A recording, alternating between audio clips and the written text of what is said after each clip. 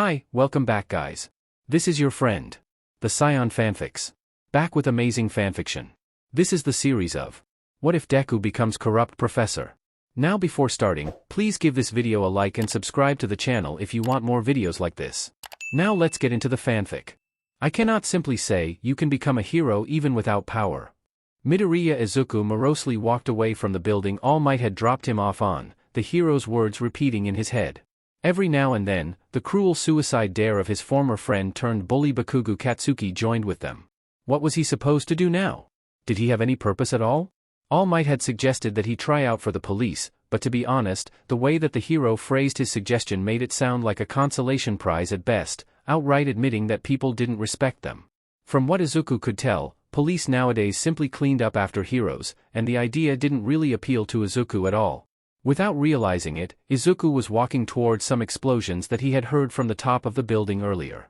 Perhaps had he kept walking, following the crowd of people drawn by the chaos, he would have come across Bakugo struggling with the sludge villain that had attacked Izuku earlier, and run to save his bully, impressing the spectating All Might and changing the hero's mind.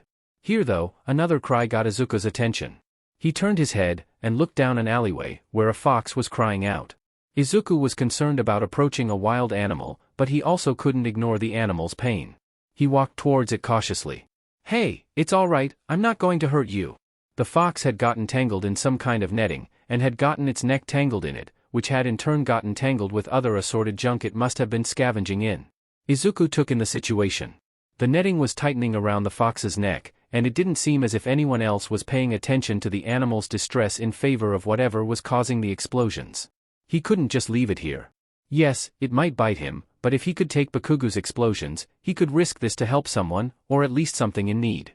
Okay, hold still. Izuku carefully held the back of the fox's head, trying to rub it in a reassuring way while he held it still to get his scissors. Thankfully, the fox calmed down and held still, letting Izuku clip the netting around the fox's neck. The instant it was free, the fox darted out of Izuku's grasp, making him jump. It stopped a distance away from Izuku, looking back at him, no worse for wear, fortunately, before darting down the alley out of sight. Izuku sighed and stood up, glad that he was able to help the fox. He heard explosions further down the street. Had he been wandering towards a villain attack subconsciously, even after what All Might had told him? His leg twitched again, wanting to head towards the explosions, only for Izuku to hear All Might's discouragement again. This time though, he thought about the fox. Had he kept on wandering towards the villain attack, he would have ignored the fox in pain. Again, Izuku reminded himself that there wasn't anything he could do about a situation like this, but this time though, he realized that there were ways he could still help, even if it wasn't in heroism. It wasn't as if Izuku wasn't still sad. You don't chase a dream for 10 years under constant fire from bullies and have it finally killed by your idol and just get over it, but at least for once, he didn't feel useless. There wasn't a point in heading towards the explosions. Izuku turned around and headed the other way. Maybe he couldn't be a hero, but he knew he could at least do something, even if it was small. Izuku rescinded his application to UA's hero course, but reapplied for their general education department. For the next 10 months, he dedicated himself to his studies. Even if he wasn't sure about what he wanted to do with his life, UA was still one of the top schools in the world, and a degree there could be helpful in whatever he decided that he did want to do. Bakugo and the other students didn't stop bullying him when they found this out, thanks to his homeroom teacher blurting it out to everyone. Again, wasn't sharing personal information like that illegal? You'd think that giving up on his dream would have made Bakugo back off, but apparently having to be rescued by the new hero MT lady from a villain attack had hurt his ego again, which led to him taking his frustrations out on Izuku. Surprisingly, Izuku's mother Inko was the one most bothered when he told her that he didn't want to apply to the hero course anymore. She seemed to blame herself for not supporting Izuku. Perhaps that was still a little upsetting, but Izuku did his best to comfort his mother, and she promised to support him with whatever he tried to do with his life. 10 months passed. Izuku went to the entrance exams at UA. Bakugo shoved his way past Izuku, and Izuku found himself grateful that whatever happened, he wouldn't be in the same class with his bully anymore. He took a step and tripped, only to be saved by a brown-haired girl with a gravity quirk. She seemed nice, and Izuku hoped that she'd get into the hero course. Part of him couldn't help but to still feel jealous of her and Bakugo though. He shook his head and moved on. It would be better to focus on learning how to help how he could. A week later, Izuku got a letter from UA. "We'd like to congratulate you and offer you a position in our general education course." He did it. He got into UA. His mom sobbed in joy. He could move forward. On the last day of school, the principal called Bakugo and Izuku up to his office and congratulated the two. Izuku wondered if the man was being condescending, but he decided to just accept it. Soon, he was able to step out of Aldera and not look back. It was hard not to be scared going into UA. Years of bullying and prejudice don't simply vanish, and Izuku didn't know how the other students felt about quirkless people. He couldn't afford to let this bog him down. He tried to enter the school with his head held high. His homeroom was 1C, with Yamada Hisashi as his homeroom teacher, aka the pro-hero present Mike. Izuku could barely restrain his inner fanboy and immediately ask for the hero's autograph on the first day. Would that be awkward? Would it be better to wait for later on in the year to ask, or would that just make it more awkward since he'd already been there and could have asked earlier? He ended up not asking. It eventually got out that he was quirkless after a few days. While Izuku could tell that it changed how the other students looked at him, it wasn't anywhere near the violent, caustic way that the Aldera students acted. At worst, he had to experience a few sneers, a few people who didn't want to talk to him. Unfortunately, Izuku didn't really know how to make friends in this environment. It wasn't exactly an option available for the past 10 years. It also didn't help that Izuku was still struggling to curb his creepier tendencies like his mumbling. However, there were a few nicer students, like Togaike Chikuchi, who became 1CS class representative, who let Izuku sit at her table at lunch, and the girl who saved Izuku from tripping at the entrance exam, whom Izuku learned was named Uraraka Ochako. He felt bad that she of all people couldn't get into the hero course, but she was determined to try to get in through the upcoming sports festival, and Izuku wished her the best of luck. He even managed to have an actual conversation with her and learn her name. Quite a few of 1CS students wanted to get into the hero course as well, but none as much as Uraraka or another student named Shinso Hitoshi. Izuku thought his brainwashing quirk was really cool, but Shinso wasn't exactly the most sociable, making it pretty clear that he didn't want to be in 1C. After the first few days at UA, he felt happier than he ever had in school. He had pro-heroes for teachers. People were nice to him. Even his grades were doing well. He couldn't help but still feel uncomfortable though at the fact that he was the only student in his class without a quirk or a plan for the future. Uraraka and Shinso wanted to be heroes, Togaike wanted to be a botanist, and others wanted to be doctors, teachers, or scientists. What was he supposed to do with his life though to show that he wasn't worthless? The press had hounded the students trying to get into UA about having All Might as a teacher, but as a Gen Ed student, Izuku had only seen him appear to give a brief greeting to UA at the orientation. Considering what their last conversation was like, Izuku had mixed feelings about the hero. He still admired All Might as the hero who had saved countless lives and ushered in an era of peace, but having his dream rejected, even if Izuku had himself given up on it, hurt. However, seeing the hero without his smile as he walked up to the podium for the memorial service of Azui Tsuyu and Mongoose Habuko, Izuku felt nothing but pity for All Might. I was supposed to be there for young Azui and young Mongoose. However, I failed in my duty as a hero and as their teacher, and because of my absence, these two, who should have had bright futures inspiring others, have died because of my negligence. I cannot apologize for this enough to their family, their friends, and to this school, but I promise as the symbol of peace to bring those responsible to justice. All Might bowed to the students and staff seated in front of him. It pained Izuku though that the two girls' families were too distraught to properly register the hero's words. The remaining members of Class 1A, who had been caught up in the attack at the USJ, were likewise shaken, particularly the 4 remaining girls of the class, who despite only knowing Mongoose and Azui for less than a week, were weeping at the loss of their friends. Izuku remembered what All Might had said to him about the dangers of heroism. However, these were teenagers, kids his age. They shouldn't have had to have dealt with dangers like this yet. Izuku wished that there was something he could do. After the memorial had ended, Izuku happened to notice Sir Night-Eye, All Might's former sidekick, talking to the hero along with a muscular blonde upperclassman. It wasn't Izuku's business though, and he left before All Might could notice him. Hey, was that kid at the sports festival? Izuku blinked, not sure if the man on the train was talking about him. I mean, that's a UA uniform, but I don't know if I recognize him. Huh? Maybe he was with one of the non-hero courses. Izuku tried to focus on the article he was reading on his phone. Several of his classmates had mentioned that they were worried about something like this, people dismissing their class in favor of the hero courses, especially 1A. Quite a few were still angry at Present Mike for how he had seemingly dismissed them when introducing the Gen Ed courses. Well, at least he didn't have to deal with that insane explosion kid. Izuku blinked again. Were they talking about Bakugo? I know, right? What the heck was UA thinking, having a narcissist like that give the student pledge, let alone put him on the winner's podium? Yeah, I don't care what they said, he was going too far against that gravity girl. You'd think that they'd have known him well enough to not make him represent the entire school. They are supposed to be training heroes, right? That kid acted more like one of the villains attacking the USJ instead of one of the students. Well, that was uncomfortable. It wasn't like Izuku could refute their arguments though. It certainly made an interesting contrast with how people talked about Bakugo in Aldera, acting as if he was the ideal hero with his quirk and personality. Izuku put it out of his mind afterwards and headed to his homeroom. There, Yamada had Uraraka and Shinso stand in front of the class. Alright, listeners, I've got some good news for ya. He put his hands on Uraraka and Shinso's shoulders, making Uraraka's blush even more prominent. These two made such a huge hit at the sports festival that they've been given permission to transfer to the hero course. The class applauded and cheered for the two, making even the stoic Shinso seem embarrassed. Way to go, you two! Togite cheered. You totally rocked. I'll be right behind you next year. Uraraka and Shinso bowed to the class, Uraraka seeming a bit overwhelmed. Izuku couldn't blame her for crying a bit. Thank you, guys. You've been such great friends. Let's be sure to stay in touch. That made Izuku smile. Uraraka was one of the people closest to what he could consider to be a friend. While he was fairly certain that she would be far busier than what she thought, likely too busy to hang out with the Gen Ed students, he hoped that she would spare him a kind word every now and then. Izuku was grateful for the good news, considering what he had read that morning. Apparently, the hero killer Stain had struck again, attacking and crippling Ingenium. It was horrible to hear about. Ingenium was such a great hero and ran an incredible agency in Hosu. Come to think of it, Izuku thought that one of the 1A students was related to the hero. He hoped that he was doing all right.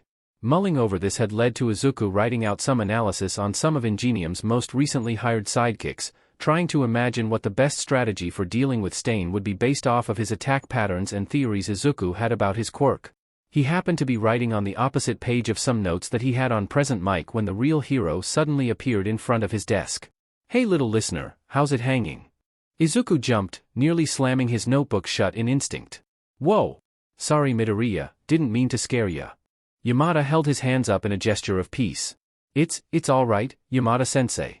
Did you need something? Well, I was just wondering how you were doing, kid. Uraraka was one of the people you hung out with the most, you alright with her gone? Izuku smiled, a touch sad, but sincere. I'm fine. I'm really happy for Uraraka and Shinso. Yamada flashed Izuku a smile, relaxing a bit. That's good to hear, Midoriya. His gaze went down to Izuku's notebook, where he happened to notice some of the analysis and drawing Izuku had on present mic, albeit upside down. Hey, what VE you got here? Who's this handsome devil? Izuku chuckled some, which was helpful as his teacher seeing Izuku's analysis on him was beyond embarrassing. I sometimes like to write about heroes and their quirks, I'm sorry if it's a little creepy. Yamada stared at the book for a moment. Mind if I take a look? Huh? Your analysis, mind if I take a look? I could autograph it, he suggested. Izuku's inner fanboy finally overcame his awkwardness, and he handed Yamada his book. His teacher started reading through the analysis, snorting once, and making Izuku horrified as he realized he had included a note in there earlier suggesting that Yamada's hairstyle might help make him more aerodynamic. As Yamada read further though, his expressions changed from joking to contemplative. Using my quirk to create lift, huh? He asked, looking at Izuku over his glasses. I never thought about that. I'll have to talk to Power Loader to see if he can upgrade my costume to act as a flight suit. This is pretty interesting stuff, Midoriya. Izuku blushed, embarrassed and proud. No one had asked to look at his analysis before, let alone compliment it. He was pretty sure that Yamada was just saying this to make him feel better, thinking that he might be lonely without Uraraka, but it was still a nice sentiment to hear. Yamada looked further into the notebook, his brow furrowed. When he looked up, for a brief moment, he looked uneasy. Say Midoriya, do you have any idea of what you want to do with your life? Izuku deflated at the question. No, not really, I mean, I wanted to be a hero growing up, but I don't have a quirk. I started writing analysis like that to try to compensate, but last year, I met a hero who told me that I should try to keep my dreams realistic. Izuku was looking down at his desk as he spoke. If he had looked up though, he might have noticed the look of shock and offense on his teacher's face. Yamada chewed his lip for a moment before asking a question. Would you mind if I showed this to someone? Izuku went through the rest of his day not thinking much about his encounter with Yamada beyond the pleasure of getting his analysis autographed. However, as his homeroom was letting out for the day, Yamada stopped him again. "Say listener, would you be interested at all in an internship?" For a week after the sports festival had concluded, most students would go on internships. This was primarily for the purpose of hero students, getting the chance to work with pro heroes and gain experience in the field or in running an agency. Support course and management students had their own internships, working with companies and learning how to handle their future trades. General education was slightly different though. Being a catch-all for high school education, there wasn't an easy way to arrange for internships for students with so many different possible interests, if said students even wanted to do an internship at all. Indeed, most of Izuku's classmates chose to simply take the internship week off. To be honest, Izuku had planned to do the same, albeit using that time to look up potential careers, and perhaps even see if he could visit the businesses of interest. However, the offer that Yamada had provided for him was one that he could never pass up. Am I a mouse, a dog, a bear? Who cares? What matters is, I'm the principal that you're doing your internship with. Izuku stood, flabbergasted at his fortunes. He was standing in the office of Principal Nizu, arguably one of the smartest beings on the planet, and he had offered Izuku an internship as a means of expanding his analysis abilities. "Thank you, sir." Izuku squeaked, bowing respectfully. "I promise I will do my best." "I'm sure you will." The white, rodent-like principal chuckled and gestured to the chair in front of his desk. Once Izuku had taken his seat, Nizu leaned forward, a slightly manic glint in his eyes. "Now then, I was quite impressed with the analysis President Mike showed me. Let's see what we can do to cultivate this talent of yours." Izuku still couldn't believe that someone like Nizu saw something in him, but for the next few days, he probably had more fun than he had ever had in his life. Nizu had Izuku go over footage of the various performances in the sports festivals and find ways to improve the various students' quirks, or to imagine different scenarios that their quirks or equipment could be applied to. Rather than tell him off for rambling, Nizu encouraged it, catching on to random details in Izuku's analysis and simply talking about it for hours. Besides that, Nizu had Izuku take higher lessons in computer science, teaching him how to better access, compile, and analyze information. He started to teach Izuku how to read the behaviors of different people and apply that to his analysis, how to read heroes and villains and analyze it in the same way that he analyzed their quirks and equipment. A lot of time though was spent simply talking about random subjects or playing chess. Izuku still lost, but he could feel himself improve. Nizu praised his skills, and it was simply fun to do. At some points, Izuku wondered if Nizu was doing this as much because he found it fun as he did to teach Izuku. The last time Izuku felt this way was when he helped that fox after All Might crushed his dream, but here, that feeling was magnified. Nizu was actually encouraging him in his talents and interests, showing him different ways that his mind could be used. For once in his life, Izuku didn't care that he didn't have a quirk. He was finding a way to help people all on his own. There was something very wrong with having two memorials in the span of the same month. Ida's memorial somehow felt grimmer though to Izuku, considering the whispering of his classmates, speaking in a manner that they wouldn't have dared for Mongoose and Azui. What the heck was he thinking? Stain crippled his brother, and he thought he could take him on. He just went to Hosu to try to commit murder himself. You can't say that he wasn't asking for it. It had been revealed the day after the Hosu attack that Ida Tenya, the younger brother of Ingenium, had abandoned his mentor during the attack to track down Stain, who inevitably killed him along with several heroes before being savagely burned by Endeavor. Izuku would have thought that Ida's death wouldn't have affected UA as badly as the USJ attack, considering how he had acted of his own initiative and outside the supervision of the teachers, but the conversations and media that Izuku had been hearing painted a different story. Ingenium's attack had been well known, and UA had been criticized harshly for allowing Ida to intern in Hosu in the first place, considering how obvious his plans were. Despite Yamada's attempts to maintain his usual exuberance in class, Izuku could notice the bags under his eyes when he came close, along with the other teachers in the school. Izuku hoped that this would be the worst thing to happen this year, if only to give everyone a break. About a week after Hosu, Yamada told Izuku that Nizu wanted to see him again, if he was available. He wants to see me? But the internships are over, aren't they?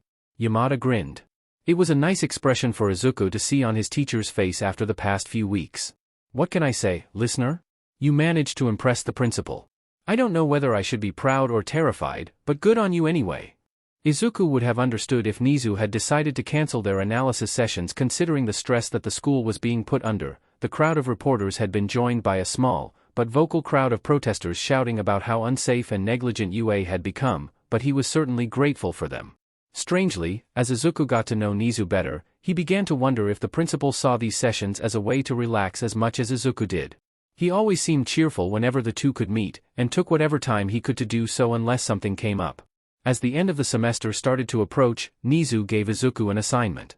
As a means of aiding the hero students, Izuku would be allowed to review footage of their practice and attempt to provide them with helpful analysis. 2 weeks before midterms, Izuku got to meet with the representatives of the hero classes, starting with Yayorozu Momo and Shoji Mizo, the black-haired heiress, and the tall and broad heteromorph, meeting him in the 1C classroom during a free PRD. Being expected to help out the hero course, Izuku was understandably flustered. Thank you for meeting with me. I'll try not to take up too much of your time and see what I can do to help you. Yayorozu raised her hand to interrupt Izuku. Midoriya, you are the one doing us a favor. Any help you can give us is appreciated. We need whatever advantage we can get. Izuku stopped stammering. Perhaps it was from Nizu's lessons on reading people, but both Yayorozu and Shoji, despite appearing calm and professional, seemed stressed, the slightest bit twitchy and needing some rest. With what their class had been through, it made sense, and Izuku resolved to do whatever he could for them. He cleared his throat and brought out the notebook he had been writing in to analyze the hero students, opening it to Yayorozu's page. Alright, Yayorozu, your quirk, creation, allows you to create any non-living structure, I'm assuming as long as your body has enough fuel to form it, correct? It might be one of the most versatile and powerful quirks I've ever seen. Yayorozu smiled at the praise and nodded. However, I noticed from your fight against Tokoyami in the sports festival that your main weakness is that you need time to prepare your creations, which can be difficult if you are caught off guard. Yayorozu's head drooped, the weight of the defeat still weighing on her. Was Izuku being too insensitive? He had unfortunately heard some of his classmates criticizing the heiress after her bout in the festival, criticisms which had only gotten worse after her internship with Iwabami.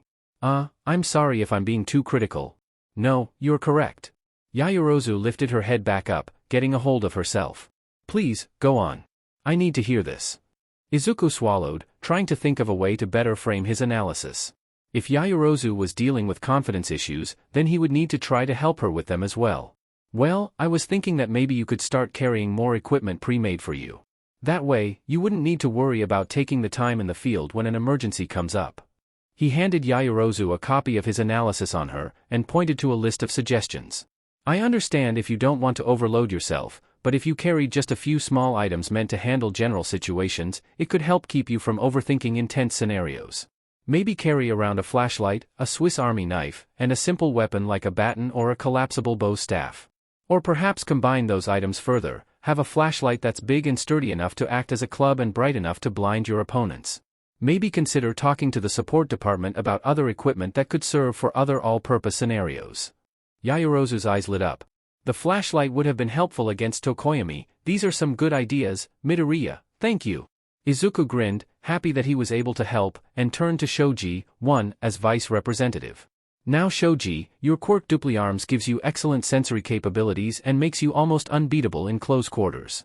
I mean, most people are only ever prepared to fight against someone with 2 arms and 2 legs, so even experienced martial artists could have a hard time fighting you. Shoji rubbed the back of his head. Was he not used to this kind of praise? Izuku tried to rein it in a bit and coughed. Sorry, it's just a cool quirk. He shook his head and went on.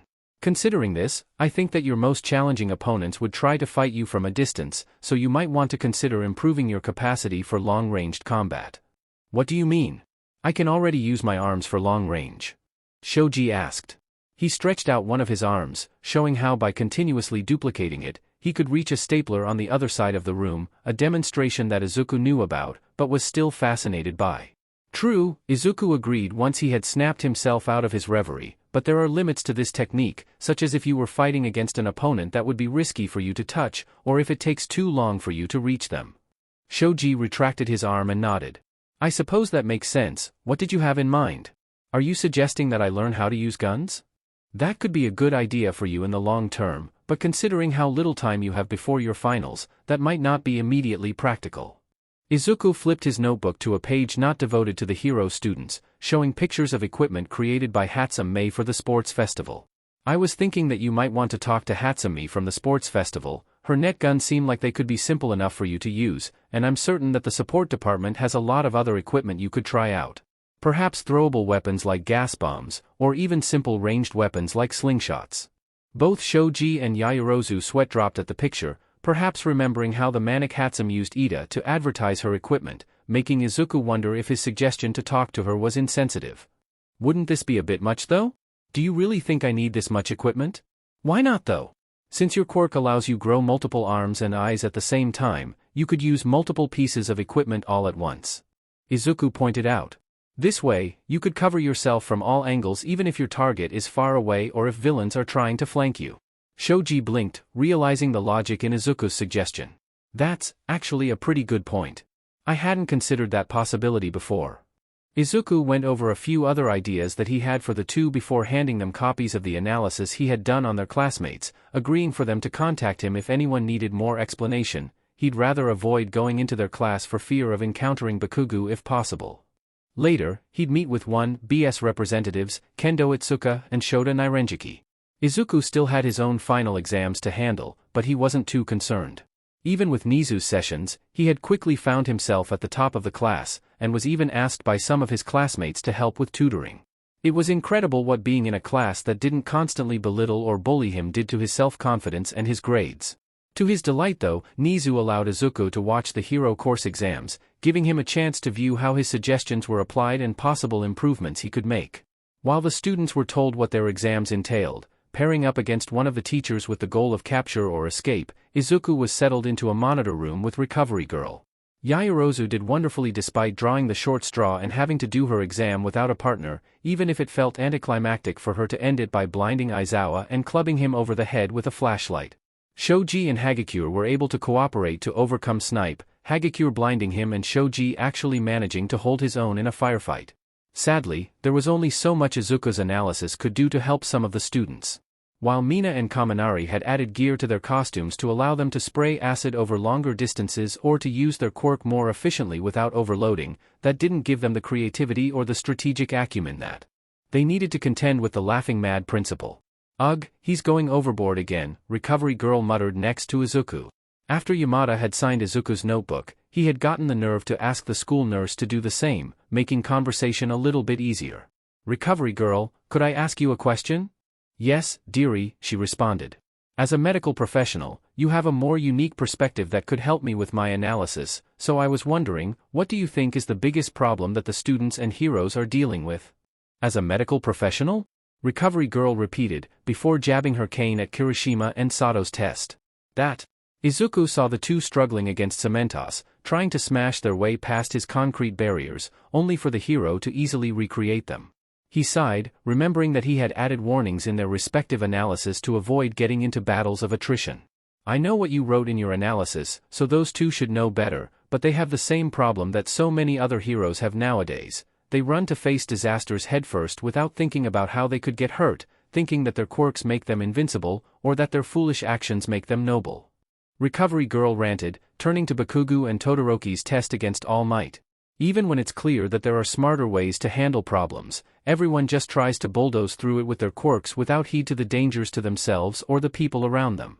Izuku grimaced, seeing Bakugo screaming and attempting to blast All Might, while Todoroki attempted to bury the hero in ice, both to no effect, or worse, causing harm to each other.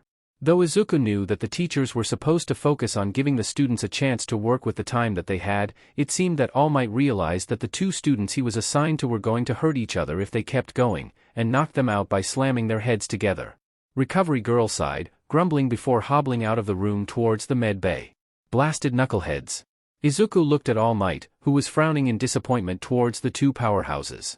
Again, he thought about what All Might had said to him. In a way, this exam put the hero's words in a new light. With how Recovery Girl described it, modern heroism really did require a powerful quirk, but as she pointed out, was that really a smart way of doing things? On the last day of the semester, Izuku was eating his lunch with some of the other members of 1C when he was approached by Uraraka and Shinso. Hey Midoriya, were you really the one to write that analysis of us? The bubbly girl asked.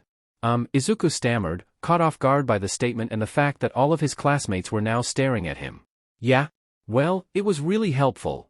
Uraraka bowed in gratitude. I never realized Ginger could help me with my motion sickness. This is going to make using my quirk so much easier. I couldn't have passed the test without you. Yeah, Shinso agreed. The EMP grenades you got me to talk to the support department for were a huge help against Power Loader. Oh, well, you're welcome. Izuku answered back, still a little flustered, made worse when Yaoyorozu and Shoji added their own thanks, followed by several other members of 1A and 1B. When they had finally finished, he felt like he was going to pass out from the rush of blood to his head, only to be tapped on the shoulder by one of his classmates from 1C, Kagaya Teo, a tan, blonde-haired boy with the quirk Sunshine. You doing all right, Midoriya? I'm all right, Kagaya. Izuku answered, managing to get himself under control. I'm just glad that I was able to help them. What was that about, anyway? Togaik asked. Oh, Principal Nizu had me do some analysis on the hero students to help them with their exams. Izuku explained, only to realize that this got even more attention from the rest of the table. What is it? Analysis? Like what you write about in those notebooks of yours. Togaik clarified. Yes. Izuku replied, feeling awkward again. Do you think you could do that for any of us? Kagaya asked. I'm trying to get into the hero course myself, but there's not much I can really do with my quirk right now. Maybe it was the confidence Nizu had been imbuing into him or the change in how people saw his analysis compared to Aldera, but Izuku's awkwardness immediately vanished as he started to break down Sunshine. Well, if you're interested, I was wondering if your quirk could power certain kinds of support equipment. Eventually, the whole table got involved in the conversation, though it went from quirks, to favorite heroes, to sciences or sports that the Gen Ed students were interested in, but still encouraging Izuku to share his take on the subjects. By the end, several of the students invited Izuku to hang out over summer break. What surprised Izuku the most out of all of this was that while his classmates seemed interested in how Izuku could help them improve their quirks, they were also just interested in him as a person, and seemed to appreciate his company. He had even been called a friend by some of them. Izuku's first semester at UA ended with him amazed at what had happened to him. He had made friends, and even students outside of his class seemed to like and respect him. The teachers were helpful and encouraging, he actually enjoyed being at school, and through Nizu, Izuku felt as if he was finally finding his purpose, something in himself to be proud of. When Inko asked Izuku later how his semester had gone and how his exams went, she cried a flood for how proud she was of her son, and was relieved at how happy he had become. The next day Izuku was invited to hang out at the newly cleaned Dagoba beach by Togaik and the other 1C students. Later that night, Izuku got everyone's attention during a barbecue, seeing an article on his phone about All Might stopping a villain attack on Ai Island. What was notable here though was that All Might did not defeat the villain alone, having been joined up with the winner of the third-year sports festival, Togata Mirio. Izuku was most interested in how Togata's quirk had apparently evolved over the past year, somehow incorporating increased strength that allowed him to fight on par with All Might, though his mumbling was distracted and later forgotten by a few of his female classmates fantasizing over getting Togata's phone number once the term started up again. Further into the break, Izuku woke up late at night to the sound of his mother's frightened voice talking over the phone. Mitsuki, it's going to be all right, the heroes will find him. Izuku went into the living room where his mother was pacing, a worried expression on her face as she talked. Mitsuki, I'm coming over there, all right? I'll be there in a few minutes. Inko hung up, shuddered, and noticed Izuku watching her. Mom, he asked, seeing how scared she was. Inko put her hands on Izuku's shoulders. There was another villain attack at the summer camp that the hero students were training at, and Katsuki's been kidnapped. I'll get dressed. Izuku's contact with Bakugu's parents had lessened over the years ever since he started bullying Izuku, but he still saw Mitsuki as his aunt, someone as tough, if not tougher than her son. Seeing her pale and shaking, clutching one of her son's old All Might onesies was one of the most unsettling things he had ever seen. For the only time in his life that he could remember, it was Mitsuki who was falling apart while Inko was trying to comfort her. Once they had arrived, Izuku immediately set about making some tea for Mitsuki, as his mother was too preoccupied trying to reassure her friend along with the police. Things didn't improve over the next few days. The morning after, when Izuku looked up the news to find out more about the attack, he realized that this was possibly worse than the USJ. Reports were still coming in by that point, but it had been confirmed that more than half of the students were injured, some seriously and still hospitalized. Vlad King, 1B's homeroom teacher, was in critical condition. The Wild Pussycats, who were helping to train the hero students at the summer camp, were all severely injured, with one of their members, Ragdoll, kidnapped as well. Izuku and his mother stayed over at the Bakugu's house to try to help them out. While Izuku knew now that Bakugu wasn't his friend or someone to admire, he still cared for his honorary aunt and uncle, and he was worried for them. He helped Masaru prepare the meals and handle some of the other chores that needed to be done, but Mitsuki could hardly ever tear herself away from Inko out of fear for the fate of her son. 3 hero students had died in the past year from 1A. As bad as Bakugo had been to Izuku, was he going to end up like that? The press conference did not inspire confidence or hope in Izuku. The reporters tore viciously into Nizu and Aizawa, the 1A hero course homeroom teacher, questioning them about the safety of the school considering how many students had died and UA's failures in protecting them from villains. Criticisms towards Bakugo were particularly uncomfortable with Mitsuki and Masaru in the room, as the reporters pointed out Bakugo's violent behavior at the sports festival and his internship, questioning whether the league had kidnapped him with the intention of swaying him to their side. Personally, Izuku knew that Bakugo would never join the league, if only for the fact that he would never join a group of people that he saw as losers. Despite Aizawa's attempts to defend Bakugo and his teaching methods though, Izuku wasn't encouraged. Aizawa's claim that Bakugo worked harder than anyone in his class to become the #1 hero did not sit well for Izuku. Besides being so similar to how the teachers at Aldera had talked about Bakugo, Izuku had seen how hard the other students worked, and had actually taken the time to apply Izuku's advice to try to improve themselves. He kept this to himself, but all the same he couldn't help but feel like UA was discounting the efforts of the other students and making excuses for Bakugo's behavior. Izuku didn't have long to stew over this though, as the news such to a live report in Kamino, where the heroes were assaulting the League of Villains base. The Bakugas and Midoriyas were horrified to see that an entire warehouse district had been destroyed in a fight between All Might and some unknown villain, while Bakugo was trying to fend off attacks by a group of villains Izuku assumed to be the League. What terrified those watching though was the fact that All Might actually seemed to be struggling to fight against this masked villain, particularly as he was trying to get to Bakugo and bring him to safety. This villain attacked All Might and the surrounding area with massive shockwaves in one attack, only to grow spear-like protrusions and walk on air in the next. Is that villain using multiple quirks? Izuku asked out loud. He began to think back to his meeting with All Might, when the hero showed Izuku his weakened form as well as the injury that caused it. The power that this villain displayed, as well as the vicious ferocity that he and All Might displayed towards each other made Izuku wonder if this was the villain responsible for inflicting such damage. This left Izuku with a particularly frightening possibility. Could All Might lose here? Bakugo was not faring any better, as he continuously tried to dodge the attacks of several villains. Just when it looked like a masked villain in a top hat was going to touch Bakugo though, a familiar blonde-haired student wearing a hero costume seemingly popped out of nowhere and knocked the villain out with a single punch, only to blitz several times through the league and knocking them away. They saw Bakugo turn and shout at Togata, only for the student to grab Bakugo around the waist and leap away from the danger, eliciting a cry of relief from Mitsuki and Masaru. With Bakugo out of harm's way, All Might was able to unleash his full power on the mysterious villain. In a fight that would be remembered for decades later, All Might defeated the villain in a massive blow that created a tornado. However, though he was standing, the fight had taken too much out of him, and revealed the skinny form Izuku had seen a year ago. Though everyone was stunned at this revelation, it only took a second for Mitsuki to snap out of it as she and Masaru rushed out with the police to get to their son. Surprisingly though, Inko did not insist that she come with them, and chose to take Izuku back home. As they were driving, Izuku asked her about this, thinking that his mother would want to stick with her friend. I came here to help my friend, Izuku. Now that we know that Katsuki is going to be alright, I don't think she needs my help anymore. She explained, but gripped the steering wheel a bit harder. Also, I wouldn't want to make you be around Katsuki if you didn't want to.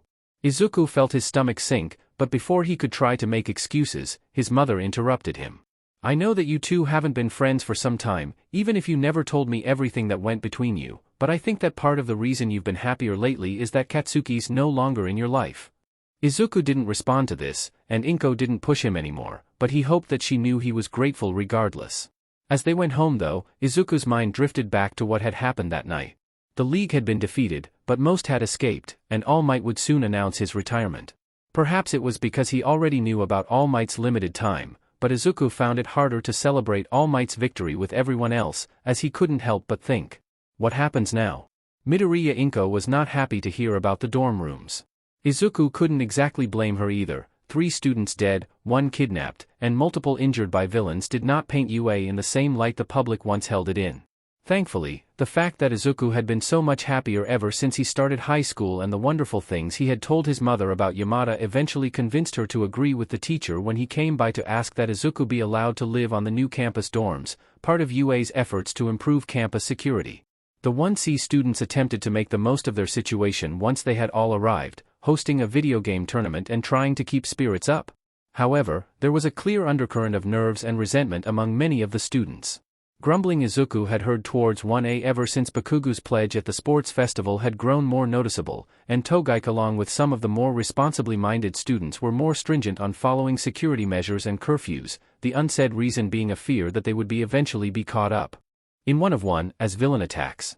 A few of their classmates hadn't even shown up, their parents deciding to pull them from UA altogether. Much to Izuku's relief, Nizu called him to the principal's office to continue their sessions before the semester could truly begin. Izuku could use the distraction, and the more time he spent with Nizu, the more he suspected that the principal could too. While he maintained his constantly cheery demeanor, Izuku noticed the principal's tics become more pronounced, namely the growing smell of tobacco coming from the chimera. Thankfully, Nizu seemed to enjoy their sessions as much as Izuku did, whether they were talking about quirks, playing chess, or sampling random cheeses. Izuku ended up developing a taste for Gouda. Nizu confided in Izuku that the first-year hero students were going to be taking their provisional license exam soon, earlier than what would be normal for them. As such, Nizu had Izuku analyzing the hero students in their resumed training camp at school, as well as meet with some of the students one-on-one. I failed my friends at the summer camp.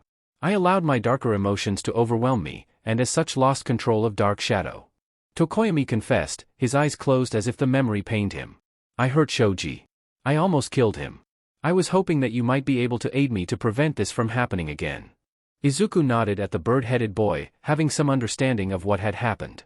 Shoji was one of many of the hero course students badly injured during the summer camp attack. Izuku could still see some ugly burns on Tokoyami's skin. Izuku had visited Shoji in the hospital after Bakugo had been rescued, and found that it was only because of Recovery Girl's aid that the dupli-armed student would be able to walk again, let alone continue to work to be a hero. When Izuku had visited, Shoji reluctantly told him about what had happened to him at the summer camp. During the attack, Shoji had been skewered by the villain Moonfish, who had torn off one of his arms. While his quirk allowed Shoji to regenerate them, the sight of him getting hurt, coupled with it being midnight in the middle of a forest, had empowered Tokoyami's Dark Shadow to the point that the quirk had overwhelmed Tokoyami, causing Dark Shadow to go berserk. The rampage nearly crushed both Moonfish and Shoji, who had only just managed to withstand the assault through virtue of his own sheer strength and resilience. Izuku looked through the notes that he had on Tokoyami.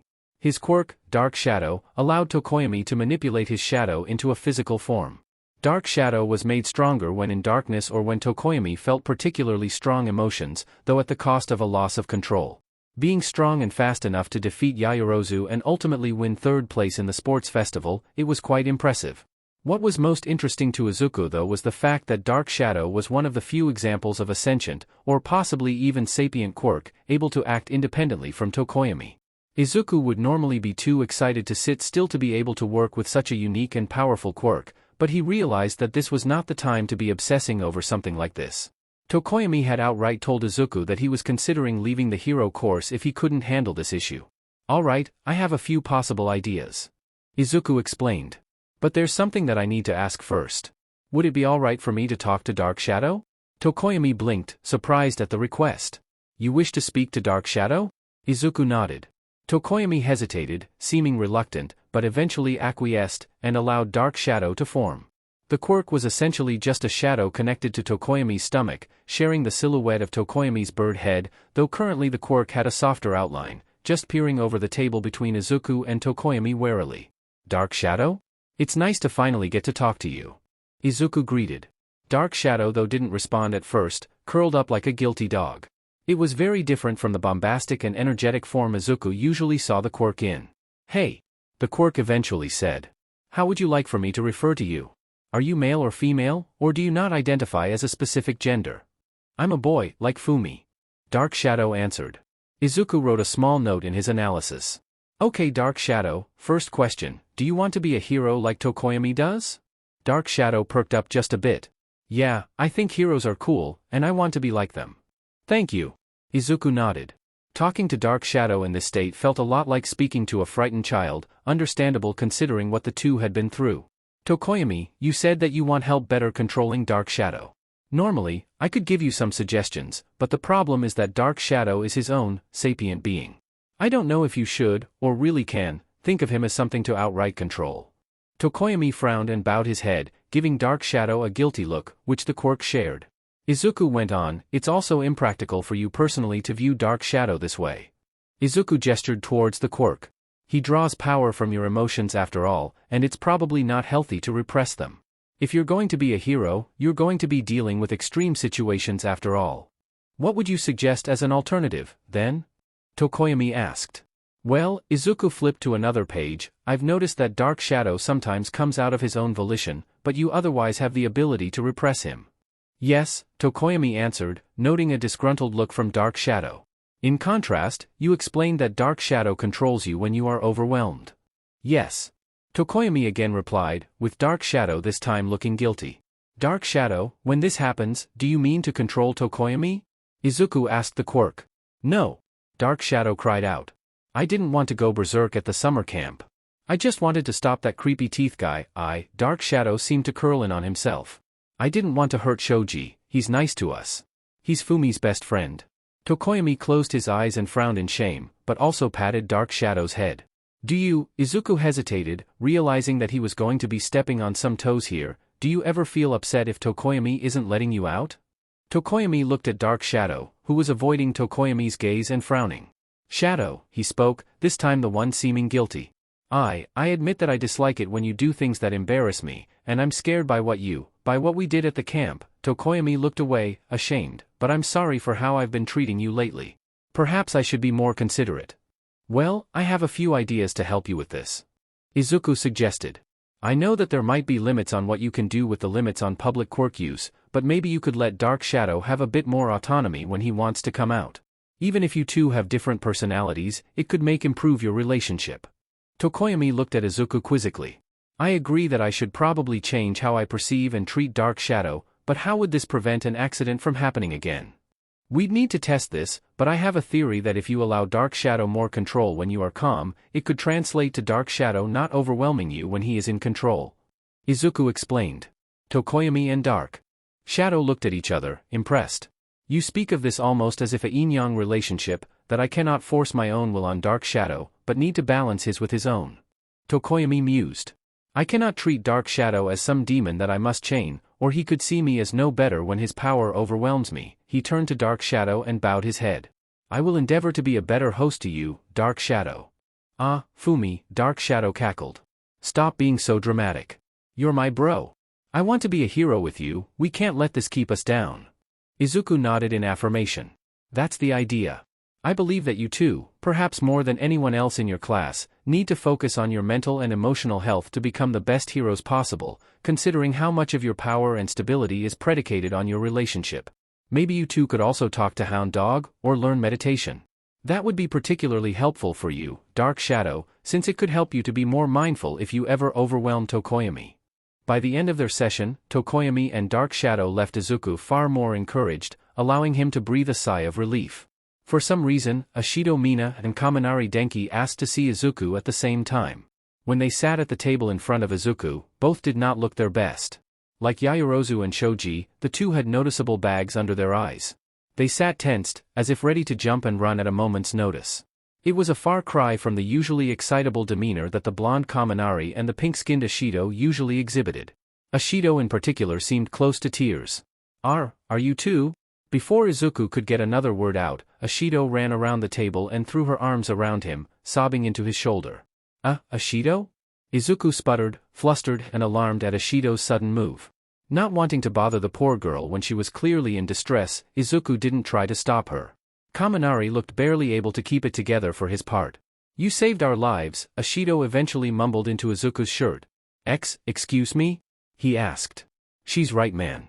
Kaminari choked out, his eyes red from lack of sleep or stress. We'd have died at the summer camp if it wasn't for you. Izuku blinked, confused, waiting until the two were calm enough to explain.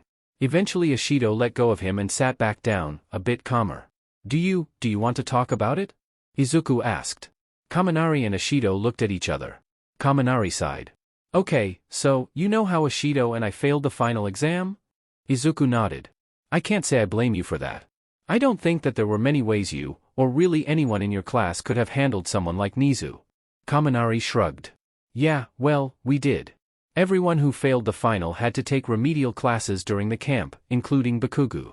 Kaminari grimaced, either from the memory of the lessons themselves, or from being around a disgruntled Bakugo constantly irritated that he was expected to take those lessons in the first place. On the night of the attack, there was this test of courage thing, Ashido spoke up. We missed out on it because of the lessons. That was when the villains attacked, she winced, hugging herself. When we found out what was happening, Vlad King had us all stay in the cabin. We were supposed to be safe. Ashido shivered, her voice wavering. All of a sudden though, one of the villains, Muscular, showed up and tore the cabin apart. Izuku gasped. Muscular had been one of the villains apprehended after the summer camp attack, but the media hadn't been given a report of exactly how a villain so violent and dangerous had been apprehended. Vlad King told us to run and hide, Ashido scowled, shaking either from nerves or anger, but Bakugo ran at Muscular and got in the way. Bakugo fought Muscular? Izuku asked. He knew from his aunt and uncle that Bakugo had been hurt as a result of the attack, but he didn't have specific details. More like Bakugo jumped at him, and Muscular backhanded Bakugo through a tree. Kaminari grumbled, making Izuku wince. Vlad King tried to protect us, but Muscular just, ugh, Ashido groaned and whimpered. There was blood everywhere and Muscular bent his arms out of their sockets, she grimaced and shook her head. He was going to come at the rest of us next, and Vlad King couldn't do anything to stop him, but, Ashido blinked some tears out of her eyes and looked at Izuku. But, I remembered one of the things you told me, that strong acids conduct electricity better, so I got Kaminari's attention. I threw some of the strongest acid I could at Muscular and made a trail towards Kaminari. It hurt Muscular, but it just made him angry. He would have killed us, but then Kaminari stuck a metal pipe into the acid and used his quirk. Kaminari laughed nervously, rubbing the back of his head. I might have overdone it, but it stopped him, anyway. He said this, though his nose writhed as if from the memory of a bad smell and his face turned a little green. Izuku felt his own stomach turn at the thought. If Ashido had actually used her strongest acid and Kaminari had used his highest voltage, well, he knew Muscular didn't die at least. But, Ashido curled up into herself again. When we tried to look for Bakugo, he was gone. One of the other villains got to him while we were distracted. We couldn't go after him with Vlad-sensei like that, and we just hid in the woods until the police came. Izuku frowned in sympathy. It hurt him to see the normally goofy students so shaken up. So, Kaminari shrugged. Yeah, you really saved us, man. We wanted to thank you for that. Izuku smiled. I'm really glad to hear that you too. I'm glad you got out safely. That's the other reason why we wanted to talk to you. Ashido rubbed her eyes on her sleeve and smiled at Izuku. We want to know if there's any more advice you could give us. Izuku grinned. I think I've got some ideas. He answered, flipping open his notebook. The provisional exams came and went, and all of the hero course students apart from Bakugo and Todoroki passed. This fact though ended up being leaked to the media, who were quick to jump on Bakugo's perceived failure, and how much UA had touted him as one of their top students, who worked harder than anyone else. It seemed as if the accolades that Bakugo had obtained were ultimately coming back to harm him and UA's reputation. This was however only one thing that was shouted by the ever-growing mass of reporters and protesters against UA gathered in front of the school. Kagaya joked that at least now with the dorms, they didn't have to fight their way through the crowds just to get to class on time. The semester started up again. 1C started taking calculus courses, European post-quirk history, early 1900s literature, etc. In a much-needed win by UA, Togata gained a name for himself defeating a Yazuka boss named Overhaul. A lucky photographer got a shot of the provisional hero Lemillion knocking out the monstrously mutated villain with a single blow while protecting a little horned girl. Uraraka even gained some accolades while aiding Ryukyu at the incident. This got the girls in 1C chattering again, hoping to possibly drop their number to Togata. Togaike was only barely able to corral them and the rest of the class in their efforts to prepare for the upcoming cultural festival. The girls continued to gossip and dream about Togata though, some of the class even suggesting hopefully with his power that he could become the next symbol of peace. 1C had gathered in their dormitory, sad, scared, and angry. They had been working for weeks to perfect their presentation, seeing the cultural festival as their time to shine after being sidelined in the sports festival. Unfortunately, it had been cancelled before they got a chance, and it seemed as if half of Izuku's classmates were pointing fingers at 1A in blame, while the other half were terrified at the fact that another villain had broken into UA, as well as the circumstances of how that villain was defeated.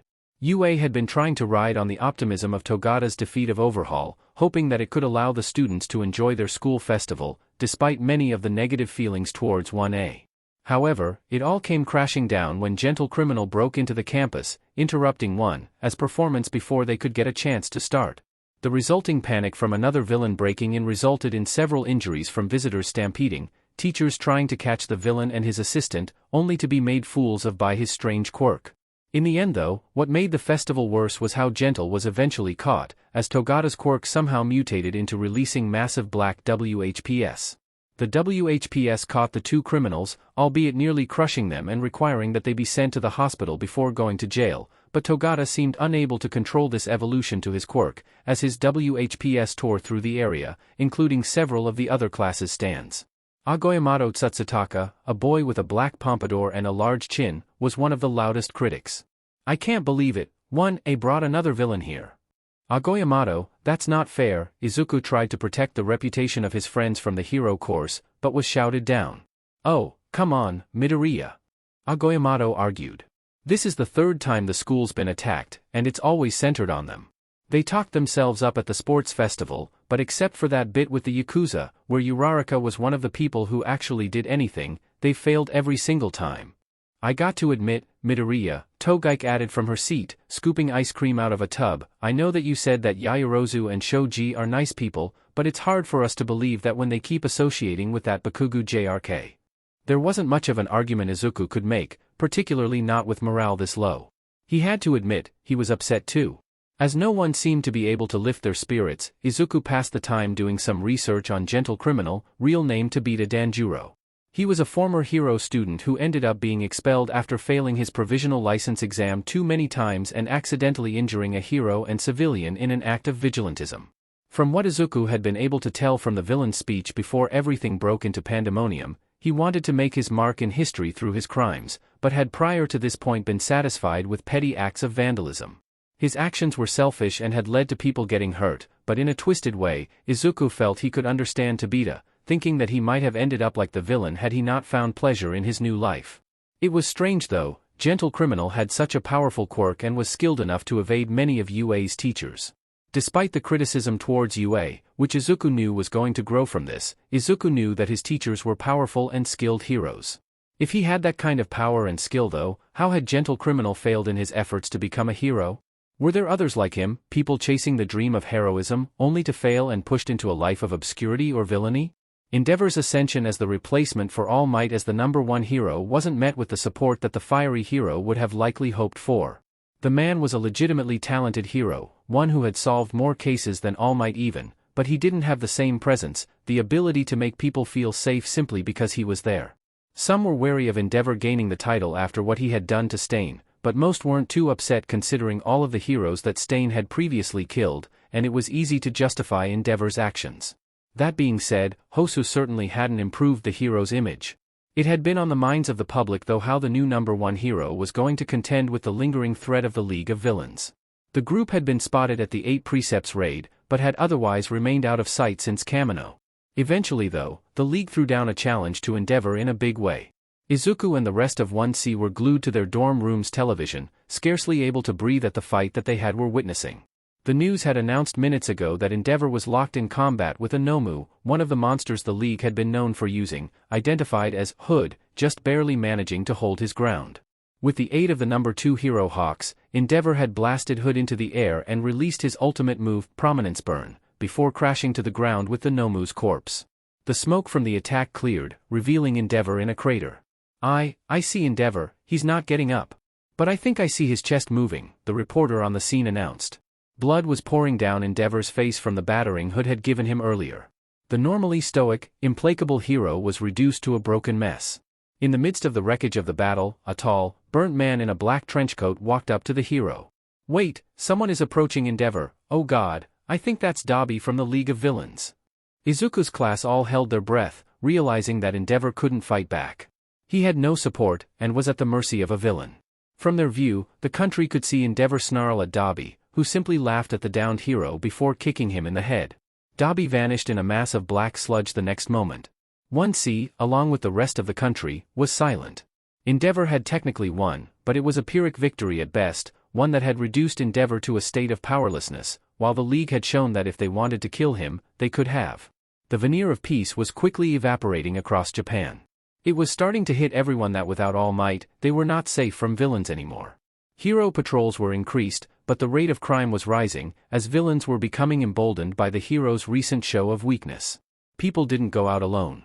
Inko was scared for her son, but from behind the walls of UA and under the continuous protection of heroes, Izuku felt more frightened for her, encouraging her to sleep over at the Bakuga's house more often, if only so that she wasn't at home alone. The hero students were on edge, not helped by how it seemed that anyone who had their provisional license was being sent out into work studies now. Something about this didn't feel right to Izuku. This felt too early to be sending hero students out with less than a year of training under their belts. He was scared for them. Most of 1A and 1B treated Izuku as if he was part of the family. Izuku did the only thing he could and stepped up his efforts to aid the students with his analysis. Trying to find ways to improve on the hero students' quirks as much as possible, Izuku found himself working much more closely with Hatsum Mei of the support department, giving her ideas from his analysis on how the quirks could be augmented. For Kaibara-san, whose quirk, Gyrate, allowed him to rotate any part of his body at high speeds, they added torsion motors to his costume that could store wound-up energy, to be later released in massive physical bursts like punches, leaps, or the slingshots also added to his costume. Kurwaro Shurai's quirk, Black, allowed him to merge his body with anything dark-colored, so Izuku gave him the idea to learn to control liquids and gases, adding black smoke bombs and ink to Kurwaro's arsenal, granting him more mobility. Yanagi Reiko's quirk, Poltergeist, allowed her to control nearby objects telekinetically, but generally relied on objects that she encountered in her environment, so Izuku made the suggestion of incorporating metal ball bearings, wires, and nets to her loadout so that she would always have something on hand. Uraraka's quirk allowed her to negate weight requirements, so Hatsum added drones to her arsenal that could carry and drop objects such as tungsten weights and heavy nets, giving Uraraka a possible surprise ranged option in combat. Recognizing new possible applications for Jiro Kyoka's earphone jack quirk, Hatsum augmented her speakers to allow for resonance drilling and sonikinetic hovering. Izuku and Hatsum collaborated with Yaoyorozu on possible armor designs that could incorporate materials normally too expensive or impractical to create through conventional means such as carbon nanotubes or diamond-tipped weapons. Yaoyorozu spent the most time working with Izuku out of anyone, as they began to theorize possible ways her quirk could be used to mimic the quirks of others, creating hydraulically powered limbs for enhanced strength, small jets for enhanced speed, or otherwise mimicking the biological compounds the other students could create such as Bakugu's nitroglycerin sweat or Zero Hanta's tape. Despite the feelings of foreboding, the rest of the semester passed uneventfully for Izuku and the rest of UA. 1C continued with their classes, learning Mendelian genetics and how it related to quirks, Cold War histories, all three of them, and pre-quirk science fiction, at which point Izuku became a fan of Asimov's works, which in turn led to some fun debates with Nizu. As the weather turned cold, there were ongoing campus-wide snowball fights, meaning any time a student left their dorm they'd usually come back soaking wet later. Izuku got to participate in his first Christmas party and gift exchange, and ended up receiving a stuffed white elephant plushie. Agoyamato had different expectations for how the gift exchange would have gone and had meant it as a prank, but Izuku appreciated it regardless, even if he didn't get the joke. He almost fainted from shock as he got his first kiss from a girl, an equally blushing Togite getting pushed into it when 1C noticed the two walk under a sprig of mistletoe. The last exam the first-year hero courses would go through that year was their joint training exercise, which Nizu again allowed Izuku to watch. It was quite satisfying for Izuku to see the hero students apply his ideas and improve as heroes because of them. Some standouts in the exercise for Izuku were Shoji's growing use of non-lethal firearms, with which he managed to shoot down the speedy Tsunotori pony, Kodai Yui's use of shrinkable equipment and armors, Tokage Setsuna's masterful strategizing, trumping over Bakugu, and an extremely close victory won by Yaoyorozu over Kendo, just managing to defeat the Big Fist student. Sadly, Izuku felt as if Bakugu and Todoroki were falling behind the other students, strange as that might have seemed considering their power. It was clear to Izuku though that despite having obtained their provisional licenses by this point the two still struggled with the same issues that they had from the start of the year, whether it was Bakugu's stubborn, or, if Izuku was honest with himself, arrogant, head-first mentality, Todoroki's refusal to use the fire side of his quirk, or their inability or outright refusal to work with others. Izuku could only hope that this wouldn't cause problems in the field. About a month before the end of Izuku's first year, he was sitting in one of the bathrooms, mumbling to himself. Normally, he'd be writing his thoughts down, but he had enough presence of mind not to do that in a bathroom, albeit not enough to realize that he had gotten lost in his thoughts so long it was getting close to the next PRD. I need to get a better idea of how strong Shiozaki's vines are. They're durable enough to restrain someone through their tensile strength, but they can also dig through cement. Maybe I could ask Cementos how dense the cement was that he used at the sports festival. As he was talking, he was vaguely aware of someone else coming into the bathroom. He lowered his voice out of reflex so as to not creep them out, but kept mumbling to himself. Actually, Cementos uses his quirk in a way that's kind of similar to Shiozaki. Maybe I could bring up some of his strategies to Shiozaki? The boy outside had turned on the sink. It sounded and smelled like he was applying some kind of product to his hair. I wonder, did Shiozaki actually fracture the cement or simply force her vines through existing cracks? She was able to consistently use that level of force in a matter of seconds, so she must either be able to exert a great deal of power or her vines are instinctively able to seek out those cracks. Please. Izuku stammered for a moment. He vaguely recognized that voice, but he had never heard it sound so tired, so distraught. Please, just stop talking. Izuku shut up, realizing that he was bothering this boy. Just, what do you expect me to do?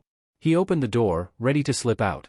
He got a brief look, recognizing the muscular profile of Togata, hunched over the sink with his head down, grasping the sink's edges so hard they were coming apart in his hands, when suddenly, the upperclassman slammed his fists onto the sink. Just leave me alone. The sinks were immediately pulverized into dust, and the force of the blow shattered the mirror into glittering shards, cracking the wall, floor, and ceiling, as well as throwing Izuku back through the stall he had been trying to get out of. Somehow, Izuku had managed to maintain consciousness. The door of the stall had been slammed shut and off its hinges by the force of the blow, thankfully shielding Izuku from the shrapnel that had been launched by Togata's hit. Pushing it off him, Izuku saw Togata kneeling, clutching his sides, trembling while being sprayed with water from the busted pipes. Are you, ow, Izuku groaned, feeling a bruise on his back from hitting the bathroom wall. Hearing Izuku's voice, Togata's head snapped up, as he realized someone was within range of his hit. His face was drenched from the sink. Oh my god. Are you okay? I'm so sorry, I didn't mean to. Togata scrambled to his feet, about to help Izuku up, when suddenly, he fell back to his knees, clenching his arm in pain. To his horror, black tendrils were starting to surround Togata's arm, poking through his skin and writhing around him. Izuku recoiled, recognizing what was happening. He remembered these black WHPs from the cultural festival. Togata had completely lost control of his quirk when he was chasing after Gentle Criminal, the black WHPs bursting out of his skin, crushing and slicing through everything they touched in a chaotic disaster. And Izuku was right in front of Togata as he was starting to lose control of them again. Go, Togata hissed, desperately trying to crawl away from Izuku. You need to get out of here. But Izuku knew he couldn't do that. The black WHPs were acting up now, right in front of Izuku. If Togata couldn't stop them within the next few seconds, Izuku, along with everything in this section of the school, was likely to get crushed. But Izuku wasn't even thinking about that at the time. What he was thinking about was how scared Togata looked, and how much pain he was in. Think. What do you know about this aspect of Togata's quirk? Izuku thought back to the brief moment he had seen of the black WHPs before he had been forced to flee with his class during the festival. You're breaking into the school and ruining everyone's performances, so you can get attention? Do you have any idea how important this is? How much everyone has been looking forward to this? How could you ruin Aries' day, you selfish, idiotic? Anger. Stress. Togata? Senpai? Izuku put his hands up in a placating gesture. You need to calm down. Try to take a deep breath.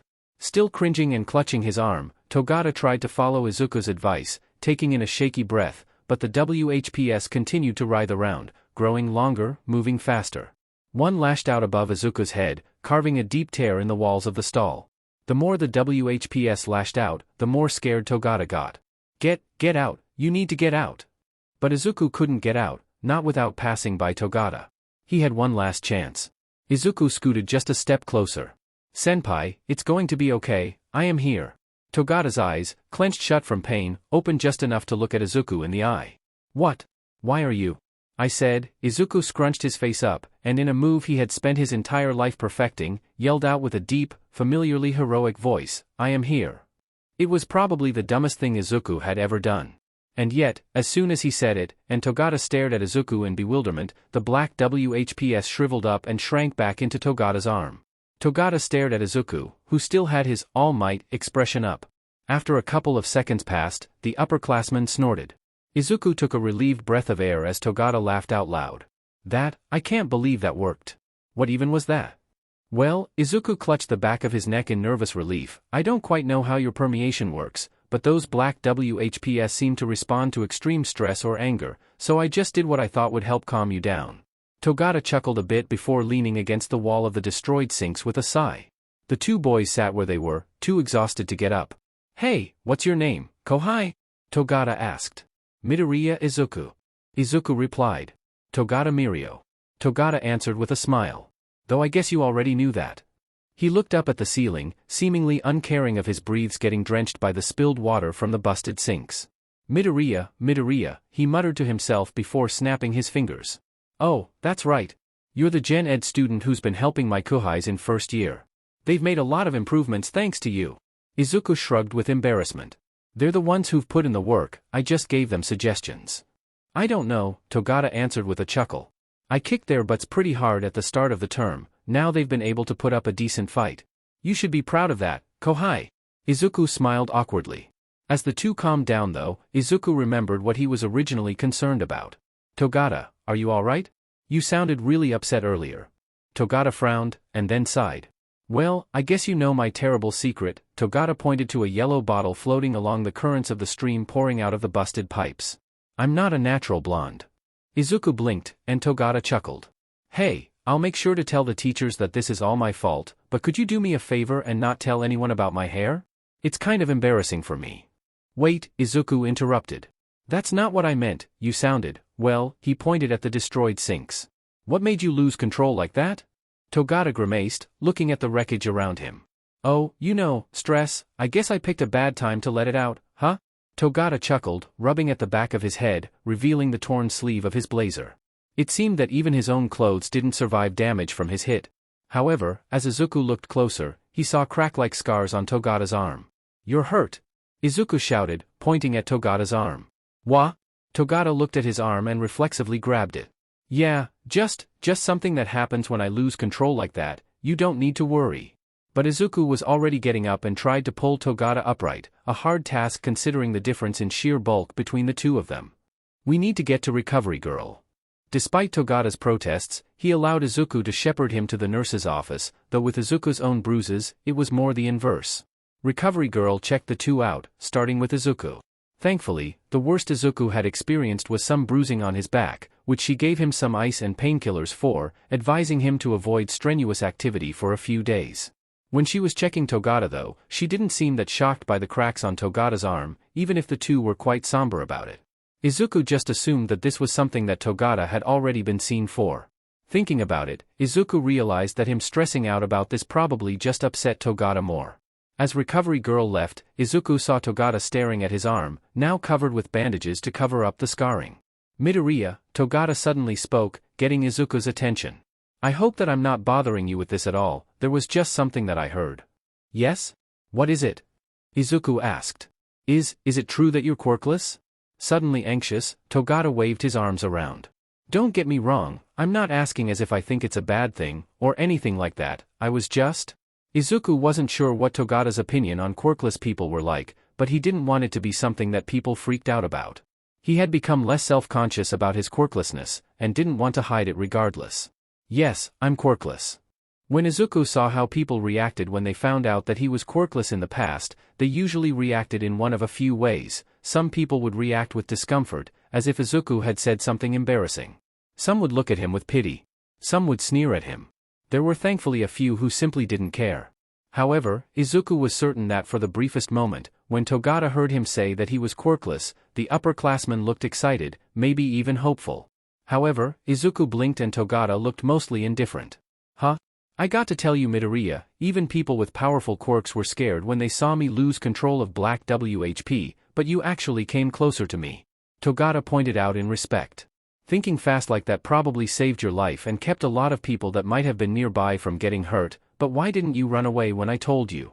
Why did you come closer, of all things? Izuku felt embarrassed at the question, reminding him of times when he had been judged for trying to get between bullies and their victims. But the way Togata was looking at him didn't feel judging, he looked as if he was legitimately curious. Well, Izuku shrugged. It's like you pointed out, with how quickly your quirk was acting up, I probably wouldn't have had enough time to get away. I get that, it's just, Togata looked conflicted, before speaking to Izuku again. When you were there, you looked like you were more concerned for me than you were for yourself. Izuku chuckled nervously. Yeah, I guess you just looked like you needed help, and I fixated on that. Togata stared at Izuku for a moment, and then looked at his hand. Midoriya, do you want to be a hero? Izuku sighed. I used to. I've always admired heroes, how they make people smile and feel safe. I wanted to do that for most of my life. But, Izuku shrugged. I'm quirkless. No one ever really encouraged me to try to become a hero, and after a certain point, I just gave it up. But what about now? Togata asked. For some reason, Izuku thought he saw a look of urgency in Togata's eyes, but he blinked, and if his senpai was stressed out over something, he had hidden it within that minuscule moment. Is there any part of you that still wants to be a hero? Izuku was quiet, looking at the foot of his bed. He thought about the past year, and he smiled. Honestly, no. Togata blinked, taken aback. You don't? Don't get me wrong, I still think heroes are great, Izuku explained, smiling brightly, but in the past year, I've found my own way of helping people, all based off of my own talent, rather than an ability that I wished that I had. I found a way to be happy with my life, to be proud of myself. Izuku frowned, thinking about what had happened outside of his life, the villain attacks, and all of the injuries and deaths that other students had gone through. I mean, when I hear about all of the people who have gotten hurt, the students that were killed, I keep wishing that I was there, and that I could have done something to help them. Izuku's smile returned though as he thought about how grateful the hero students were to receive his help, but I have gotten to help people, even if I'm not a hero. I've finally found a way to be happy with who I am, without getting a quirk or becoming a hero. Izuku looked back at Togata, but was surprised to see that the upperclassman was looking away. After a moment, Togata sighed. You're a good guy, Midoriya. I'm glad you're happy with your life, Togata eventually said, turning and smiling at Izuku. Though for what it's worth, I think that you would have made a great hero. Izuku wasn't sure why Togata was saying this. He could tell that there was something bothering his senpai, but he didn't know how to help. Thanks, senpai. I would have liked working with you. He answered with his own encouraging smile. Togata looked back at his hands, thinking. After a moment though, he looked back at Izuku, his smile more genuine and hopeful. Actually Midoriya, there might be something you could help me with. Later that day, after Izuku and Togata had left Recovery Girl's office and classes had ended, Togata asked Izuku to meet with him at a certain room. He went inside with Aizawa for a moment, and then gestured Izuku in. Inside the room, Togata was kneeling next to a little girl with red eyes, white hair, and a horn. Izuku recognized her from the picture taken at the 8 Precepts raid. Eri, this is Midoriya Izuku. I thought that he might be able to help you with your quirk. Eri was clearly nervous, clutching Togata close to her, watching Izuku warily. Not wanting to scare her, Izuku knelt down to her level, but kept his distance. Hi Eri, it's nice to meet you. Togata told me that you've been having trouble with your quirk, and I'd like to help you with that. Eri looked down away from Izuku with her arms still wrapped tightly around Togata. I don't like my quirk, it hurts people. Izuku hummed in understanding. Togata and Aizawa had briefed him about the dangers of Eri's quirk, Rewind. The quirk allowed Eri to rewind living things back to a previous state, possibly to the point of rewinding them out of existence. I understand. Quirks can be scary, and they can be dangerous when people lose control of them. I work with a lot of students who sometimes have accidentally hurt people with their quirks. However, quirks can also help people a lot, like how Togata and all the other heroes used their quirks to help save you from the 8 Precepts. Togata leaned in, grinning. You remember that nice Uraraka girl who helped Ms. Ryukyu, Eri? Midoriya helped her a lot with her quirk to make her really strong. He even helped me with black WHP a bit. He gave me some advice that I think might help me to keep from losing control of it again. Eri's eyes widened in surprise, looking from Togata to this new stranger. She remembered how those tendrils had hurt Togata and had scared so many people at the festival. Could you help me keep my quirk from hurting people? I'd like to. Izuku responded, somehow smiling even more brightly than Togata. Despite not being as scared of Izuku as when he had first come in, Eri still seemed nervous, reluctant to step too far away from Togata. Think about it like this Eri, Izuku slowly chopped his arm up and down as he explained, quirks are like knives. They can hurt people, but if you keep them nice and sharp, they can be used to help cook tasty food. I think that if you learn more about how to use your quirk and practice with it, you could help a lot of people. Eventually, Eri pulled away from Togata and gave a timid nod. Okay. Izuku spent the next hour talking with Eri and writing in his notebook, trying to get a better understanding of how Eri's quirk worked. He even brought in Monoma of Class 1B, whose quirk, Copy, allowed him to copy Rewind, giving them another perspective on the quirk and letting them discover that it was a power stockpiling quirk. Eri had to store energy and release it to use rewind. Izuku thanked Eri for talking to him, and left with Togata, sighing. Eri has been through a lot, hasn't she? He noted. Overhaul did terrible things to her. Togata replied grimly. I'm glad that I was able to save her, but I haven't managed to get her to smile. She's still so scared of everything. I had hoped that the cultural festival could have helped her. Togata frowned, eyes clenched shut in frustration. But that got ruined, and then I lost control and made everything worse.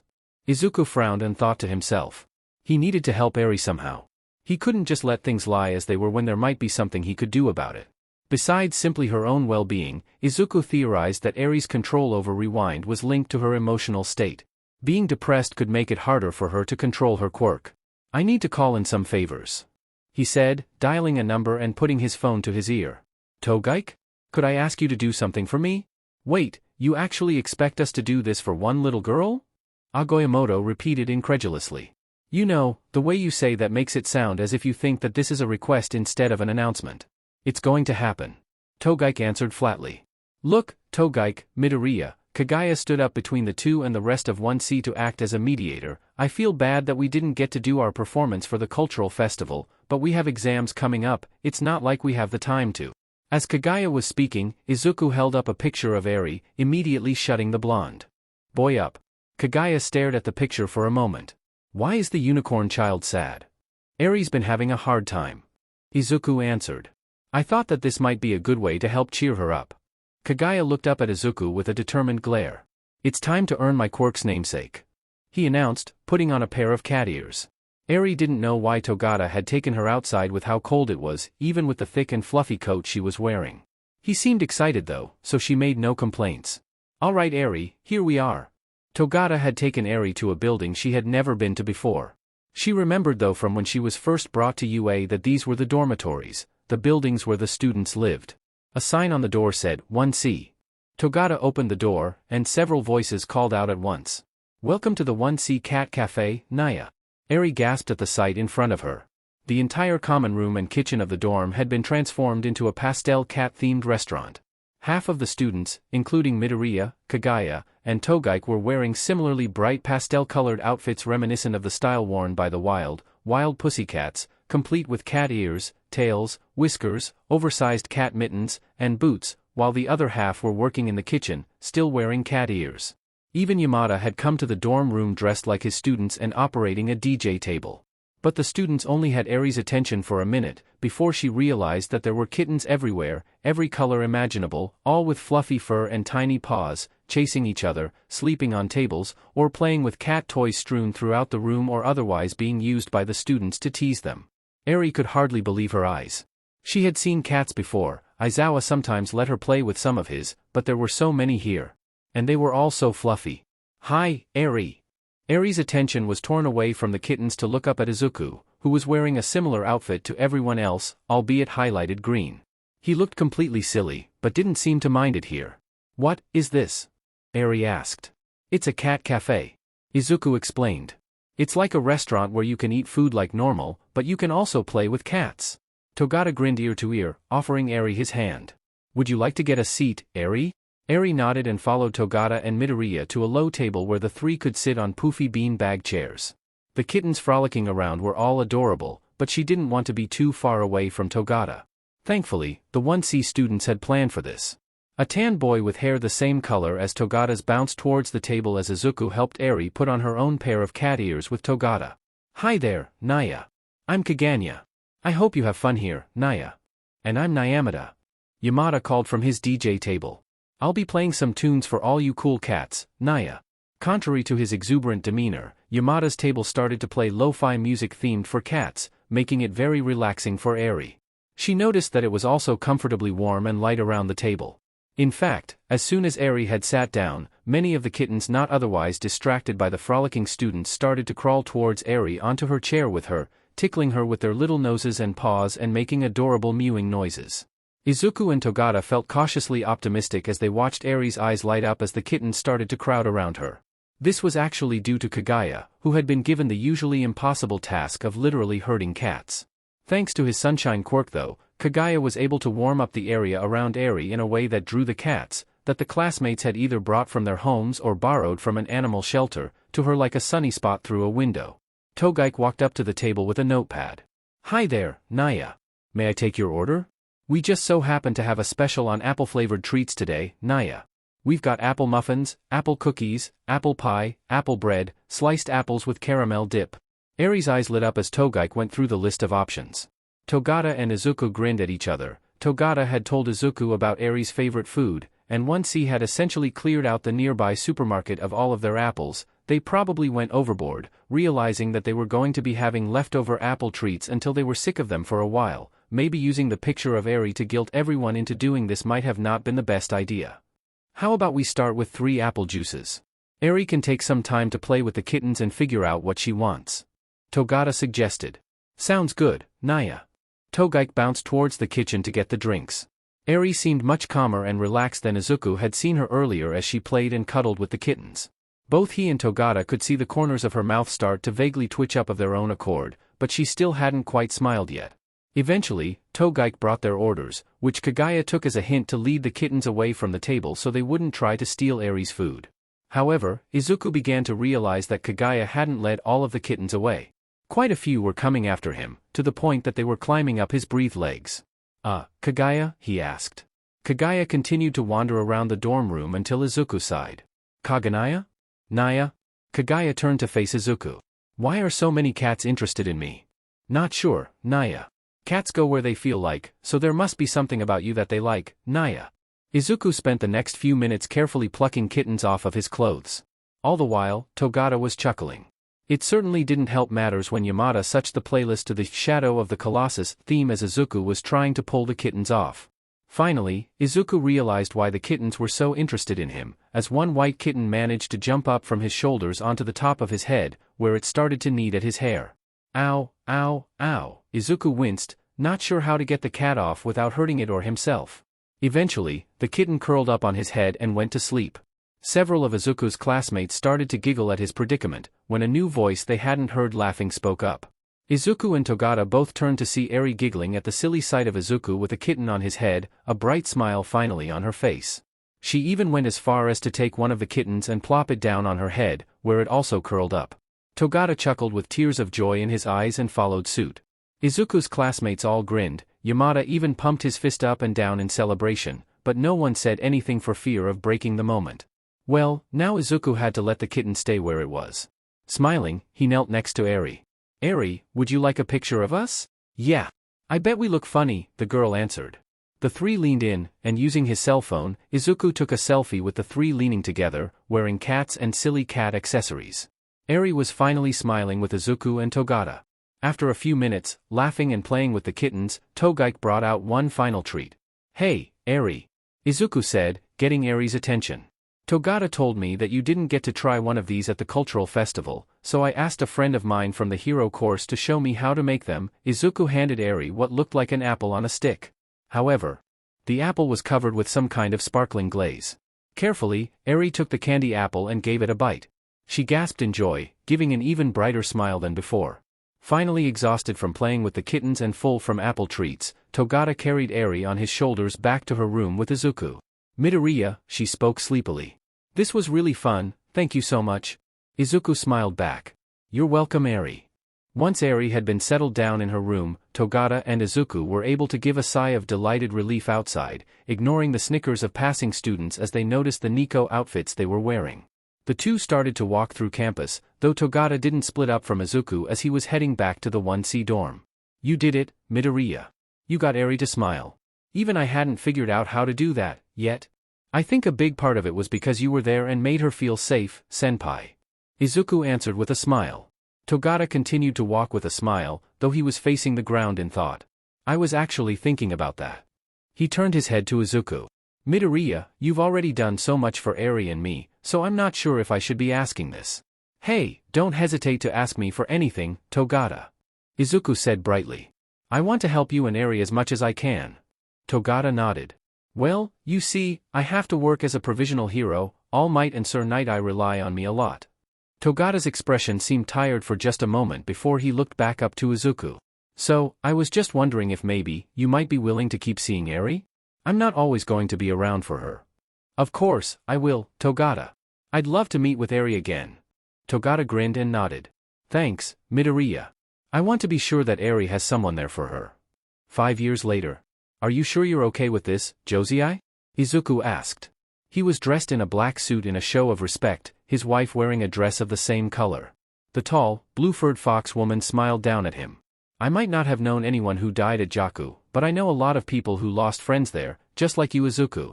I want to be there for my friends, especially Sakamata and Iwata. Besides, Inko and Eri seemed excited to spend the night taking care of Inori. It would be a shame to cut their time with their granddaughter and niece short. Izuku smiled back. All right. He took Josei's hand and walked with her into the bar. The establishment in question was one of the businesses built to accommodate people Josei's size, partly due to being built with heroes like their neighbor Sakamata in mind. The former killer whale hero, Gang Orca, dressed in a similar black suit to Izuku's and everyone else in the bar, welcomed the two at the entrance. Midoriya's, thank you for coming. Sakamata Kugo said, bowing to the two, which Izuku and Josei returned. We wouldn't miss it, Sakamata. Josei answered. Right, Sakamata looked around the bar, doing a quick head count. Izuku recognized many of his coworkers and former classmates. I think that's everyone. Sakamata went to the head of the bar, waiting for Izuku and Josei to take a drink before he raised his voice. Everyone. The former heroes all turned to Sakamata, falling silent. I would like to thank you all for coming. I know that it can be difficult for all of us to make time for this sort of thing nowadays, but it's important for us to take time to remember our former comrades who couldn't be here with us. Sakamata raised his glass. To the fallen. The others somberly mimicked him. Not much happened the rest of the night. Most of the former heroes present were absorbed in their own conversations, and Izuku and Josei mostly just stepped in when one of their friends looked like they needed company. Izuku had finished a talk with Iwata Karakoko, formerly Bubble Girl, and Moshi Juzo, formerly Centipeter, which ended with Iwata quietly crying into Josei's arms. Izuku moved away to let her and Moshi have their space when he was suddenly pulled by the shoulder over towards his old homeroom teacher, who was talking with Fukakato Emi, formerly Ms. Joke. There he is. Yamada slurred drunkenly. There's my top student. Fukakato looked concerned, so to try to save Yamada's dignity, Izuku grinned in response. Hey Yamada-sensei. Are you doing alright? Me? Yamada put his hands on his chest. I'm doing fine. Hey Emi, Yamada spoke to his date, slumping over their table. Little Midoriya here, he hiccuped, was my best student ever, hosted the last sports festival with me after show got canned. Izuku shuddered as Fukakato looked downcast at the memory of her old friend. Thankfully, Josei saw what was happening and stood next to Izuku for support. He was the last student Nizu ever took on, scared the hell out of me when he did, thought the two were going to take over the world, Yamada giggled. Fukakato put her hand on Yamada's shoulder to try to steady him. Hizashi, I think you've had a bit too much to drink. Hey Midoriya, you remember Namuri? Yamada asked, seemingly not hearing Fukakato in his drunken state. Izuku and Fukakato frowned again at the reminder, as it looked like Yamada was spiraling further. Izuku nodded though, trying to smile and remember pleasanter times. Yeah, I remember Kayama-sensei. He replied. She was pretty nice. She protected me from some kids who wanted to bully me when I was first starting out at UA. Yeah, she was great, Yamada slumped, a few tears dripping from his eyes. She was great, suddenly though, he grinned. Do you know that we dated for a bit? No, I didn't. Izuku answered quizzically.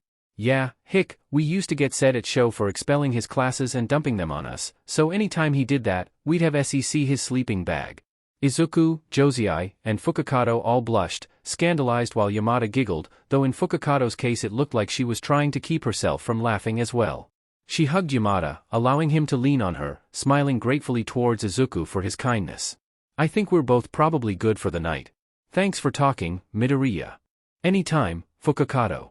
Izuku answered as the woman helped steer Yamada out of the bar. Izuku and Josei sat by themselves for a moment, blinking at the mental image that Yamada had put in their heads. Hey, lovebirds. Their silence was broken by the approach of Tsutsumi Kana, formerly known as Lady Nagant, followed by Yayorozu, her current student. Midoriya, may we sit here? Yayorozu asked politely. Hello, Yayorozu, Tsutsumi, please do. Izuku said. Is Yamada-sensei going to be alright? Yaoyorozu asked, looking in the direction of the swaying man as Fukakato helped to steer him away. I think he just needed someone to talk to. Josei answered. It's a tough day for him. She frowned. It's been a tough few years for him, really. He told me that he's thinking of retiring from teaching and sticking with his radio DJ work, but he wants to tough it out for a bit until things settle down. Yaoyorozu frowned.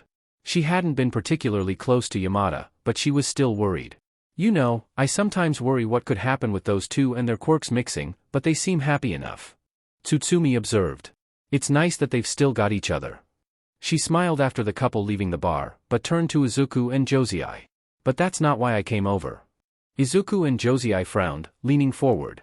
Tsutsumi gestured towards the bar, where Sakamata was drinking alone. You two are next-door neighbors to Sakamata, right? Yes, Josei replied, smiling towards the man. He's the one who helped us find housing that fit my size, and he's been our best friend ever since we got married. Tsutsumi nodded and smiled. That's cute. He's a good guy. Thing is though, and maybe it's not my place to pry, but I couldn't help but notice he's been there a while. I'm pretty sure he's on his 7th scotch by this point. Izuku and Josei frowned in concern towards their friend at this. He wasn't making any noise or swaying, but when Josei smelled towards Sakamata's direction, her nose wrinkled some. Now, I hate to put a damper on your evening, Tsutsumi murmured towards Josei and Izuku, but if he does happen to have a problem walking, you're one of the few people who I think could help him home. Say no more, Josei answered, lifting her hand. We'll be sure he's okay. Izuku nodded. Sakamata's not the kind of man to get drunk, but we'll talk to him. Thanks for letting us know. Tsutsumi nodded and chatted with Yaoyorozu some more while Izuku and Josei walked over to the bar. Hey Sakamata, are you doing alright? Sakamata picked his head up from his glass, lifting it in a short greeting. Tsutsumi asked you to check on me? Izuku nodded. Sakamata had much better hearing than an average man, so it was usually useless to try to keep secrets from him. The man sighed. Just, let me finish this one, and I'll be done for the night. Sakamata continued to sip from his drink, though Izuku and Josei weren't in a rush, and ordered some ginger alesh so Sakamata wouldn't feel pressured to leave before he was ready. Is there anything you want to talk about, Sakamata? Izuku asked. The man looked at Izuku, and then down to the bar table. Everyone here has some regret for what happened that day, another hero taking a hit that was meant for them, running away and leaving others behind, maybe just on quitting heroics altogether. Izuku and Josei were silent, waiting for Sakamata to continue. Did you know that I was in charge of testing the students who failed their provisional license exam, to give them a second chance? Yes. Izuku nodded. My aunt mentioned you were teaching Bakugo. Sakamata groaned. Yeah. Him. They were all difficult, but I realized pretty quickly that kid was a waste of my time. I wanted to outright tell UA to just drop him to Gen Ed but, Sakamata glowered, making Izuku shiver. The man was Izuku's best friend, but he could still be intimidating when he was angry. The HPSC wouldn't let me. By the time Jaku was approaching, they told me to pass him so he could be part of the battle. Him and, Sakamata closed his eyes. Him and Todoroki. Sakamata was silent. Izuku let him have his space, realizing now what was bothering him. I knew they weren't ready. Bakugo proved why later on, but Todoroki, he was so set in his ways, refusing to put everything he had into being a hero, as long as it reminded him of his father. Sakamata sighed, putting his head in his hands. I thought at the time that he was just being a stubborn brat, spoiled by being the son of one of the top heroes. I said things to him that, knowing what I know now, probably just made him dig his heels in more. He needed a therapist, not a drill sergeant. Sakamata, Josei gently put her hand on the man's shoulder. There were a lot of people who didn't realize what was wrong with him. None of the teachers did either. But I was supposed to be the final word on whether or not he got his provisional license and whether he could participate in that battle. Sakamata growled. And I knew that he wasn't fit for duty. I told the HPSC as much. But they wanted heavy hitters. And they wanted to make a good impression for a fight that they weren't prepared for. The winner of the first year's sports festival that survived the USJ attack, that All Might sacrificed his health to rescue from villains, and the son of the current #1 hero. Just forget the fact that these were kids who hadn't even finished their first year of school and had clear personal issues. I tried telling them no, but in the end, it didn't matter. Those two got their provisionals and got sent into war. Sakamata stared into the amber puddle left in his glass, a bit of ice slowly melting away. And Todoroki. Present day the start of Izuku's second year. 3 funerals in 1 year. This wasn't something that should have happened at a high school, Izuku thought to himself, though UA was hardly the only place holding a memorial ceremony. This one was by far the worst. 3 portraits were on display. The first, Kayama Namiri, known to most as the pro-hero Ms. Midnight, but known to Izuku and his classmates as their modern hero art history teacher, murdered by villains from the PLF while trying to stop the rampaging Gigantomachia. Next, Todoroki Shoto, silver medalist at the previous first-year sports festival, hero named Glacier, murdered by the villain Dabi in his reveal of himself as Todoroki Toya to Endeavor, along with scores of others that the lunatic prodigal son had incinerated. If the stories were anything to go by, Todoroki refused to use his fire even until the end, likely contributing to his death. Finally, Togata Mirio, hero named Lemillion. Togata had told Izuku that he had called himself that as a statement of his goal to save 1,000,000 lives. Perhaps in the end, in whatever suicide attack he pulled that managed to destroy Shigaraki, Gigantomachia, and most of the PLF's Nomus, he had done that.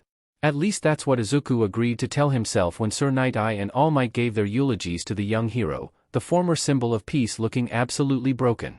People had been unsettled when they saw what All Might truly looked like as a man, but he had still exuded a sense of confidence and hope in the future. That was gone now. This was what he had been trying to keep Izuku away from. Death at the hands of villains with enough power to destroy entire cities, leaving hardly anything to identify their victims with, leaving behind loved ones to despair. Even now though, Izuku couldn't help but wish he could have been there, that he could have done something to help someone, to dig through some rubble, to get civilians out of harm's way, anything. He hoped that his analysis had helped the other hero students at least. Eri had been quiet during the memorial, sitting next to Nijire, one of Togata's classmates and another of the big 3 who had helped during the 8 Precepts raid. Izuku had looked over at her a few times during the funeral, worried for the little girl. He had expected Eri to be barely able to keep it together, to spend the memorial crying, but her expression had seemed blank. Once the memorial ended, Izuku went to talk to her. "Eri, how are you doing?" Coming closer to Eri, Izuku could see that she wasn't as blank-faced as he had thought. Tears were collecting at the corners of Eri's eyes, and she seemed to be shivering. "Are you all right?" he asked. "Mirio wanted me to smile." Eri eventually whimpered out, sniffling. "He didn't want me to be sad. He told me that smiling makes you stronger." Izuku sighed, exhausted, and knelt down next to Eri. "It's okay to be sad, Eri." "But, Mirio didn't want me to be sad. He was always smiling, even when he was hurt, he was still smiling." Izuku grimaced, and carefully put his hand on Eri's shoulder. "Togata smiled so you wouldn't be afraid when things were scary. I think that was pretty brave of him. But I don't think that it's a good idea to keep yourself from being sad when sad things happen. I think that it could hurt us to hold that kind of thing in." Izuku thought back to his encounter with Togata, all of the times that he knew that Togata was hurting, but he would continue to smile, even though Izuku knew it was fake. He understood it. All Might had told Izuku his smile had served the same purpose, but Izuku didn't think that was a good mentality for someone to have, let alone a scared little girl. Eri was sniffling more. She couldn't look at Izuku, but she put her head against his chest. I miss him." Eri cried into his shirt. Izuku hugged her, rubbing her back gently, letting her cry in private. It's all right. Why? Why did Mirio have to die?" Izuku hugged Eri closer. "Bad people, Eri. Bad people like Overhaul, who were going to hurt others like you were hurt, unless Togata stopped them. He saved a lot of people, Eri. I wish he hadn't died. I wish he was still here, too." Izuku let Eri stay and cry on him until Nijire tapped Izuku's shoulder, letting him know that they needed to go. Izuku sighed and carefully pulled away from Eri, his hands on her shoulders. "Eri, I know that things are going to be hard for a while. But we're going to get through this. I want you to be happy too, but we don't need to rush that. We can take as much time as you need, okay?" Eri didn't respond other than to whimper some more, but Izuku was pretty sure she had heard him. He hugged her one more time. "If you ever need me, let me know, and I'll do whatever I can to be there for you, Eri. It's going to be okay." Nijire picked Eri up and carried her away in her arms, letting Izuku catch up with his classmates. 2C, along with every other student in the school, went back to their dorms, and as one, gathered around the television sets to listen to the Prime Minister's press conference. There had been rumors about what he was going to say. How could there not be with what had been happening ever since Jaku? On the same day that the heroes attempted to snuff out the League of Villains and the newly christened Paranormal Liberation Front, the PLF had launched an attack of their own, the main building of the HPSC being destroyed and the president of the HPSC nearly killed by the villain Redestro. As the heroes fought against the PLF, one of their other members, codenamed Skeptic, released evidence of the HPSC's corruption, including a video showing the number 2 hero Hawks assassinating a villain named Twice. Skeptic also released Dabi's statement showing himself as Todoroki Toya, explaining the number 1 hero's crimes in forcing his wife into a quirk marriage in order to produce offspring powerful enough to supplant All Might, and the abuse Endeavor performed on his family. Most of the country saw Toya as nothing but a pathetic murderer, but that did not dismiss the truth of what had happened to him, of how he and other members of the League of Villains had been hurt by the hero system, or of the corruption of the system that the PLF had revealed. As the 2C students waited for the conference to start, Izuku thought to himself that had the PLF survived at all after the Battle of Jakku, ironically the HPSC might have come out looking better, or at the very least looking like the lesser of two evils, a necessity to maintain Japan's security in a time of crisis. Perhaps in another world, if the heroes had to fight against an organized threat long enough for the HPSC to pull itself together and bury some of its secrets deeper, it could have still salvaged its image. Unfortunately for them, the corruption that Skeptic had revealed, let alone the fact that the HPSC had essentially drafted children into a war with a terrorist organization, meant that soon after Jakku, both the United Nations and the World Heroes Association had launched an investigation into the organization. The bad publicity that Jakku had brought to the heroes, coupled with how Redestro and Skeptic's attack had punched a big hole in their cybersecurity, had allowed the international investigators to unearth far more devastating secrets. Prolific use of blackmail, bribery, institutionalized SXL harassment, undue influence over government figures. Endeavor was hardly the only hero involved in a quirk marriage, familial abuse, or even the cover-up of the death of a family member. The most shocking revelation was of the fate of the former pro-hero Lady Nagant, whom the HPSC had used as an assassin of villains and corrupt heroes. When Tsutsumi Kana attempted to protest, she was threatened with death, leading to her killing the former HPSC president. Lady Nagant had been jailed in Tartarus without trial, her fate being used to threaten other reluctant agents. The Japanese government was being forced to review Tsutsumi's case, with the current rumor being that they would have to release her due to pressure from the UN to question her. Ironically, Hawk's killing of Twice, which was used as one of the inciting reasons for the investigation, was deemed justifiable, considering the massive damage that the villain would have caused had he not been stopped. The president of the HPSC had woken up from the damage she received from Redestro, only to find herself in HNDCFFS and being dragged off to Tartarus herself, along with almost all the HPSC's high-ranking members. It seemed as if every day a new revelation was made of the corruption of hero society, whether it be the reveal of an assassination that the HPSC had done, a hero resigning in disgrace, or of a new story of how the HPSC had been manipulating Japanese politics for their own ends. Most shocking to 2C though was when the WHA and UN came to investigate UA itself with the Ministry of Education. Izuku had been sure that nothing would happen, that UA was simply tangential to the ongoing investigations into the HPSC, though it was strange to hear a rumor of a focus on 3A of all things. The WHA finished their investigation first roughly a week ago. The Japanese Hero Public Safety Commission has been shown to have misused its influence, covering up deficiencies in hero society to exude the veneer of justice. This facade has been maintained through systematic corruption and intimidation, acts which it was its duty to fight against. This corruption furthermore has been subtly spread to almost all aspects of life within Japan, from its top government to its education systems, encouraging a systematic prejudice against heteromorphs, individuals with quirks deemed villainous, and individuals with weak or no quirks, all the while granting license to those with powerful quirks to act with impunity.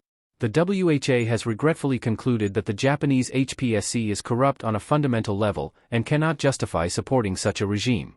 It is the decision of the World Heroes Association that Japan's membership be suspended. On its own, this was as much as the WHA could act against the HPSC, not counting any actions made under the UN's authority, but it had devastating consequences for Japan's image to the rest of the world. Officially, losing WHA membership meant that Japanese heroes lost the authority to operate outside of their own country. However, the true damage from this action was from what was left unsaid. All UN member states had WHA membership. Losing it meant that the WHA saw the Japanese hero system akin to one run by a third-world dictatorship like North Korea. The main reason why membership was denied to these countries was from fear that the heroes would act as foreign assassins or kidnappers. Japan's reputation on the global stage was irrevocably besmirched. Izuku was horrified by this. The heroes that he had admired all his life were deemed as agents for a corrupt organization by the rest of the world, and were seen as corrupt by association. People who had helped others, who had inspired him for years, had their reputations ruined. It was a slight that Izuku and his classmates had not even begun to fully comprehend even as the Japanese government announced that it would address these findings. The Prime Minister was never a particularly impressive man, and even now his brow visibly glistened with sweat. It made sense considering how there was still an ongoing investigation from the UN as to the HPSC's influence over him and his government, the fact that the HPSC had soaked up so much of the government's funding that would have gone to the JSDF being cited as one of the reasons why Jaku went so badly. The man cleared his throat and spoke. Though the UN investigation is still ongoing, the findings it has brought to light so far have been deemed requiring immediate response. Due to the decision of the WHA to withdraw membership from Japan, and the reveal of how badly our hero system has failed to uphold justice and order, it is the decision of myself and of Parliament to dissolve the HPSC, and to integrate our pro-heroes into Japan's police force and emergency services. And that was it. That was what everyone in Japan realized was the death of heroes. For some time, Izuku and the other students, though maybe it was just everyone in the country, walked around in a haze. Heroes, the basis of their society, were gone, and seen by many throughout the world as a disgrace. The dreams of many, their fantasies, their idols, their ability to live a normal life without fear, were no longer there. People would gradually realize the effect that this had on their security and their economy later on, but simply on a pure psychological level? One couldn't comprehend what that did to someone. For weeks, months, and even years afterwards, people would be working, walking, or just standing waiting for a train, when suddenly they would break down crying, feeling the loss of their safety, their stability, their dreams. But life had to go on, however hard it might be. People still had to work towards the future, to try to make something of themselves. In a bizarre way, Izuku and the other general education students had the easiest time out of everyone in UA. The hero courses were left trying to figure out what to do now that their career path was essentially non-existent, if there was anything they could do, if it was possible to integrate into emergency services like their government expected them to when they had been trained with completely different tactics. The support courses had lost their clientele, and had to figure out what to do with all of the tech and materials that they had on hand and how to apply it to whatever society was going to turn into. Maijima Higuri, formerly known as Power Loader, had to completely revamp his course to try to find some new way to reapply the work of his students. Even more so than the hero course, the management courses were left floundering. The hero students at the very least had training on how to use their quirks, even if the methods had to change. The support courses' work could be reapplied to different fields with a bit of tinkering. Management, however, was completely centered on the business of heroes themselves, marketing them to the public, creating merchandise, trying to make them popular. The course had become so specialized over the past few decades that the students had no other focus. Many management students dropped out or transferred into general education before the department could be remade into a more general focus on business. General education, though, didn't have any actual focus on heroics, so the curriculum didn't have to change at all. For Izuku and his classmates, they still had a definitive future ahead of them, and the security to pursue it, security which was severely lacking outside the walls of UA. Eri? It's Izuku. May I come in? After a moment, Izuku heard Eri's quiet voice. Okay. Izuku opened the door, seeing Eri sitting on her bed. He wondered if she had moved from there the entire day. He hoped that she was at least eating. May I sit with you? Eri briefly looked up at Izuku before nodding. He sat next to her on the bed, and didn't say anything else. She didn't seem like she wanted to talk. Eri's circumstances had become much more difficult than anyone had originally anticipated. As the new school year began, Izuku realized that Eri had lost much more than Togata. Hato Nijire and Amajiki Tamaki, Togata's former fellows in the Big Three, had been helping to take care of Eri and still tried to visit her as often as they could. However, riots and villain attacks had sprung up on a near-constant basis after the breakdown of the HPSC, law enforcement was stretched thin, and the two were needed to assist whoever was trying to maintain order as soon as they had recovered from their injuries from Jaku, limiting what free time they had. Uraraka and Kirishima, who had also participated in the 8 Precepts raid, had visited Eri as well, but they had issues all their own. Both were still dealing with the trauma of being in battle and trying to handle a vast shift to their class curriculum brought by their new homeroom teacher. As such, Izuku had become Eri's main source of socialization. Togata had joked with Izuku that he had become something of a therapist for the students he had been working with, but Izuku oftentimes had no idea how to help Eri. When she was willing, he'd talk to her, help her learn how to improve her reading and writing, play games with her. He had been teaching her how to play chess, but most often she was quiet and still like this. Sometimes Izuku could get her to draw or practice writing or reading, but he sensed that she wasn't feeling up to that today. He felt scared, worried that Eri was regressing to a state she had been in when she was being tormented by Overhaul. As Izuku was stressing about this though, he felt a small, warm presence on the fingers of his right hand. He looked down, and saw that Eri had timidly taken hold of his right index finger. Smiling, he folded his hand around hers. The two didn't say anything else for the remaining time Izuku was there. He didn't press her to. For now, Izuku would just make sure that Eri knew he was there for her. "Okay Eri, show Mr. Nizu what you've been practicing." Izuku hoped that Eri wasn't nervous as she nodded to him and Nizu as they observed her from the other side of the room. She turned to a plate with a rotten apple on it and put her hands out. Her horn started to glow, enveloping the apple in a white light. The apple's brown spots started to turn red as the fruit was being restored to its fresh state. However, Eri began to cringe, and the energy from her horn started to fluctuate. The apple she was working with started to fade from red to green and shrink. Fortunately, this was something Izuku and Eri had planned for. "Are you able to stop, Eri?" Eri winced, trying to get rewind under control.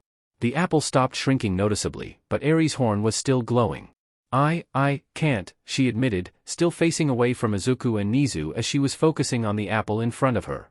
"That's okay, Eri," Izuku said calmly. "You know what to do." Eri nodded and pulled out a stress ball, shifting her focus away from the apple.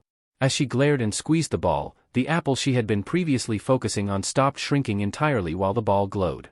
After a few seconds though, Eri's quirk stopped fluctuating, and the glow subsided. "How are you, Eri?" Izuku asked. "I'm okay. My horn isn't hurting me anymore," she answered. "May I come over?" Eri nodded, and Izuku walked over beside her, observing the apple. It was no longer red, but it was still in a distinguishable apple shape. Izuku pulled out a book on farming, and he and Eri looked at pictures showing the growth of a red delicious. "Alright, it looks like this apple was rewound by 2 months. You're doing a lot better controlling your quirk, Eri." Eri frowned though as she looked at the apple. "I made it green though. It's still a great improvement, though," Izuku pointed out, closing the book. "And besides, that wasn't really the point of what we were doing here, anyway." "I must agree with Midoriya, young Eri," Nizu declared, applauding her efforts. "Your quirk will require more time before you can use it practically, but the fact that you were able to redirect Rewind's energy away from the apple before it could be damaged too much is quite the accomplishment." Eri fiddled with the stress ball in her hands. "Izuku told me that my quirk's only dangerous to things that are alive, so if I can point it to something that isn't alive, it can't hurt anyone. It's a lot easier to use now." "Ah. Essentially firing your quirk into the sand, I see? Very good, Eri. Very good," Nizu responded, smiling. Eri didn't quite smile back, but she didn't shrink away either, which felt like progress to Izuku. After Izuku had finished his time with Eri and had to head back to his dorms, Nizu met him outside, staring out at the setting sun. Vaguely, Izuku could still hear chanting and shouting outside the gates of UA and likely beyond. He wondered how much more Nizu could discern with his enhanced hearing. "I was quite concerned for Eri's well-being when the school board had Aizawa retire. Considering how potentially dangerous her quirk can be, there was a chance that she would have had to be transferred to a state-run orphanage to contain her without the safety Aizawa's quirk provided. If the government could have spared anyone to check on her as things are right now, anyway." Izuku felt sick at the thought. He had considered this possibility when Aizawa had explained to him and Eri that he wasn't going to be able to take care of her anymore and other UA teachers would be watching over her, but it was quite something to hear it spoken out loud. "Which is why it gives me great pleasure to be able to show Child Services the progress you've made with Eri. It will still take some time for her to properly use Rewind, but with the safety measures you've provided, I am relieved to know that she will be allowed to be somewhere safe and familiar to her."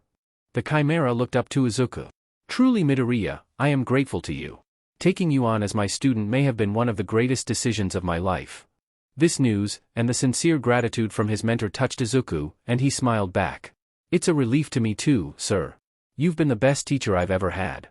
Nizu stared at Izuku for a moment before looking away and sighing, staring at the horizon again. "I'm glad you think so, Midoriya. I've made many mistakes as of late, and it is good to know that I have still managed to make a positive impact in my students' lives. The fact is though, you've done far more than just be a good student, and you have my gratitude. Is there anything I could do to repay you for this?" Izuku was going to say no, but the sound of a crash far off in the distance of Muzutafu made him pause for thought. "There might be something. Didn't you say that you needed to hire more help for Recovery Girl?" "I'm not sure about this, Izuku." Izuku clenched his phone, trying to keep his own fear out of his voice. He had meant to call when he had a free PRD, after he had time to get all of his arguments together and present a case that would hopefully convince his mother to apply for a nursing job inside UA. However, when he had read the hero post, still active even after the HPSC's fall, that morning before class started, he had rushed outside so quickly he had nearly knocked Yamada over to call his mother at her hospital immediately. Homeroom Bdmed. Principal Nizu has assured me that UA doesn't operate off of nepotism, so he's not going to give you a job just because I asked. He did tell me though that he needs to hire more nurses to help Recovery Girl, and the pay and benefits are a lot better than what you're getting now. Not to mention, Recovery Girl has had to go out and help people even more than any of the doctors at your hospital. Izuku pointed out. If you got a job here, you'd be relieving a lot of work from her shoulders and helping out a lot of people. You'd get to live on the campus, Mom. It would be so much easier for us to spend time together. Izuku said, trying to haggle his mother out of her reluctance. Izuku, I appreciate how highly you think of me, but UA is still the top school in the country. I don't think that I really have the credentials for a nursing position there. I've looked at the job requirements. You more than meet them. Please, could you at least apply? Izuku begged. I don't like that you're living by yourself while all of this is going on. Sweetie, you don't need to worry about me, Inko said, trying to reassure her son. Izuku's relationship with his mother hadn't been perfect, but he loved her more than anyone else in the world and knew that she loved him just as much, if not more. She was his lone support and friend for most of his life, who, despite not believing in his dream to become a hero after his quirkless diagnosis, had always been there to talk to him, or to offer him a hug when he wasn't willing to talk. He'd feel sad and guilty towards her when something was upsetting her or when she felt stressed, and he tried to be there for her as much as she could be for him. Sometimes, Izuku would feel frustrated when he knew his mother was upset but she'd pretend that nothing was wrong. Perhaps that was hypocritical of him. However, having seen what he had on his phone prior to calling, and hearing his mother tell him not to worry, it was the very first time in Izuku's life that he actually felt angry at her. Mom, stop. Izuku suddenly hissed, practically feeling the flinch on the other side of the line. I know that you're not telling me the truth about how bad it is there. What, Izuku, why would you say something like, someone posted pictures of Airjet after he was attacked, Mom? I know that you aren't telling me how badly he, or any of the other people caught up in the mob were hurt. There was silence on the other end of the line, but faintly, Izuku was certain he could hear his mother sniffling and hyperventilating. He knew she was scared and stressed out. When he had seen the post, Izuku almost had to throw up. Airjet had responded to a villain attack, only to arrive as the criminals were exchanging fire with a group of civilians armed with illegal support gear. The vigilantes hadn't been properly trained to handle their equipment, catching several bystanders in an attack. This had resulted in the firefight going even more out of control and sparking a panicked mob. When Airjet had tried to intervene, one of his legs was severed at the knee by a stray attack and he was trampled by the rampaging crowd before an ambulance managed to pick him up and drive him to the Mizurufu hospital. Izuku took a breath to try to calm himself down. I don't want you to get caught up in something like that, Mom. You would be safer here, please, I just don't want you to get hurt, he begged, finally having an idea of how scared his mother was when she agreed to let him live at the dorms in UA. Finally, she relented. Okay, Izuku. If you're really that confident that I can get the job, I'll send an application. Nizu had indeed warned Izuku that he couldn't just give his mother a job, she would need to go through the proper channels for the nursing position. That being said, him receiving her application, interviewing her for the position, and offer of the job took less than the span of a week. Izuku felt so grateful to Nizu for giving his mother the job that when he was asked to help out in the sports festival, he readily agreed. Testing, Midoriya spoke into his microphone one last time into the empty stadium. Alright, looks like you've got a handle on the controls, Midoriya. Yamada said from his seat next to Izuku in the announcer's booth. We should be ready for the festival next week. Thank you, Yamada-sensei. Izuku replied, bowing to his teacher. Yamada gave Izuku a small, albeit strained smile before staring out over the empty stadium. Present Mick's almost ever-present grin was missing now, and Izuku was stuck in an uncomfortable silence. He was about to say something when Yamada spoke again. I really got to thank you for doing this for us, Midoriya, it's a big help. We want to make this a good sports festival, go out with a bang, you know. Izuku blinked, feeling nervous. What do you mean? Is this going to be the last sports festival? He asked, voicing his concern over a rumor he had been hearing.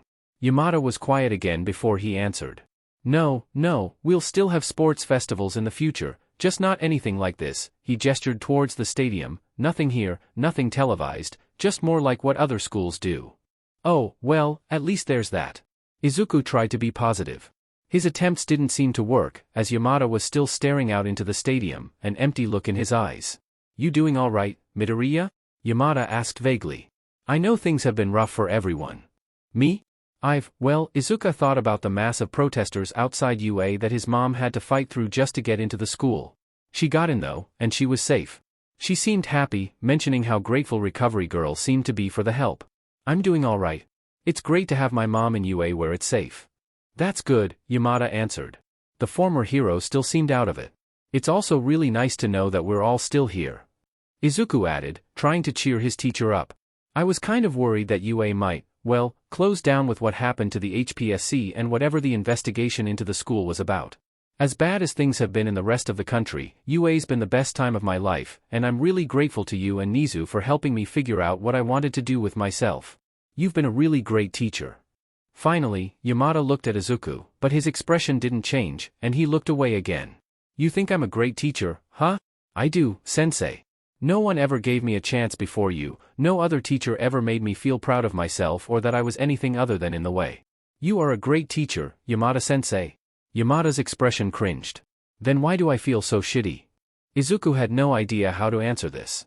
He knew that Present Mike was friends with Ms. Midnight and Eraserhead, so he imagined that having one die and the other retire would be tough on him. Yamada pinched the bridge of his nose, as if he was frustrated for breaking down like this in front of a teenager. I'm sorry, I shouldn't be putting this on you. It's just, being here, makes me think of all of the times in the past where I was the announcer for the sports festival with Shota, thinking about the good times, you know? But now, I'm just wondering if those times were really as good as I thought. All the times that I blew off my own class for the hero students, the times that I made a kid look good for the crowd even if I knew they were rotten, and I've been finding out about what happened to a lot of the kids that I didn't hype up. Izuku blinked, curious. What do you mean? Yamada leaned back in his seat, sighing in exhaustion. I don't know if you'd heard about this, but Sho had a reputation for expelling the most students in the school.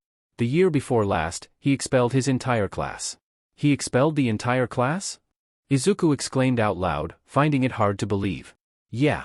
Thing is, we thought it wasn't as bad as it sounded. Usually, he'd have all of his expelled students transferred to Gen Ed, basically putting them all on Namiri and me, Yamada added bitterly. He treated it as giving them a wake-up call, making them take heroics seriously before transferring them all back the next year. He tilted his head towards Izuku while he was still facing the ceiling. Sho and I had this friend when we were students, Oboro. Great guy, he shuddered, clenching his eyes as if in pain. He sighed, before moving on. He died while we were out on the field. It hit Sho pretty hard, I think that's why he was so harsh on his students. I didn't agree with him, but I didn't argue with him about it either. I guess I made myself think he had a point. I mean, they got back into the hero course eventually, so it should have been fine, right? Izuku could detect the underlying sarcasm. He dared to ask a question. But, if he expelled his students, didn't that mean that they'd still miss out on a whole year of training? Yamada sighed again, eyes shut. Yeah, they did. But that wasn't the biggest problem. See, even if they were allowed back into the hero course, they still had black marks on their permanent records. I found out during the investigation that it makes it really hard for someone to get a decent job, even if they graduated from UA.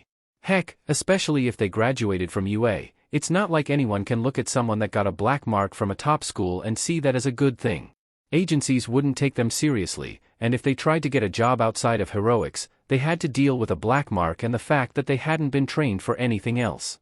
Yamada leaned forward, his head in his hands and his elbows set on his knees. The investigators told us about what happened to the kids Sho expelled. Some of them got kicked out of their homes. Some became homeless. Some committed suicide. Some were at Jaku, fighting for the PLF. Izuku was shocked, and felt sick to his stomach. He wondered, how much had he dodged by not applying to the hero course? It sounded as if he had somehow passed the entrance exam. Things would have turned out worse for him if he had ended up in Aizawa's class. Izuku had a feeling that a quirkless kid like him would have been the perfect scapegoat to get everyone else to behave. Sho, he only retired officially, but that was just the board being as nice as they could because of his injuries. No one's going to let him take a teaching position, and since he lost his leg and an eye, he couldn't be a hero anymore even if the HPSC was still running. I hate to admit it, but considering what's happened, he got off easy. I'm sorry that this happened. It sounds like he was a good friend of yours, Izuku tried to mumble out timidly. Yeah, well, maybe that was a problem all its own. Yamada suddenly shouted, making Izuku flinch, though his teacher went on. I went along with what he said, we all did, even if I thought it was unfair. We let this all happen on our watch, we let all of those kids down. And how else have we been screwing everyone over? Having an entrance exam that focuses on big, flashy quirks, having a sports festival and acting like we're being inclusive and giving the other students a chance to get into the hero course even though it still caters to the exact same kind of quirk? Letting psychopathic kids use their quirks to maim their classmates on live television? Can pushing his class into a stupid rivalry with Sho? We made heroics a competition, no, a popularity contest. And Sho was always ragging on the system even though he was the one benefiting from it. And I just let him, I treated it like a joke. Yamada finally needed to take a breath, and looked at Izuku, who had cringed away, staring at his teacher with his hands over his ears. None of the glass was cracked, so Yamada was pretty sure that he hadn't used his quirk, but he still just unloaded a truckload of angst on a 16-year-old. I'm sorry Midoriya, I shouldn't have been shouting at you like that, this doesn't have anything to do with you. Still wincing a bit, Izuku pulled his hands away from his ears.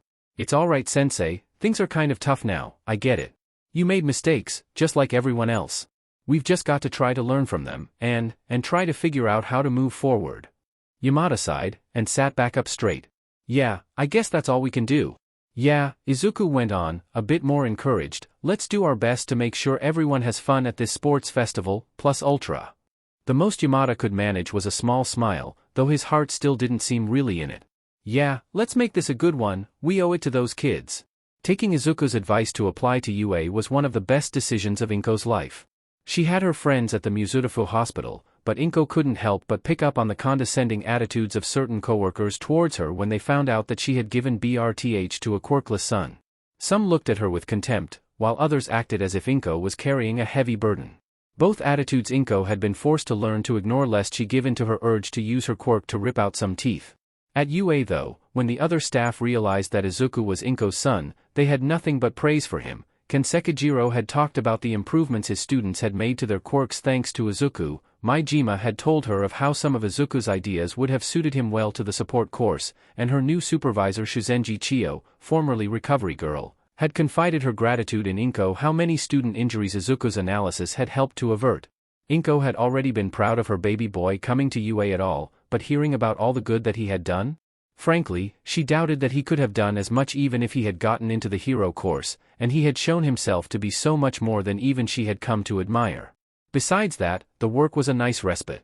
In the days after the HPSC's fall, it was all Inko could do to get home to get some sleep, overwhelmed by severity and the sheer number of injured being brought in as a result of all of the panic and anger that seemed to permeate society now. It was the worst when a former hero was brought in. Quite a few were still trying to do their jobs, but without the support and coordination of an organization like the HPSC, injuries and fatalities were skyrocketing.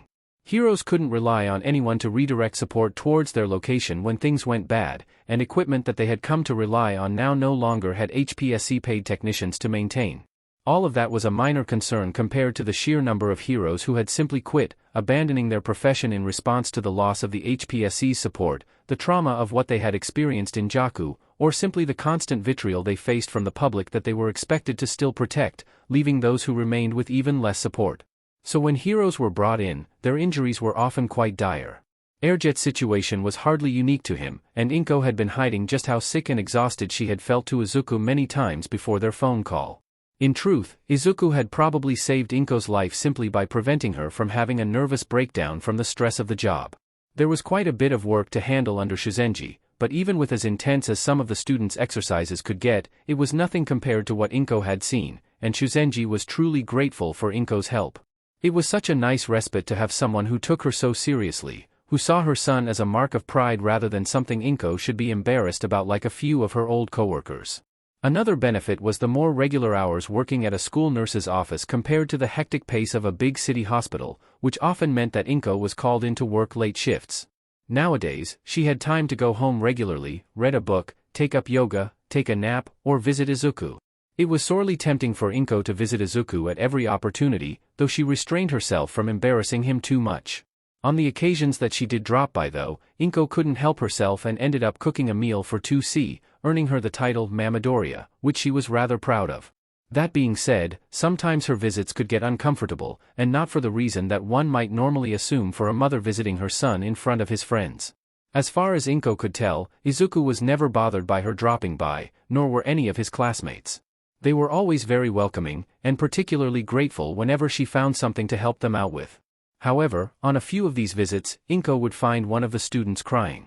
When she asked Inui Ryo, the school's guidance counselor, about this, he made her realize that her mothering them, cooking for them, helping them with homework, or talking to them about their problems, might be reminding them of their own parents, triggering some fears that they had of their family's safety outside of UA.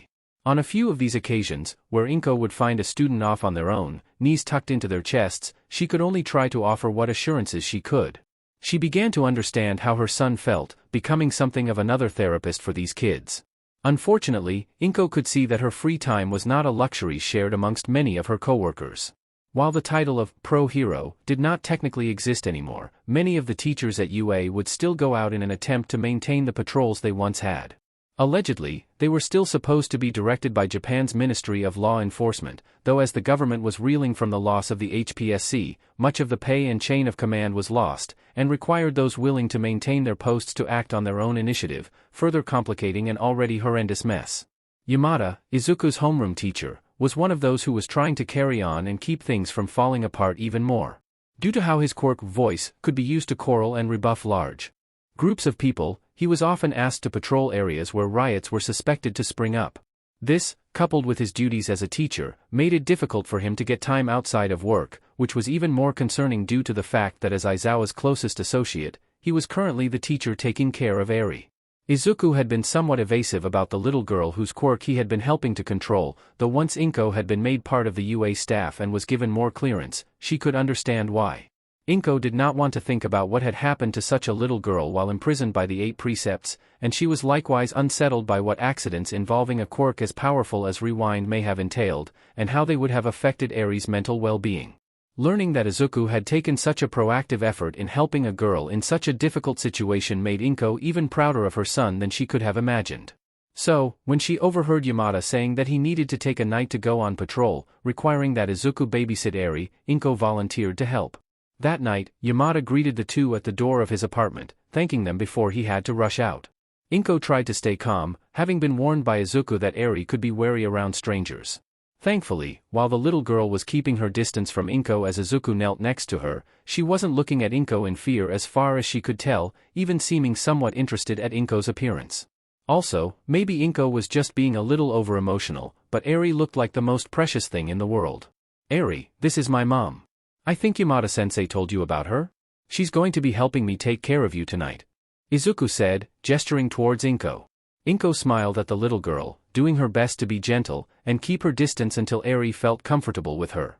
"Hello Eri, it's nice to meet you," she said, nodding. Eri still seemed somewhat wary, staying close to Izuku, but she wasn't hiding either.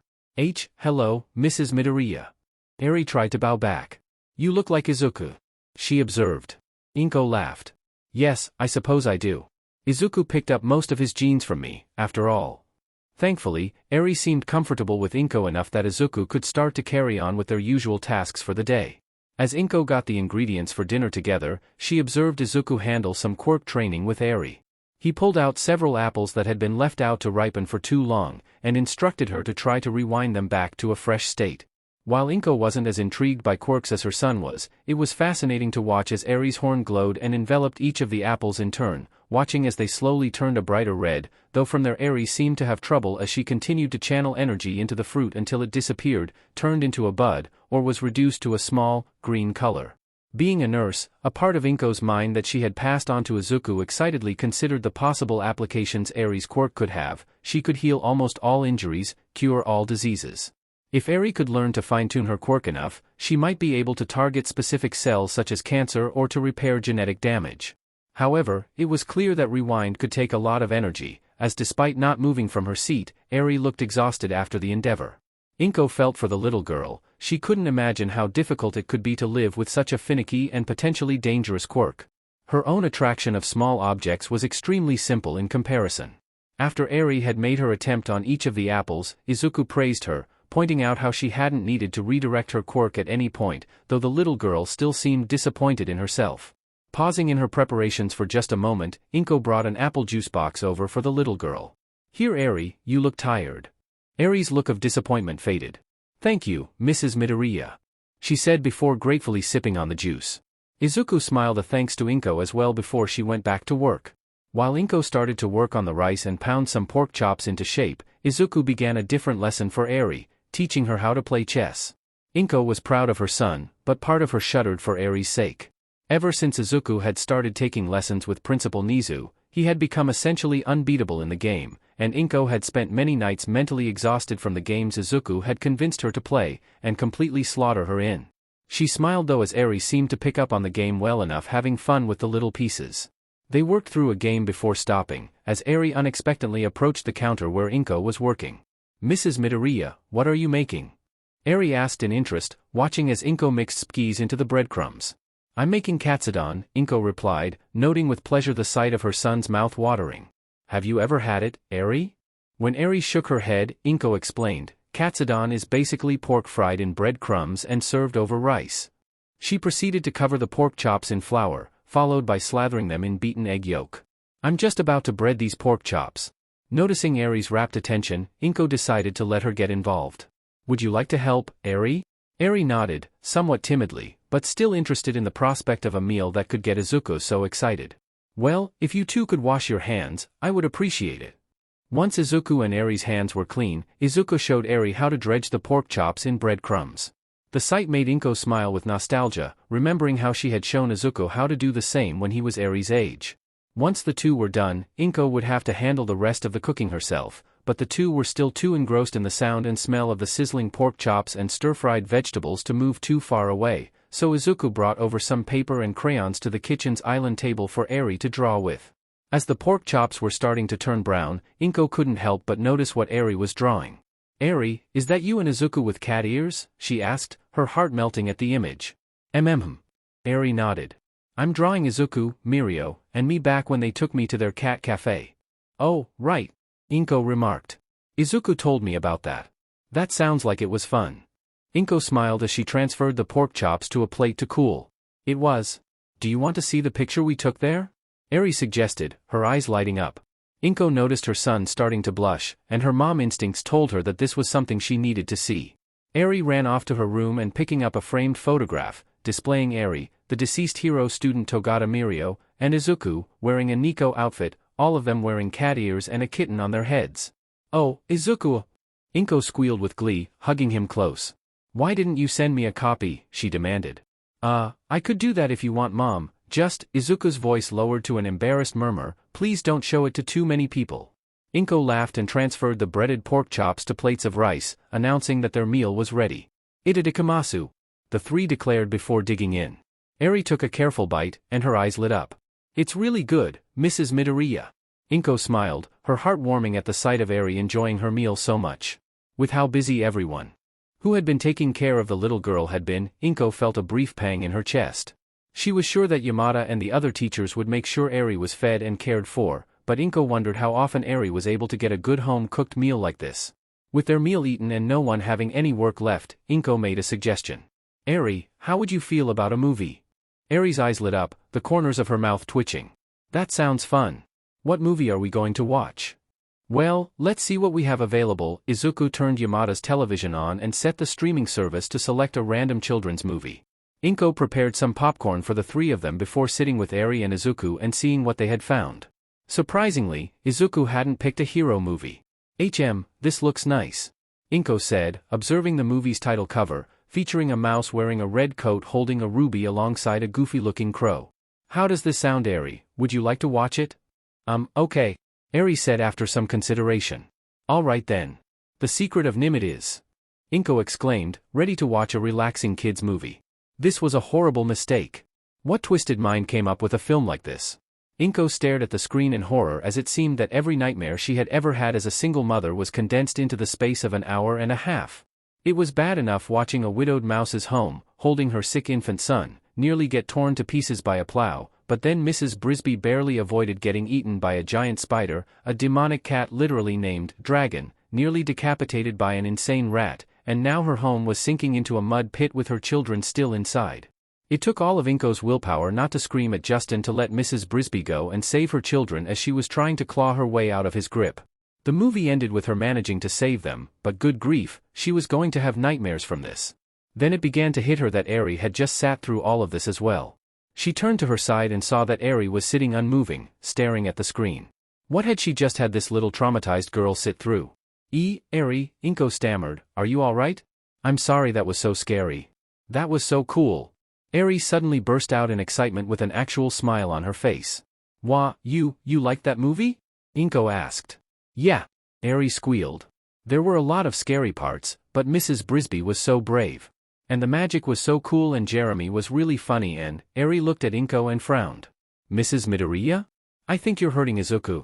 Mom, can't breathe, Izuku gasped for air as his mother had at some point latched onto him in a hug in some instinctual longing to protect her baby. Inko squeaked, releasing Izuku and apologizing profusely. After he had caught his breath though, Izuku's attention was caught when he looked at Eri's smile and grinned. So, you liked that movie, Eri? He asked, kneeling down. Yeah, Eri said again, quickly recovering from her concern. Thank you so much for letting me watch it, Izuku and Mrs. Midoriya. Inko felt touched by Eri's innocent joy, even more so when the little girl hugged Izuku, and then Inko in turn, which she gladly reciprocated. Later, after Eri had brushed her teeth and had gone to bed, Izuku suddenly enveloped Inko in his own hug. Mom, thank you so much for coming, I think you made Eri feel really good. That was the first time I've seen her smile since Togata died. Izuku's statement filled Inko with pleasure, but also concern. That little girl had been through so much. The teachers here were doing what she could for Eri, but there was only so much that they could do. At that moment, Inko resolved to do something to help Eri. The next day, Inko found Yamada in the staff room. Yamada, may I have a word with you? Inko asked her son's homeroom teacher. Sure, what is it? The former hero responded. To my understanding, you're acting as Eri's primary caregiver, but I was also told that some of the other teachers have been stepping in. What exactly is Eri's current situation as far as who is taking care of her? Does she have an official guardian? At this question, Yamada sighed in exhaustion. I wish I had an answer. Excuse me? Inko responded, confused. Yamada fixed Inko with a tired expression. It used to be that Shota, the homeroom teacher for Class A, was acting as her guardian. His quirk let him handle the possibility that Eri's quirk would go out of control. But now that he's been forced to retire and, well, why he had to retire, it was decided that he couldn't. Right now, it's just whoever's left at UA watching over her. Usually it's me since I was the closest to Sho, Yamada grimaced. But to be honest, Eri's situation is kind of up in the air right now. The only reason Child Services hasn't taken her somewhere else is because they're swamped handling situations for kids that have it even worse. At least here, Eri has food, a roof over her head, and people. Well, Yamada managed a small smile, your son helping her handle her quirk, but Eri doesn't have anyone really fixed in her life, if you know what I mean. Yamada sighed, facing the floor. Eri trusts me enough to stay here and eat food that I make her, but I know it's been really rough on her. She doesn't see me the same way she did for Sho, or Togata, or heck, even your son, and I can't blame her. I've been trying for the little listener, I really have, but I've also got all of these other kids to take care of, and I keep getting asked to help out by the police, so I keep having to leave her with babysitters like this. Inko looked at Yamada with sympathy. She had her suspicions that Eri's guardianship wasn't exactly stable, but it was still upsetting to have them confirmed. However, she had been thinking about something ever since she started to have these suspicions. Yamada, would it perhaps be helpful if Eri stayed over at my apartment? Yamada blinked, looking at Inko. Are you saying that you want to adopt her? Inko couldn't help but feel butterflies in her stomach at this statement, but she tried to push them down and handle the situation rationally. I understand that Eri's legal status as far as guardianship could be difficult right now, and I know that I have only known her for a day, but I can't help but think that she might benefit from having a more, and don't take this the wrong way, Yamada, Inko tried to add respectfully, but it might be helpful for her to have someone who's had more experience raising a child. Even if I would just be fostering her unofficially, it would make me a lot happier to know that Eri has someone taking care of her who has the time to be with her. Are you sure about this? Yamada asked after considering Inko for a moment. It sounds like you and the rest of the teachers have been trying to take care of Eri to the best of your ability. It makes sense that I would help as I'm able to, especially since I don't have the added responsibilities of hero work. Yamada blinked, looking away from Inko for a moment. As he thought though, it seemed as if he was relaxing more. Well, if you're up to it, let's see what Eri thinks. About a week after the sports festival, Izuku was called to a meeting in the teacher's lounge with the new Class A teacher. Midoriya Izuku? My name is Tsurigami Kenji.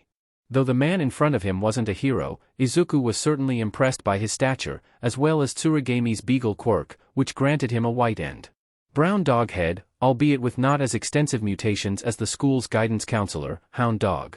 From what Izuku had heard, Tsurigami was once the chief of police, but was about to retire when the Battle of Jakku occurred. As the heroes were expected to integrate into the police force, he was deemed as the best possible teacher to help the former hero students to handle that shift. Izuku bowed respectfully towards the man, still curious what the new teacher wanted to speak to him about, though he began to get an idea when he saw copies of the analysis he had done for the Class A students in front of him, which Tsurigami gestured to. I understand that you've helped the hero course students with your analysis. I was quite impressed with your work with Shoji and Yayorozu in particular. Izuku blushed with the praise. Thank you, Tsurigami-sensei, but it's really down to their hard work and talent. Tsurigami nodded. It's true that they should be praised for their work, but that's not why I wanted to talk to you. Izuku calmed down, making himself pay attention. You see, Midoriya, I was asked to take this position to better help the students of what used to be the hero courses integrate into the new system, to incorporate strategies focusing on teamwork and long-range combat. Most heroes have been trained to focus on techniques that are powerful, but oftentimes impractical and potentially hazardous to their surroundings. Izuku couldn't help but think of MT Ladies' Canyon Cannon move. Or focus on close combat akin to a gladiator-style fight, techniques which look good to spectators and the press but aren't really practical. Izuku blinked in surprise. Okay, but what do I have to do with that? Tsurigami gestured to Izuku's analysis.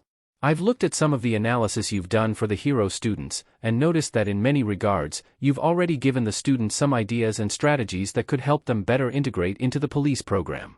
Shoji cited you as the reason why he first started learning how to use firearms, Hagakure took your advice in focusing on silent takedowns, and Mina has learned to be more adaptable with how she uses her acid because of your advice. Really, most of your analysis had nothing to do with the showboating that heroism has been criticized for and is quite practical. Tsurigami folded his hands together and leaned forward. I understand that you, like everyone else, are navigating uncharted waters as it were, but your work has shown promise. I was hoping that I could ask you to use your analysis on heroes, but apply it to the strategies used police and rescue operations. Izuku was flattered that he would be trusted to this regard. It made him feel relieved that his work was still applicable, possibly even more so to what heroics was turning into. If you think that I can be of assistance, I would love to help, sensei. Tsurigami smiled and started to rifle his way through the analysis. Let's get started, then. Tsurigami began to give Izuku a brief overview of the kinds of principles and strategies that the former hero students were expected to abide by. It seemed that his biggest difficulty was in personalizing training to each of the students and their quirks. Police were trained by a standardized system, previously only a few being allowed to use their quirks, and only in specific circumstances. This meant that Tsurigami wanted details as specific as possible on the limits of his students' quirks. What range could Mina launch her acid, what was the mental deterioration of Sato's sugar rush, etc., comparing them to the range of firearms or the impact resistance of body armor. Despite the different mindset that Izuku was being asked to adopt here, it was quite exciting for him to explore, particularly in applying the students into collaborative scenarios, figuring out the distance that Kaminari needed his allies to be at to safely use his shock discs, how many of the other students Zero's tape could support when rappelling down a building, or how much energy Hagakure could refract from Aoyama's naval laser. At this point though, Tsurigami had to stop Izuku. I'm sorry, Midoriya, but Aoyama is no longer a student at UA. Izuku dropped the notebook he was reading through. What? Why? He and his family immigrated back to France. He transferred to a hero school there. Tsurigami picked out a few documents, separating them from the others. Bakugo, Kirishima, Rin, and Mineta also all dropped out. As much as Izuku had come to realize how much better off he was without Bakugo in his life, he couldn't believe that he would just quit. From what Izuku had seen of Kirishima, he was also surprised at how someone so exuberant would drop out. He couldn't understand why Rin would either. Mineta, the less said about Mineta the better. Why so many though? Why now? Tsurigami gave a tired sigh. I wasn't that surprised to be honest. Rin's family wasn't happy with the revelations of what's gone on with the HPSC or this school and decided that he's better off in his home country. Tsunatori from 2B is the same, her family has moved back to the US. Besides that though, UA is having the same issues as all of the police and rescue departments are in integrating heroes.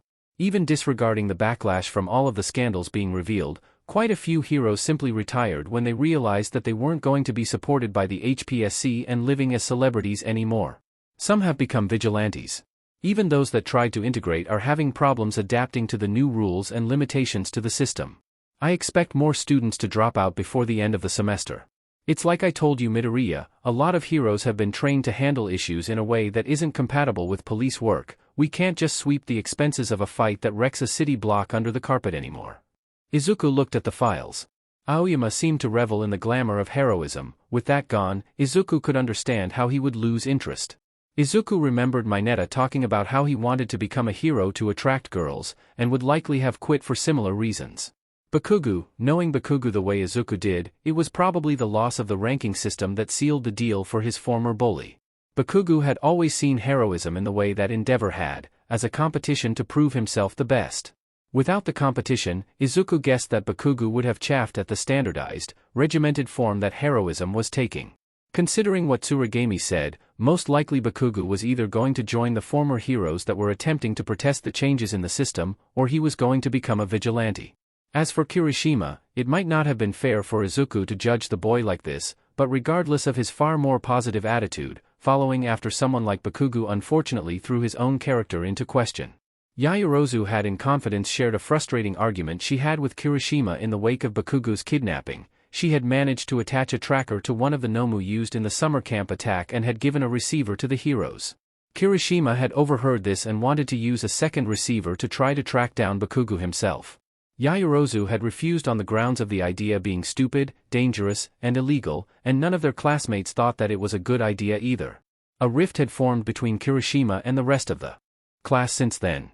Izuku could recognize that Kirishima wasn't like the sycophants that followed Bakugo around in Aldera, but he also felt that he was clinging to an image of Bakugo that simply wasn't true, one that was going to seriously hurt him. If Izuku was right and Bakugo was acting as a vigilante now, he didn't like to think about how that was going to turn out. This wasn't how things were supposed to go. Katsuki had finally shaken off that shitty middle school and started UA. Deku still thought he was better than he actually was, and Katsuki made sure to remind him of his place before the year went out, but it wasn't like it mattered anyway. Deku was stuck with a bunch of other extras who had failed the hero course exams. Even if he was at UA, he was going to be a stepping stone for the rest of his life. Heck, a stepping stone would have been something you could see. Deku wasn't even going to be that.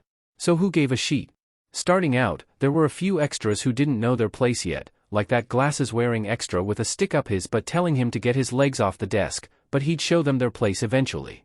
The hobo they had for a homeroom teacher even looked like he had the right mindset, skipping the useless orientation ceremony and moving straight onto getting rid of the most useless extras in their quirk apprehension exam, telling them whoever got last would get expelled. Bakugo could just set the pecking order from the start. He got third place. He was behind some half-and-half-ice BSTRD and a ponytail girl with a creation quirk. That wasn't how things were supposed to go. He was supposed to be number one. Beyond anyone else. It wouldn't stay like this. He'd crush those two and show everyone who the real number one was. Young man, I told you very clearly not to fire these, and your response made it clear that you heard and understood my instructions. You need to understand how dangerous it can be to fire a weapon like this indoors. You're lucky that Recovery Girl believes that your 3 classmates will be able to make a recovery. I am afraid that I will be having a word with your homeroom teacher and will be forced to confiscate those gauntlets. All Might said as he took Katsuki's gauntlets from him. This wasn't how things were supposed to go. He had been dominating that scaled Chinese extra until he decided to run like a coward and take potshots.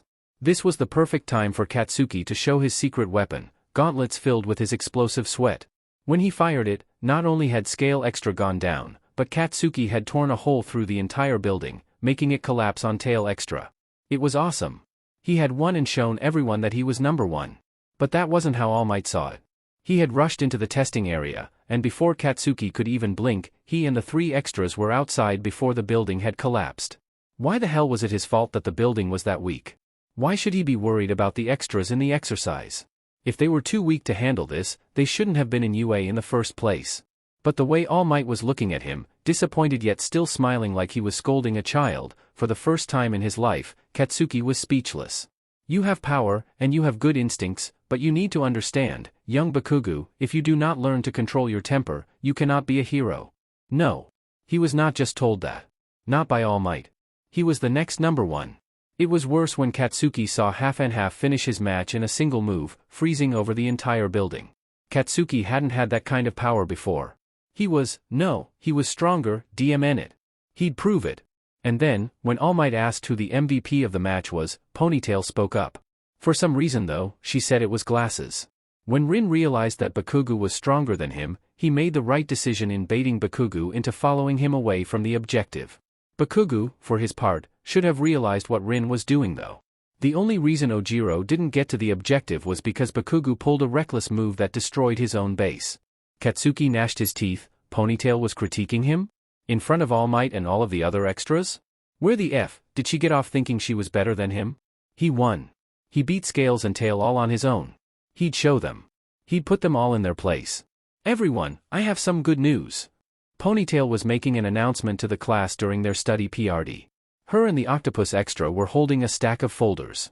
Principal Nizu had us meet with a student from the general education course who analyzed footage of us in our training and at the sports festival, and he's given us some advice on how to improve our quirks that I believe would be very helpful. Ponytail and Octopus proceeded to pass out folders to Katsuki and the extras. Up at the front row, he could see Raccoon Eyes and the new extra from Gen Ed, Pink Cheeks looking interested at their folders. Katsuki didn't bother looking at the one Octopus handed him at first.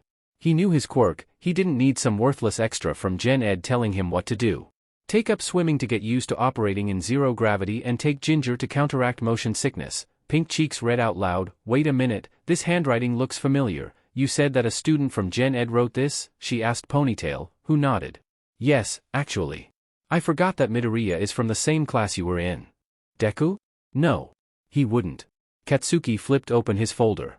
He recognized the handwriting. That BSTRD. Deku still thought he was worth something? Trying to ruin his origin story?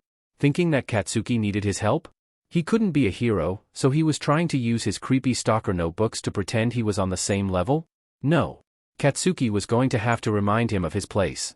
He stomped out of the classroom, not noticing the class representative watching him with a frown. Katsuki found his way to the 1C classroom. For a moment, he wondered if he should just wait until Deku left to beat some sense back into him, or if it would be worth it to go in now and drag him out. He was stopped though by Ponytail stepping in front of him. "Excuse me, Bakugu, but what are you doing here? We should be back in our classroom for study PRD. Get the F out of my way, Ponytail." Bakugu growled in response.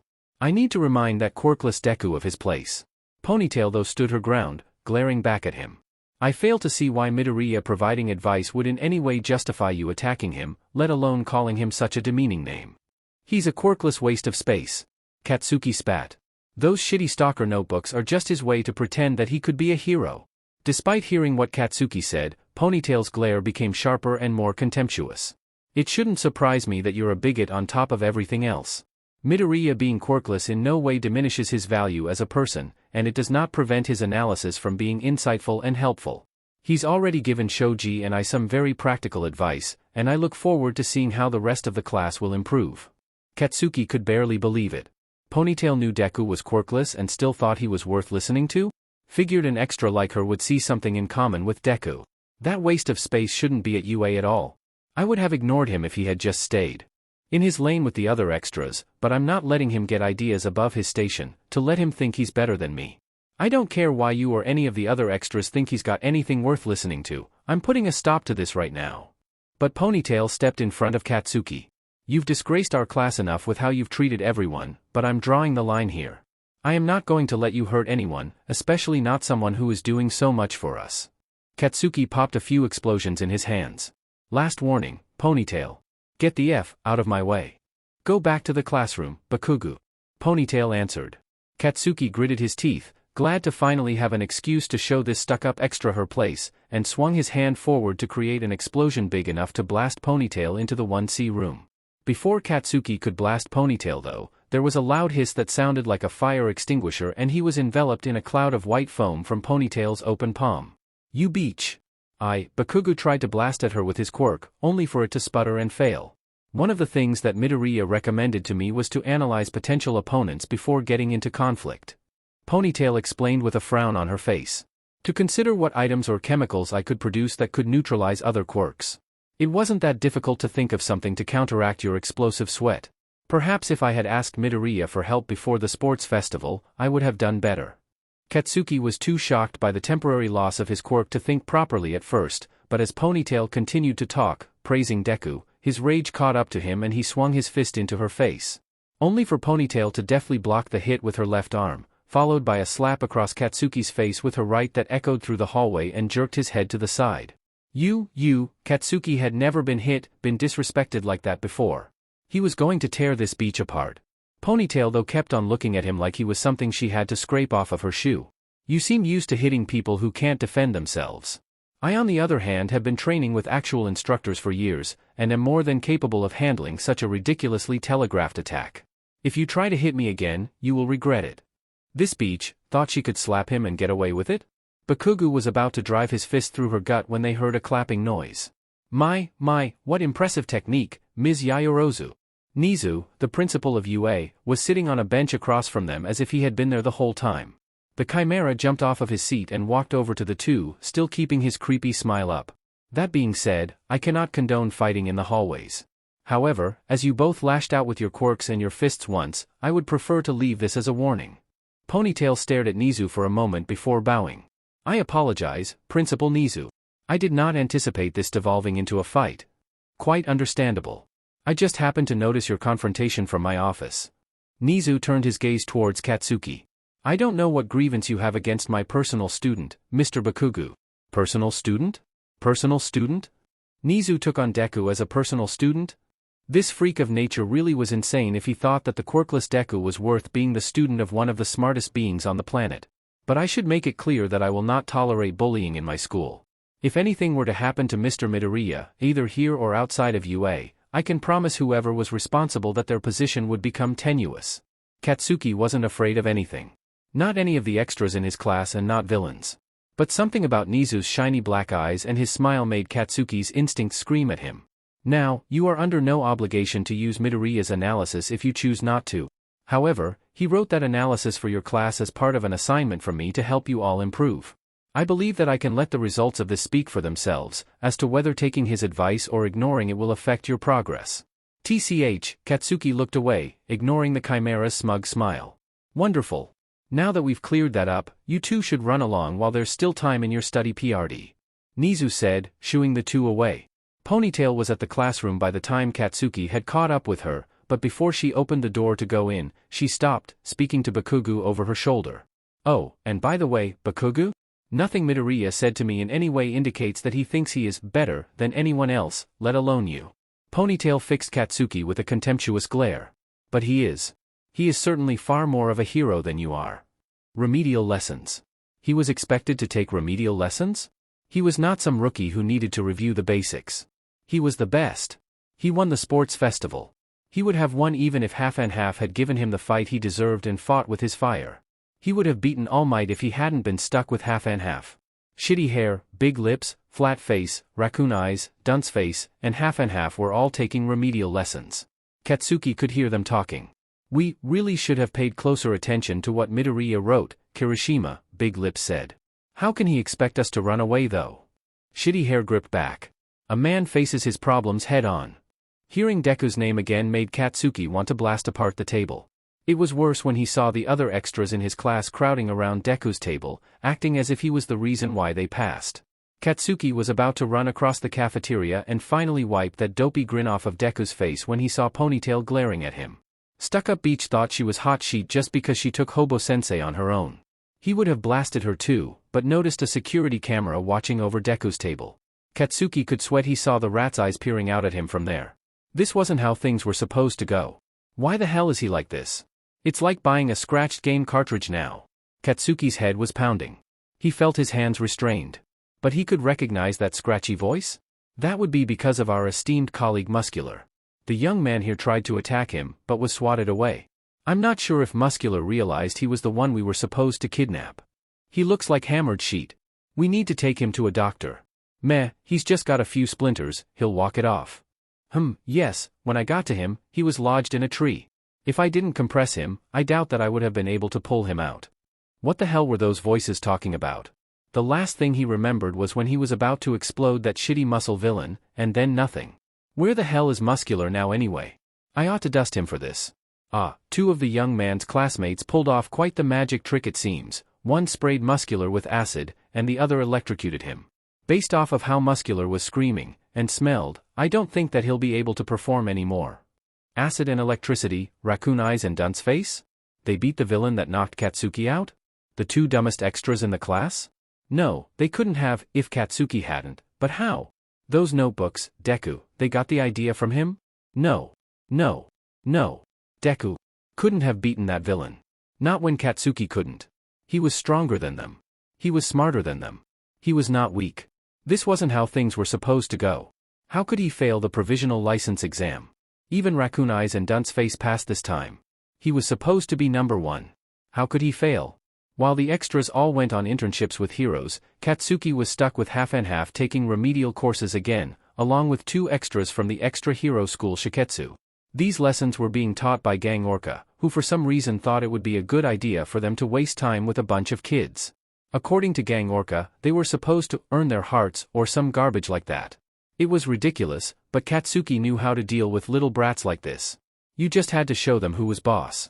He flashed his quirk, making explosions big enough to blow up cars, but the brats didn't even care, and just flashed their own useless quirks in response. One of them though spoke up. "Hey, I remember you now," he said, pointing at Katsuki. He scoffed. At least one of these brats knew to recognize the future number one. "You're that villain that the League wanted to join them." Katsuki felt a chill pass through him.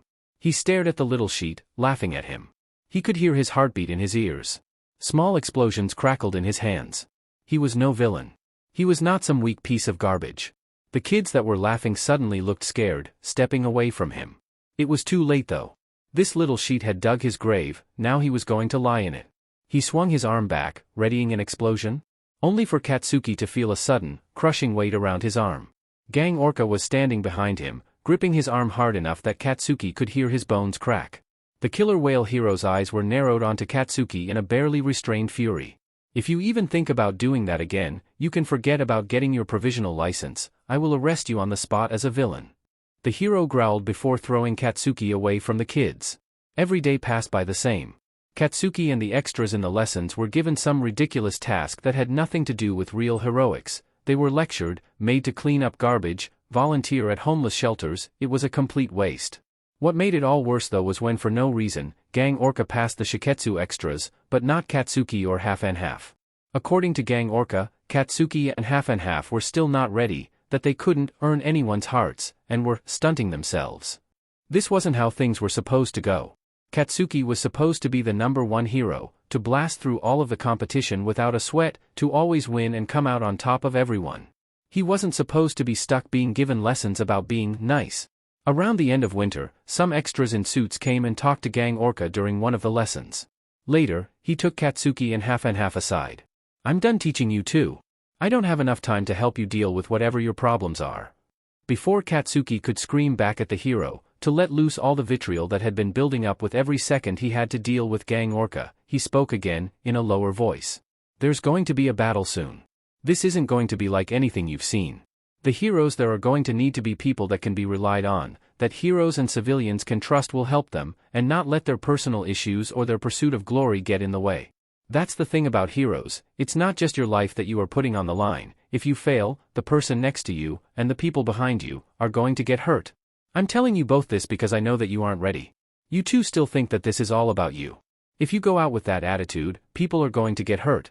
For the sake of yourselves, and the people who would be relying on you if you go out there, find a different path. Because I can promise you, there's nothing but pain ahead of you with how you're acting now." He left without another word. The two extras in suits came up to Katsuki and Half, handing them their provisional licenses.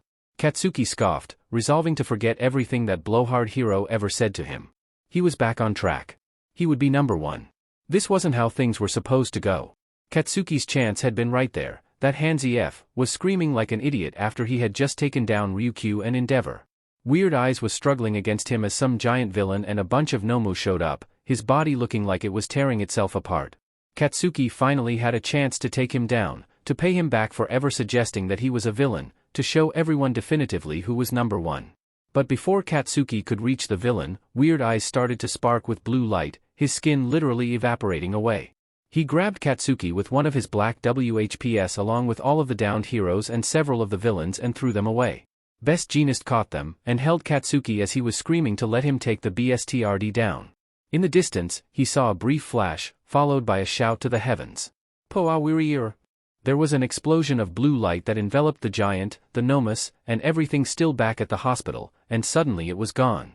But none of that matched what he was listening to now. It is the decision of myself and of Parliament to dissolve the HPSC, and to integrate our pro-heroes into Japan's police force and emergency services. No more HPSC. No heroes. No ranking system. This couldn't be happening. It had been Katsuki's dream, his destiny to become a hero, and now the world was taking that away from him? No, that couldn't be right. People wouldn't let things die like that. Katsuki started the new year, desperate to hear what they were going to do now, to hear that people would stop whining and things would go back to the way they were supposed to go, with Katsuki on top. Hobo-sensei didn't show up to class though. Instead, it was some dog-headed extra. Attention 2A, my name is Tsurigami Kenji. Your homeroom teacher, Aizawa, has unfortunately been forced to retire due to injuries he sustained at Jaku. I will be taking over as your new homeroom teacher. At the very least, Doghead looked like a teacher. But he wasn't any hero Katsuki recognized. You may have noticed that I am not a hero. I was police chief, and had intended to retire and pass my position on by the end of last year, but with the dissolution of the hero system, I was asked to take this position to better help students in your course integrate into the police and emergency response forces. Police? They actually expected them to do that? To become one of the weak, faceless cleanup crews for heroes? No. Katsuki was no extra. The dog-headed extra leaned over the podium. There is something that you all need to understand if you choose to remain in this class. You are not going to become heroes. This is no longer the hero course, but has been tentatively renamed Advanced Emergency Services. While the duties you would be expected to fulfill are similar as part of the police, there are many differences that you need to take into consideration. Your training is going to be changed to cut out attributes or strategies deemed superfluous or dangerous. You can't expect to get rich from this kind of job. There are no advertisements. We are not working to have our faces seen on television, we are public servants. We are not seeking to compete against each other. I can't guarantee you what this new system is going to be turned into. That is something that the government is going to have to figure out over the next couple of years, but for now, the most we can understand about what you would be expected to become is essentially a special forces branch of the police that have been trained to use your quirks. Over time, it wouldn't surprise me if the line between you and the rest of the emergency response force is blurred even further. Simply put, you are being asked to perform the same duties you would have had the HPSC not been dissolved, but without the fame and fortune. Several of the students paled at this announcement. Katsuki grit his teeth harder with everything that Doghead said.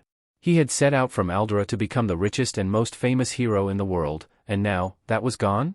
I wish I could paint this in a different way, but that is the fact of the matter. I have been asked to keep as many of you as possible in this field so as to reinvigorate our nation's security with the fall of the hero system. However, I refuse to send out anyone who isn't prepared to make this kind of sacrifice. I am not interested in drafting children into a conflict that is our fault in the first place. The former police chief brought out a stack of papers. These are transfer papers to the other courses of UA. If you decide that this course isn't for you, there is absolutely no shame in transferring to something that would make you feel happier and safer. If you have doubts about whether this is the right path for you, I would encourage you to talk to me as soon as possible. Every passing word hit Katsuki harder than the last. They were actually serious about this. They expected heroes to just fade away, and for Katsuki to just become an extra, a nameless face in a cookie-cutter uniform, living a pathetic life watching crosswalks. F this. Katsuki stomped out of the classroom, not bothering to pick up a transfer sheet. If this was as far as UA had fallen, there was no point to Katsuki being here anymore. Hell, coming here in the first place had been a mistake. He thought that this was where heroes were trained, where people who actually mattered solidified their names for everyone to know. But they were crumbling into something weak and pathetic that Katsuki wasn't going to be a part of. Katsuki wasn't going to do that. He wasn't going to become some extra that no one would remember. He wasn't going to sink to the same level as Deku. If the HPSC was gone, fine. Katsuki would go out and be a hero all on his own. He packed up his belongings in his room, only to meet Shitty Hair outside. What is it, Shitty Hair? Hey Baku bro, are you actually leaving? I'm not going to stick around to become some no-name extra. If the HPSC's gone, I'll go and become a hero all on my own. For some reason, Shitty Hair grinned. That's manly. You're right, we shouldn't give up. Give me a second, I'll be right behind you. Katsuki scoffed at actually waiting for anyone, though Shitty Hair was still following behind him after he had finished packing. Once Katsuki had brought his stuff home, his parents blew a fuse when they realized he had dropped out, having him sit down in their living room so they could whine at him. How could you just walk away from this, brat? You know how hard it is to get into UA, and you're just throwing it all away? The hag shouted, frantic. Masaru tried to step in. Katsuki, I know that this might not be what you set out to do, but it's still reasonably close. You'd still be doing essentially the same things, just under a different name. Katsuki though scoffed. The police are for weaklings who couldn't cut it as heroes. They're for people who don't matter. All of this is because a bunch of extras that can't accept their place want to bring down the people who do matter to their level. I'm not going to do that. People are brain dead if they think that the police can cut it against actual villains. I'm going to go out and show them why they should be begging me to be a hero. When he said this though, it just made the hag angrier. Are you kidding me? You're planning to go vigilante? Katsuki, you could go to jail for this. Who gives a shit? Katsuki answered. Plenty of heroes have been going vigilante. Haven't you heard what Mirko is doing? All Might's campaigning to bring heroes back, too. All Might hasn't given up, and neither will I. By the end of this, I'll be on the right side of history. Masaru tried to step in again, his fear obvious even as he tried to keep his voice even. Katsuki, going out like this is a bad idea. There's no support or regulation for heroes anymore. Maybe it's not ideal, but if you stay at UA, you can still be part of something that could actually help people. Just look at how well Izuku has been doing. Who gives a shit about that worthless, quirkless, Deku? I'm not working to become a hero for some worthless extras, I'm doing it to be the best. Katsuki shouted back. The hag got in Katsuki's face. His name is Izuku, brat. And I would have hoped that you would have learned to respect him. Why the hell would I respect that quirkless waste of space? Because he's a good person, she shouted back. Why do you think I pushed so hard for you two to be friends when you were younger? I thought he'd be a good influence on you and actually help you become a good hero, or at least a good person. You wanted me to be like Deku? Katsuki repeated in disbelief. Why the hell would I want to be like him? He's a weak, creepy, crybaby stalker too dumb to realize his place in life. Katsuki's parents stared at him in shock. Surprisingly, it was Masaru who spoke first, sounding angry for the first time in Katsuki's life. Do you know what Izuku is? He's happy. He's respected. He's doing something that makes people around him better. Why wouldn't you want that? He's weak. Katsuki spat. And everyone else has gotten weak too. Everyone wants me to become some worthless extra like everyone else, but I am no extra. I don't care if the HPSC's gone, I'm going to remind everyone who I am. I'll put heroes back on top with me leading them. By that point, Katsuki toned out his parents' shouting and protests, realizing what he needed to do. He packed a bag full of clothes and walked out the door. He only stopped once when the hag grabbed him by the arm. Her face though made her look pathetic. She was pale, scared, crying, and her voice came out in a whisper. Katsuki, please, don't do this. Katsuki wrenched his arm out of the hag's grip and blasted off.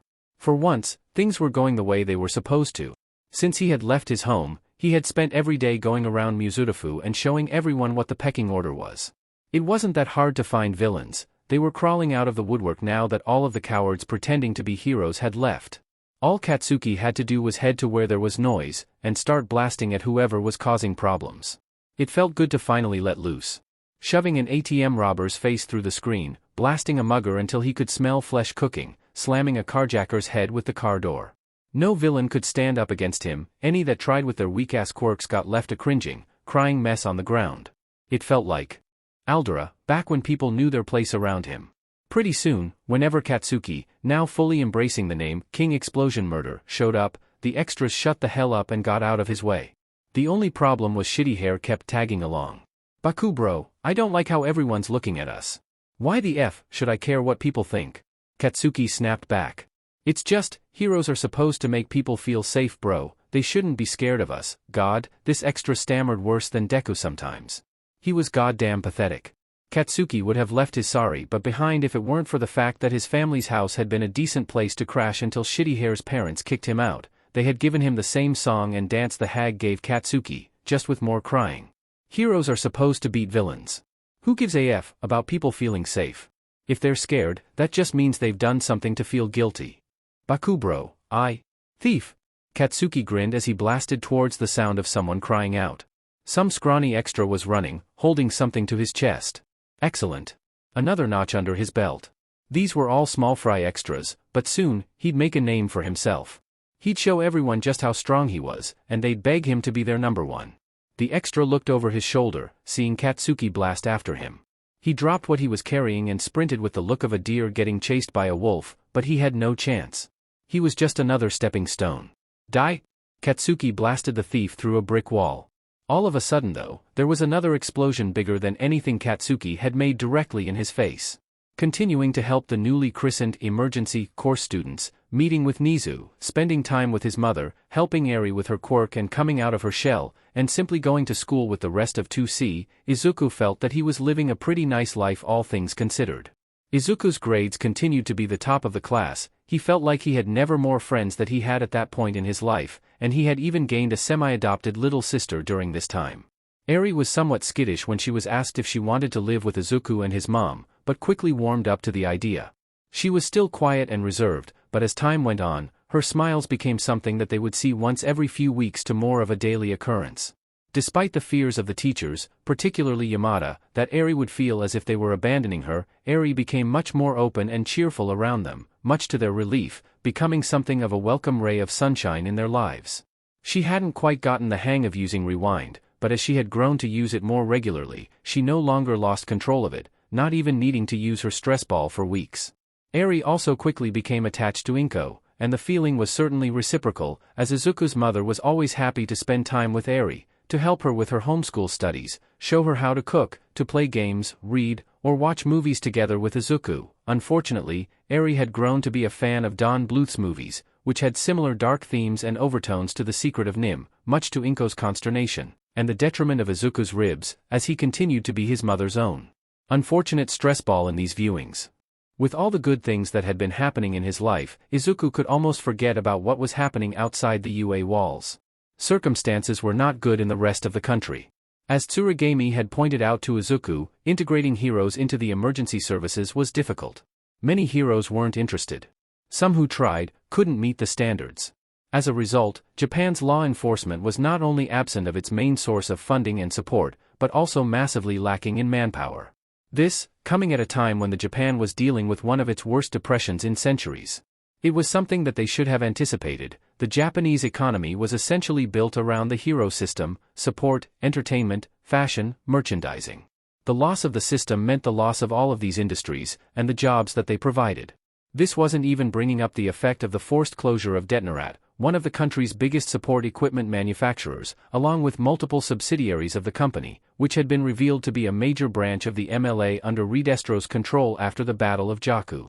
With both the country's emergency services and its economy in shambles, it wasn't hard to see the appeal in the pro-hero movement, led by All Might and Sir Night Eye, who had been lobbying for a repeal of the government's dissolution of the hero system, arguing that the act was insulting to the memory of Lemillion and of the heroes that had died in Jakku. Though the movement was at first unpopular with all of the scandals unveiled by the UN and WHA, it had been gaining traction as the country felt the pain of the loss of their main means of law enforcement and the core of their economy, the movement's numbers bolstered by the many pro-heroes who had lost their jobs from the measure. For a short time, Izuku wondered if things were going to be brought back to how they were before Jakku, only for the movement to be kneecapped just a week after Izuku had spoken to Tsurugami. Bakugo had indeed resorted to vigilantism, with Kirishima leaving the emergency course in support of his friend. For a few days, the two roamed the streets, picking fights with random thugs and shoplifters. Looking back, Izuku wondered if Kirishima ever realized how badly Bakugo was hurting people, if he had misgivings about leaving behind men and women so broken that several lost the ability to walk or see by the time that the police got to them. If he did though, it was far too late. It was a shoplifter, actually a man who used to work for one of the hero advertisement agencies that had gotten shut down with the fall of the system. Unable to find work, he was one of many who had resorted to petty theft to feed himself. Bakugo probably didn't know that though. All he heard was someone shouting, "Thief," and blasted after the man. Even when the man had dropped the ramen he had stolen, Bakugo continued to chase after him, unleashing a blast that tore through a brick wall and hit a propane tank. The resulting explosion killed the shoplifter along with 14 bystanders. When the police arrived on the scene, they confronted the wounded Bakugo and Kirishima. The horrified Kirishima surrendered, but Bakugo became enraged at being treated as a villain. In the resulting fight, the police were forced to shoot Bakugo through the shoulders after he had added a police officer to the casualties.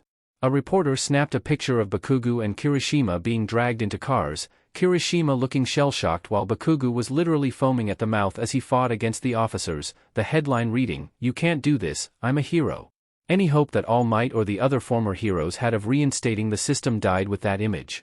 To the world, Bakugo would forever be seen as the prime example of why the Japanese hero system didn't work, a focus on a flashy, combative quirk at the expense of people's well-being, so drunk on his arrogance and self-importance that he was incapable of seeing how anything he could do was wrong and obvious. Narcissist and psychopath that the top hero school in the world had seen fit to build up as the example of what a hero should be. Yue's reputation was destroyed. It wasn't as if Bakugo's behavior had been subtle. The critics of the school and the hero system had plenty of evidence to point to indicating a pattern of violence and arrogance that the school had never addressed, and no record of any kind of real punishment or reprimand. Instead, Yue had rewarded Bakugo for his abhorrent attitude, having him give the student pledge, gave him the gold medal at the sports festival, and had defended him after his kidnapping. The result? A lunatic that snapped and murdered over a dozen people the minute he didn't get what he wanted. The news about Bakugo, and what it meant for the future of heroes and Yue, was the main topic of gossip in 2C that morning, many of the students speaking with grim satisfaction of being proven right about their beliefs of Bakugo and what his ultimate fate was. Yamada walked in, even more drained than he had looked at the beginning of the year. Izuku couldn't imagine how Yue's reputation was going to hold up from what had happened. "Alright listeners, I've got a bit of an announcement to make." The class tensed up, thinking that this must have to do with the Bakugo scandal. "We're getting a new student today, or rather, an old student." He turned to the door and called out, "You can come on in." To the class's surprise, Uraraka Ochako came in, dressed back in the Gen Ed uniform. "Hey, everyone," Uraraka said, trying to smile. As the class erupted, some crying out welcomes, a few whispering to each other, Izuku was able to get a closer look at Uraraka. She had gained quite a bit of muscle over the past year, something that Izuku had observed from watching the hero students train. Seeing her here though made Izuku realize that she also seemed thinner, and her eyes had faint bags under them that she seemed to be trying to cover with makeup. Regardless of the fact that he had already been in communication with Uraraka, Izuku made sure to welcome her warmly as she returned to her old seat. As the week wore on though, Izuku could tell that Uraraka was having a hard time settling back into Class 2C.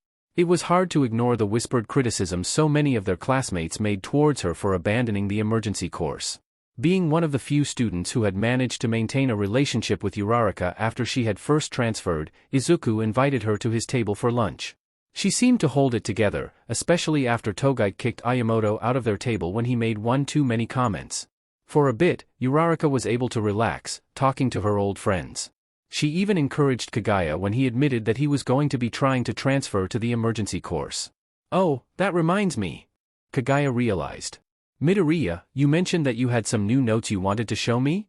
"Oh, yeah," Izuku said excitedly.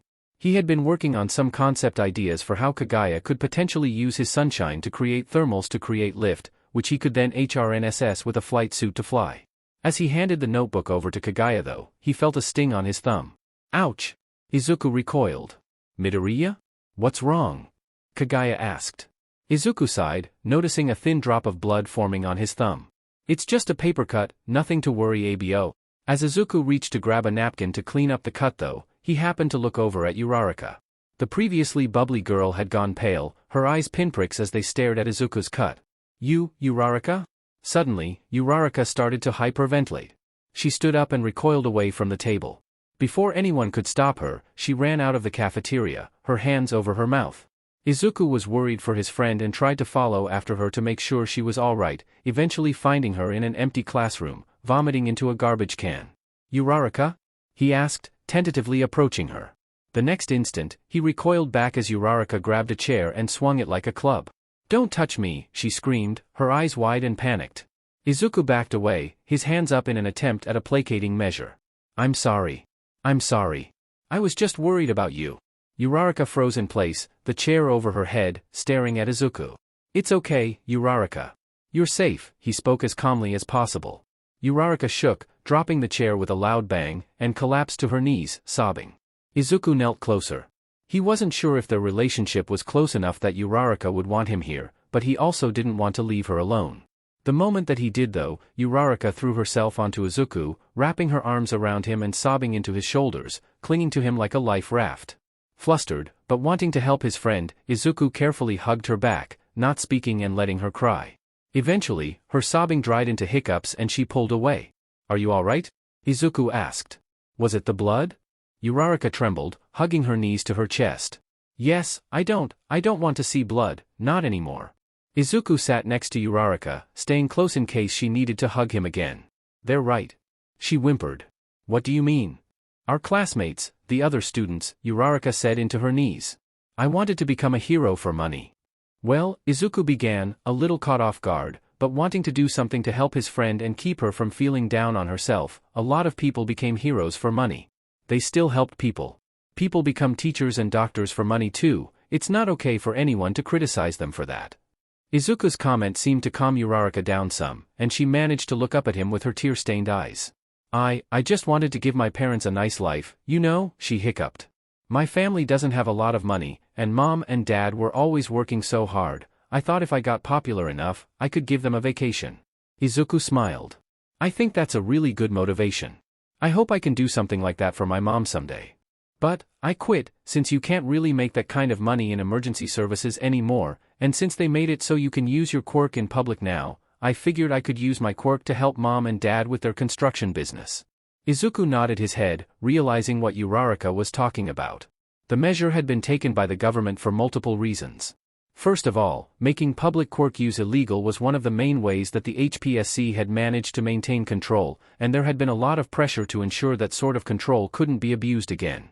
Secondly, as heroes, being the only people who could legally use their quirks in public technically didn't exist, there wasn't really a way to police quirk use anymore, especially not with all of the other problems that the emergency services had to deal with at the time.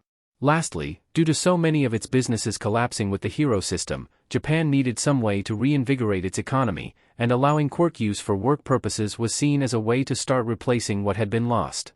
Oh yeah.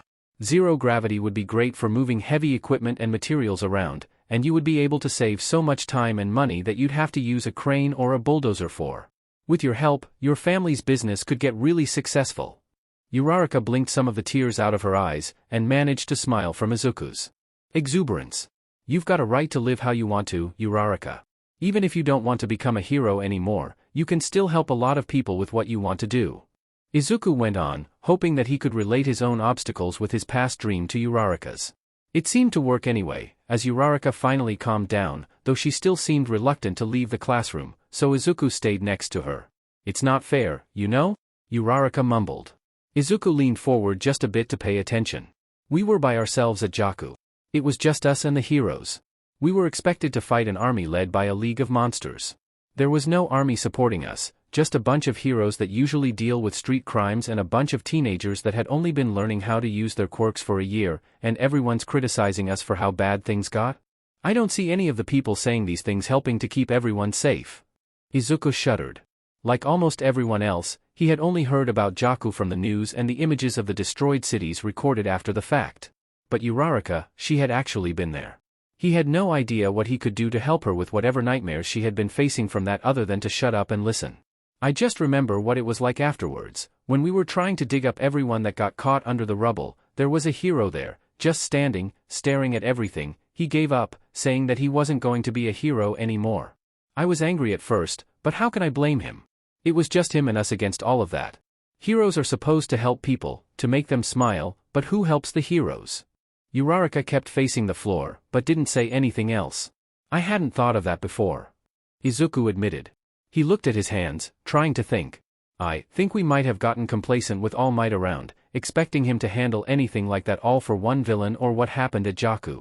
Heroes aren't really trained to deal with stuff like that, we kind of just expected them to." Uraraka trembled, the weight of what she had been through starting to hit her again. "But maybe things can get better," Izuku suggested. "Maybe we can try to build something where not everything gets put on the heroes or the police." Uraraka turned her head to Izuku. "Do you really think that we can do that? With everything the way it is now?" Izuku frowned. Even if he hadn't gone outside the UA barrier since the school year started, he had heard the crowds, the protesters, even the occasional gunshot and explosion outside the walls. "I think we're going to have to. We can't do things the way we used to. Not without all, Izuku stammered, thinking back to his first meeting with the hero, and the gaping hole in the man's side. And yet the man still fought, still ran around, trying to keep being a hero, only to burn through his available time. No, not even with All Might. Uraraka frowned at Izuku, but he continued. Not even All Might could keep things the way they were. We need to be human, Uraraka. We need to help others, but we need to be able to take care of ourselves and our families too, and no one has a right to expect us to wear ourselves to death. Uraraka's eyes started to water again. But, my friends are still in the emergency course, she whimpered. They're still putting themselves at risk, and do they have a family that needs help the way yours does? Izuku asked. You couldn't just ignore your parents. He smiled, trying to be encouraging. Besides, we need people other than heroes. We need builders, and analysts, and doctors, and everything to try to fix what we've been through. You don't have to be a hero to help people, Uraraka, even if it's not how you originally planned. He looked at his hands again. I wanted to be a hero too. I wish I could have helped you guys at Jaku, but I like to think I can help people with my work. Izuku was interrupted by Uraraka throwing herself around him again, sobbing into his shoulder. Normally, he'd be flustered, but with how upset Uraraka seemed, there wasn't anything romantic in the gesture, just a girl who was overwhelmed and needed a literal shoulder to cry on. You did help us, she mumbled into his shirt. We would have died without that stuff you gave us. Gingerly, Izuku hugged her back until she was able to calm down again. He just hoped his friends were going to be okay. You take a swan dive off a roof. Izuku was uncomfortable with this particular bit of graffiti, though perhaps that was why he had chosen this section to clean. He couldn't help but wonder how many other people Bakugo had said this to for someone to spray paint it on his family's house. The irony of the situation was not lost on Izuku, this time being the one to help the Bakugos clean off graffiti on their home instead of the inverse. Really though, compared to what he had seen written on his family's apartment, the insults Izuku had seen were tame. Cop killer. Mother of a psycho. You should have drowned the BSTRD. Right now, it was just him and Masaru washing off the threats and insults, the quiet man looking as if he wanted to rub his knuckles down to the bone with how hard he was scrubbing.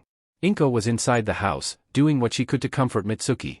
Unlike her husband, who appeared to be close to exploding in anger at himself, Mitsuki just seemed hollow, unable to get out of bed on her own, not feeding or bathing herself, just staring off into space, sometimes fixating on baby pictures of her son. Izuku, thank you. Masaru brought himself to say as he and Izuku finished, albeit with the resignation of a man who realized that he was going to have to do this same job again very soon. It was a look Izuku occasionally had seen in the mirror in the past.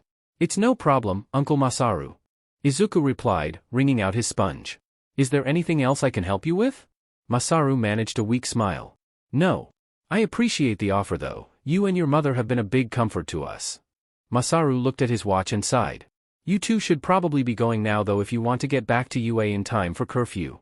As the two put their cleaning equipment away, Izuku wished he and his mother could stay longer, mostly to do more for their friends, but also because of the smell of his mother's katsudon permeating the Bakugo's kitchen. Inko was just finishing cleaning some dishes as Izuku and Masaru came in. Masaru, I made you and Mitsuki some dinner, you just need to reheat it when you're ready. Thanks, Inko. Masaru replied gratefully. Inko smiled, and Izuku followed her into the living room where Mitsuki was sitting.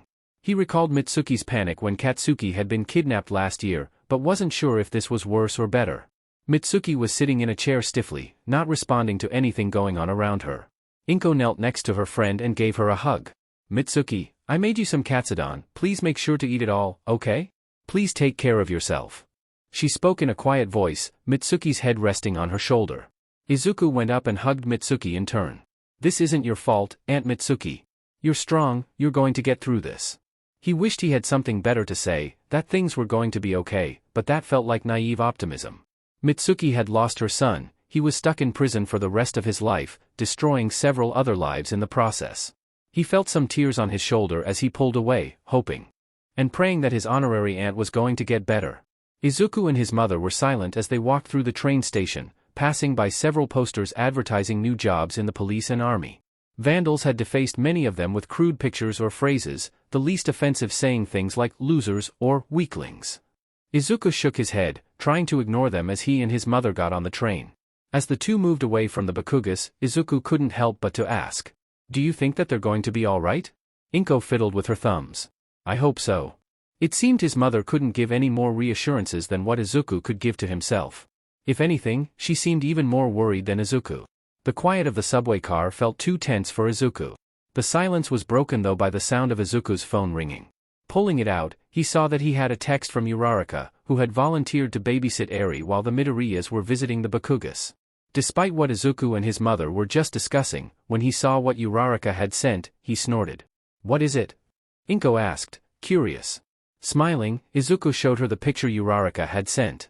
Uraraka was slumped on a table, crying dramatically in defeat while Eri patted her head in sympathy. A chessboard between the two showed it dominated by Eri's white pieces, while a dry erase board behind the two showed Eri had won 5 games to Uraraka's 0. "Midoriya, Eri's bullying me," Uraraka's text said. "Oh, that poor dear," Inko chuckled. "Does that mean you're going to pay her more or less?" Izuku asked in jest. "Izuku!" Inko shouted in mock horror, and the two broke down in some much-needed laughter. Izuku and his mother relaxed as their mood became more cheerful. He looked at his watch, and got an idea. "Hey Mom, I know that we need to get to UA before curfew, but we do have a bit of time. Would you like to visit the market?" Inko thought for a moment, and smiled. "You know, that might be nice. Let's do it." The two made a detour from UA, coming to Korisk Street, a wide area where lately, various vendors had been setting up, slowly morphing into small businesses that dotted the street. Just a month prior, this area was just as destitute from the collapse of the hero system as anywhere else. Many of the chains that ran the country's entertainment, food, and fashion industries had either gone out of business or abandoned the country altogether. After the Japanese government's move to legalize public quirk use though, it had led to a boom in small, privately owned businesses. Now, Japanese citizens could use their quirks for profit without repercussions. Instead of a chain of ice cream parlors run by a big-name brand, there were several ice cream trucks manned by small crews of men and women with ice-based quirks, allowing them to easily freeze their concoctions more efficiently than an expensive freezer and even make their treats last longer outside of their trucks. At one corner of Corsic there was a man showing off a comparatively weak metal manipulation quirk by taking pieces of aluminum cans and slowly morphing them into ornate bowls, statues of animals, and toys.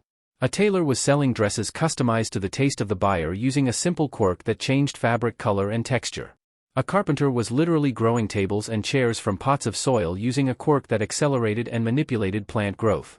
One area of the market was cleared for construction work, where Izuku and Inko could see the remnants of what was once the biggest building on the street being remodeled, on top of which a large billboard with the now infamous big-nosed face of Yatsubashi Rikiya, former CEO of Detnarat, was being painted over. There was certainly a bizarre irony to the situation, Izuku thought to himself as he and his mother enjoyed the sight while eating ice cream. Yatsubashi was technically getting what he wanted, with people being allowed to use their quirks more freely, the lifting of restrictions on quirk use being the main goal of the MLA, but because he had been so willing to commit acts of terrorism, he would never get to enjoy it himself.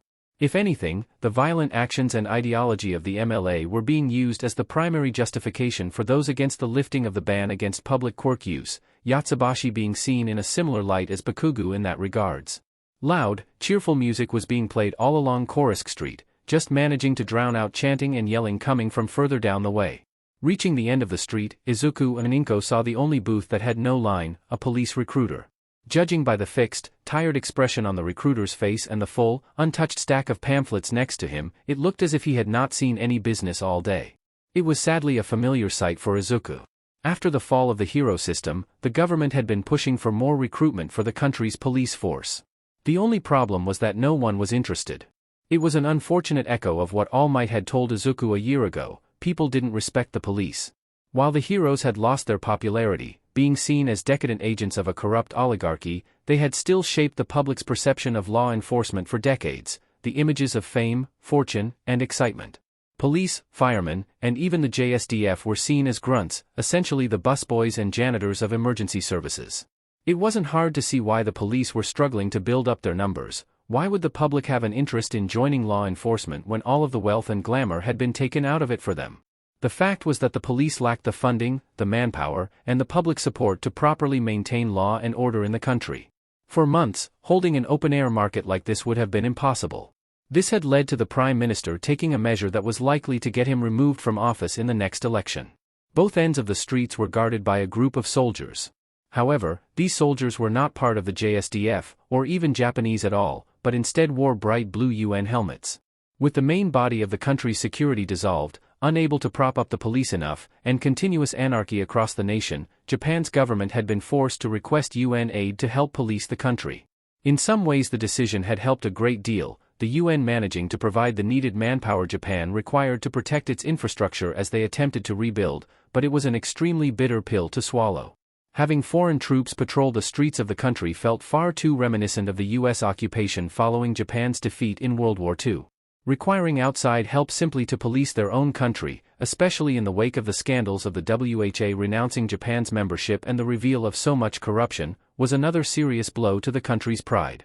Hence, while the soldiers' presence was what had allowed Kursk Street to become so prosperous, they were also the reason for the massive crowd of protesters chanting and screaming outside the market, the music only just managing to drown out their yelling enough to allow shoppers to do their business in peace.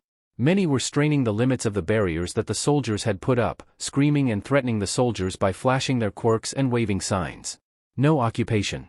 Get out of our country. Arrest the traitors. These were some of the kinder phrases on the signs that the protesters were swinging around and chanting. Some of the signs denounced the Prime Minister and specific members of the Diet as traitors, a few even carrying effigies of the government figures hung from lampposts or in front of firing squads. A few others were protesting the legalization of public quirk use, waving signs emblazoned with "Protect Our Jobs," reflecting a sentiment of some of the detractors of quirk legalization, who feared the possibility of people being shut out of certain professions by individuals with quirks specific for the positions, or being forced into certain professions by virtue of their quirks. Most just seemed to be protesting the government in general, as they had been ever since Jaku. As things were, the protests were loud and threatening, but Izuku and Inko didn't want to take the risk that they could get violent, and did their best to slip away unnoticed. "You know," Inko muttered as they were away from the market and the crowds, "I can understand how people would be angry at the Prime Minister, but the man is simply doing the best he can with a bad situation." Izuku nodded. He had made an effort to be friendly towards the soldiers, smiling at them when he could. He even got to know a few that were guarding UA. Beyond just being polite, it seemed like basic gratitude was warranted towards people putting their lives at risk for a country that wasn't even their own. The streets away from Kursk weren't as crowded, but there were more people out and about than there had been in the months prior. For as many grievances people had against the presence of foreign soldiers, they at least made people feel safe enough to leave their houses. However, as they walked, the two heard a faint cry in the distance. "Help! Someone, please!" Izuku and Inko froze in place. Izuku focused on where the sound was coming from, and perhaps 2 blocks ahead of them, he saw a very tall woman running out from the alley. She turned around, pleading to anyone who could hear her. "Please! Someone, please help me!" Without thinking, Izuku ran after the woman, despite his mother's cry of alarm. "Izuku, wait! Get the police or the soldiers!" Izuku called over his shoulder. As Izuku got closer, he saw that the woman was a heteromorph, giving her the appearance of a large, blue-colored fox with blonde hair. The woman frantically turned to anyone who was present, but all the passerby either ignored her or backed away, seemingly frightened by her appearance. "There she is!" Another voice cried out while Izuku was still a block away, as 3 men equipped with knives and what seemed like black market support gear burst out of the same alleyway that the woman had fled from. "No! Please, I haven't done anything!" The woman cried out, fleeing down another alleyway before Izuku could reach her. The men yelled and chased after the woman, uncaring of her pleas. Izuku ran down the same alleyway, shouting after the men to stop, though they either ignored him or didn't hear him in their adrenaline-fueled state. For a moment, Izuku lost sight of the men, only to hear a cry in pain down another alley, which he shot down, seeing the woman cowering against a wall with a wound on her arm, cornered by the 3 men, who were pointing their weapons at her. "You're just trying to make us drop our guard. Take this, freak." One of the men, equipped with some kind of cannon, began to charge it, pointing at the woman, who was continuing to cry and plead for her life. Right before the device could fire though, Izuku ran into the man from behind, knocking his shot off course into the sky. "Ow! What the?" Izuku, pumped full of adrenaline and realizing that these 3 men were armed to the teeth and ready to kill, stood in front of the downed woman with his arms spread wide. "Leave her alone." "Hey, back off!" one of the men shouted, brandishing a large knife. "We were just getting this villain before she could get us." "This woman isn't a villain," Izuku shouted back. "All she's trying to do is get away from you. How else are we supposed to deal with someone who looks like that?" The third man growled, pointing at the woman. "Just look at her. She's clearly a villain. This woman hasn't done anything. If anything, you're the ones acting like villains." Now get out of here, I've already called the police. Izuku yelled, trying to make his voice as loud as possible and saying the first thing that he could think of that would get these men to leave. However, it seemed that they were too set in their bigotry, and pointed their weapons at Izuku. If you're going to get in our way, you're just as bad as she is. Izuku held his ground, cursing that he couldn't do more, hoping that he could at least buy this woman time to get away. Before the three men could rush Izuku though, another voice shouted out, joined by the sound of rushing bootsteps. Drop your weapons now. A squad of UN soldiers appeared behind the three men, having rushed down the alleyway, their assault rifles pointed at the men. The leader of the three stupidly pointed his cannon at the soldiers. Get lost. You don't have a right to. Bang! The man screamed as one of the soldiers shot him through the shoulder, making him drop the cannon and fall to the ground. Another of the men pleaded frantically. Hey, you've got the wrong idea, she's the. The soldiers didn't let the man finish, and slammed a rifle but into the man's face when he didn't drop his knife, breaking his nose along with several of his teeth. The third man finally got the message and dropped his weapon, putting his hands behind his head while a soldier forced him to his knees and cuffed him. Seeing that the three men were restrained, Izuku turned to the woman. She was staring at him, shaking and probably in shock from what had happened to her. Are you all right? How badly is your arm hurt? The woman didn't answer him immediately. Thank you, she whimpered, before breaking out into tears. Izuku awkwardly put a hand on the woman's shoulder in an attempt to comfort her. My name's Midoriya Izuku. Ippan Josei. Izuku stayed with Ippan while the soldiers looked her over for her injuries. Thankfully, the men had only managed to graze her arm, and questioned her, him, and later Inko when she had caught up to them. As Inko was being questioned, Izuku and Ippan continued to sit in an uncomfortable silence. Ippan had stopped crying, but she was hunched over, grasping her knees while sitting on the ground. Do you think that things are ever going to go back to normal? She asked. Izuku thought for a moment, struggling with himself. Do you think they should? Ippan looked flabbergasted at him, and he explained. It isn't right that you got treated that way, that people could look at you like this for no good reason. But, well, I had people treat me badly a lot before the HPSC fell just because I'm quirkless. He looked timidly at Ippan. Did people treat you like this too before all of this? Ippan looked at the ground, sniffling. Yes, it wasn't as bad. If I kept to myself, people would usually leave me alone, but I could still see how everyone looked at me, treated me like a villain even if I hadn't done anything. I think I get it.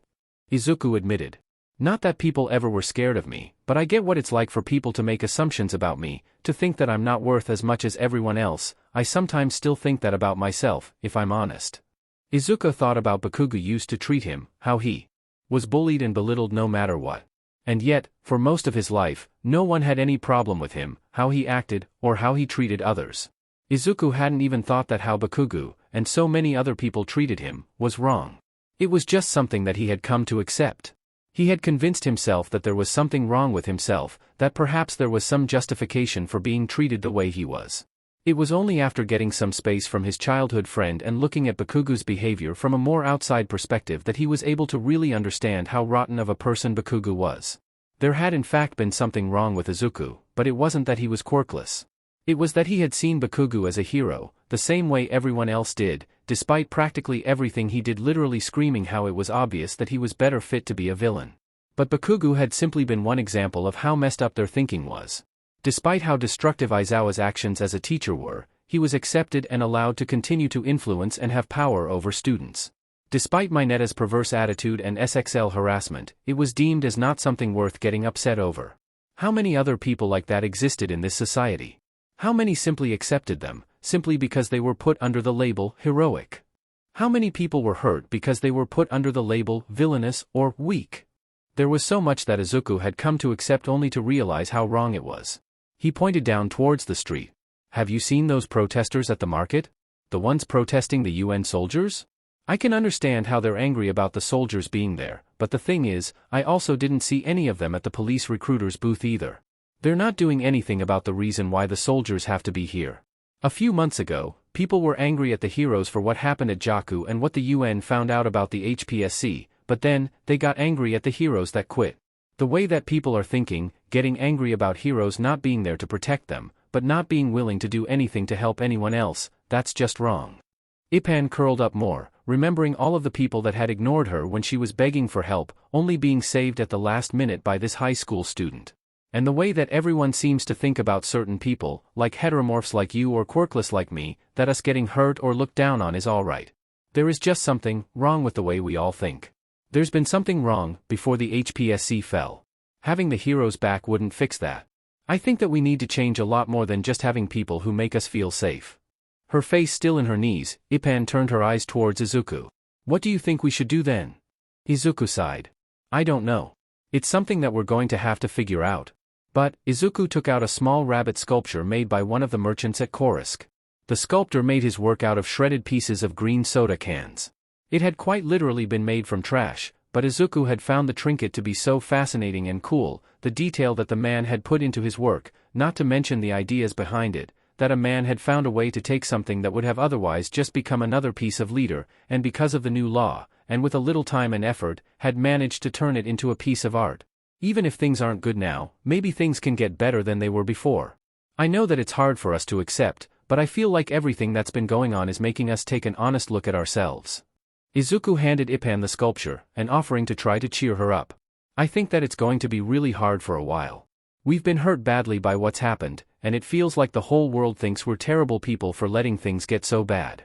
But, well, now that we know how badly we messed up, maybe it'll make us all work harder not to make the same mistakes. Ipan took the sculpture, and despite everything that had happened to her, and the tears still in her eyes, she managed a small smile. Izuku and his mother made sure to keep in touch with Ipan after her experience, offering to SCRT her while she was out shopping next time. She seemed to appreciate it, a bit like how Izuku imagined he acted at UA when he found people that liked to hang out with him. Over the next few days, the Midoriyas got to know the young woman a little better. She lived in Takoba, working as a librarian. Ipan was particularly excited to hear about Izuku's interest in Asimov, and convinced him to also give the Wheel of Time series a look. The two Midoriyas quickly grew fond of the sweet and kind young woman, which made them much more worried for her when they realized the state that Takoba was in. The district was already pretty destitute and wrought with crime before the HPSC fell, filled with gangs, muggers, and trigger addicts. Ipan was mostly able to live there because few common thugs were interested in picking on someone her size, and she had managed to live in a relatively safe apartment owned by her grandfather. Unfortunately, her grandfather had died the previous year, and even the tenuous safety that heroes provided the district had vanished. The strained police had all but vanished from the area, meaning that the only people trying to maintain any sense of order were vigilantes, making things even more dangerous for a heteromorph like Ipan. Ipan wasn't ignorant of her circumstances, and was trying to find somewhere else to live, but housing options were limited to people her size and appearance even at the best of times. The answer fortunately ended up being quite simple. Izuku did what he did for his mother and convinced Ipan to apply for a librarian position at UA. At first, the young woman only agreed on a whim, doubting that someone like her would be accepted at such a famous school. The truth though was that UA's prestige was practically non-existent at the moment. With the scandals of the school's failures to reign in Bakugo and Aizawa, the revelation that Todoroki, one of their top students, had been abused by his top graduate father, in addition to the hero system that UA was built on being dissolved, many of UA's staff, particularly those that weren't teachers and handled more of the infrastructure, were leaving. True, all Izuku could really do was tell Nizu Ipan's name, but the fact was, Nizu was desperate to maintain the integrity of the school and needed to replace a lot of staff quickly. There was a chance that taking Izuku's suggestion of interviewing Ipan would be the last action he could take before the Ministry of Education decided to remove him from his position. To Ipan and the Midoriya's delight, Ipan was given an interview. The two waited anxiously outside of Nizu's office for an hour, after which Ipan Josei walked out. She turned to Izuku, smiling, with tears in her eyes before enveloping him in a hug. Midoriya Izuku, you are my hero. That was probably the moment that Izuku's crush on Ipan started. Moving out of her grandfather's building was emotionally difficult for Josei. True, Takoba wasn't a nice place to live in general, but it had been her home, even after her grandfather had died. A portrait of Ipan Otoko, who resembled Ipan Josei with his large size and fox traits, albeit with orange fur, was one of the last things she packed, wanting to have the keepsake safe for the travel. Thankfully, the physical aspect of moving wasn't that difficult due to the UA moving vans Nizu had provided. She still anticipated that it would take some time to unload everything, but that was just something that she had to deal with. When she had arrived at the UA apartments with the moving vans though, Josei was surprised to see the Midoriyas waiting for her, along with a little girl and several students. She realized that the little white-haired, horned girl must be Eri based off of the Midoriya's talks about her, and she was able to recognize 4 of the students. 1. A tall girl with a black ponytail was the gold medalist of the second-year sports festival, Yayorozu Momo. Another girl with a red ponytail was Kendo Itsuka, whom Yayorozu had defeated in the final round, but who defeated Shoji Mizo, the tall duply-armed student beforehand, standing by Yayorozu. The last student, Uraraka Ochako, Josei remembered from the previous year, having put up one of the best fights against the now infamous Bakugu in the last sports festival. "Hello, Ippan." Inko greeted Josei cheerfully. "We're here to help you move in." Some of my friends offered to help as well, Izuku added, gesturing to the other students. "Oh, Midoriya," Josei felt touched, but worried about imposing. "You didn't need to worry about me." "Ippan," Inko interrupted, taking Josei's hand in hers, "we want you to feel welcome, and Izuku's friends want the same. Even Eri here wanted to help," she said, turning to the adorable little girl standing next to Izuku and staring up at Josei. "Well," Josei stammered, realizing that she couldn't say no to a face like that. "Thank you then, I hope that this won't take up too much of your time, and feel free to leave whenever you need to," she said, bowing respectfully to the people who had come to help her. "Think nothing of it, Ms. Ippan," Yayorozu said, returning her bow. "If you are a friend of Midoriya, you are a friend of ours." Yayorozu also just wants to be on good terms with the new librarian, Kendo added, smirking as Yayorozu blushed. "Well, I certainly look forward to getting to know you all." Josei chuckled. It turned out to be quite good that the Midoriyas had brought along help, as Josei doubted that they would have so easily handled her furniture and appliances due to their necessarily larger size. Shoji and Kendo's abilities to naturally increase their strength, coupled with Uraraka's ability to remove an object's gravity, made moving much easier. Thankfully, Josei didn't have that much that needed to be moved. Appliances that fit her size were expensive on a librarian's salary, after all. That being said, there was one luxury that Josei had indulged in that made her more grateful for all of the extra hands. "You certainly have some impressive tastes, Ms. Ippan," Yayorozu said, observing the last of the books she was carefully placing onto Josei's shelves. "I like to read." Josei shrugged in response, admiring her collection. "Thank you again for helping me set up, all of you. You all made everything go much quicker." "It was our pleasure," Yayorozu answered, before checking her watch. "That being said, I believe that Shoji, Kendo, and I should probably leave now. We have a joint class exam coming up that we should prepare for. Everything should be set up, anyway," Shoji said after putting the last piece of furniture down. Looking around Josei's new apartment, she felt quite at peace. She was worried that she would only have had enough time that day to bring in the boxes, which would have stayed shut until she needed whatever was in them, making it so that Josei would only have properly set up everything weeks after moving in, but with the help of the Midoriyas and the students, everything had been brought in and set up in just an hour. Everyone so far here had been so kind to her too. No one looked at her as if they were afraid of her or as if she were some sort of oddity.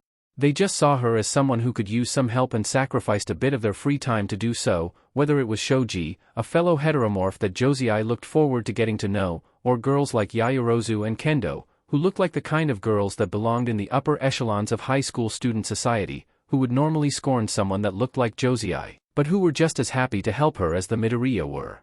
It actually made Josei upset for a moment that the hero system had been dissolved, wondering if it would be easier for people like her if there were more people like these students working as pro-heroes.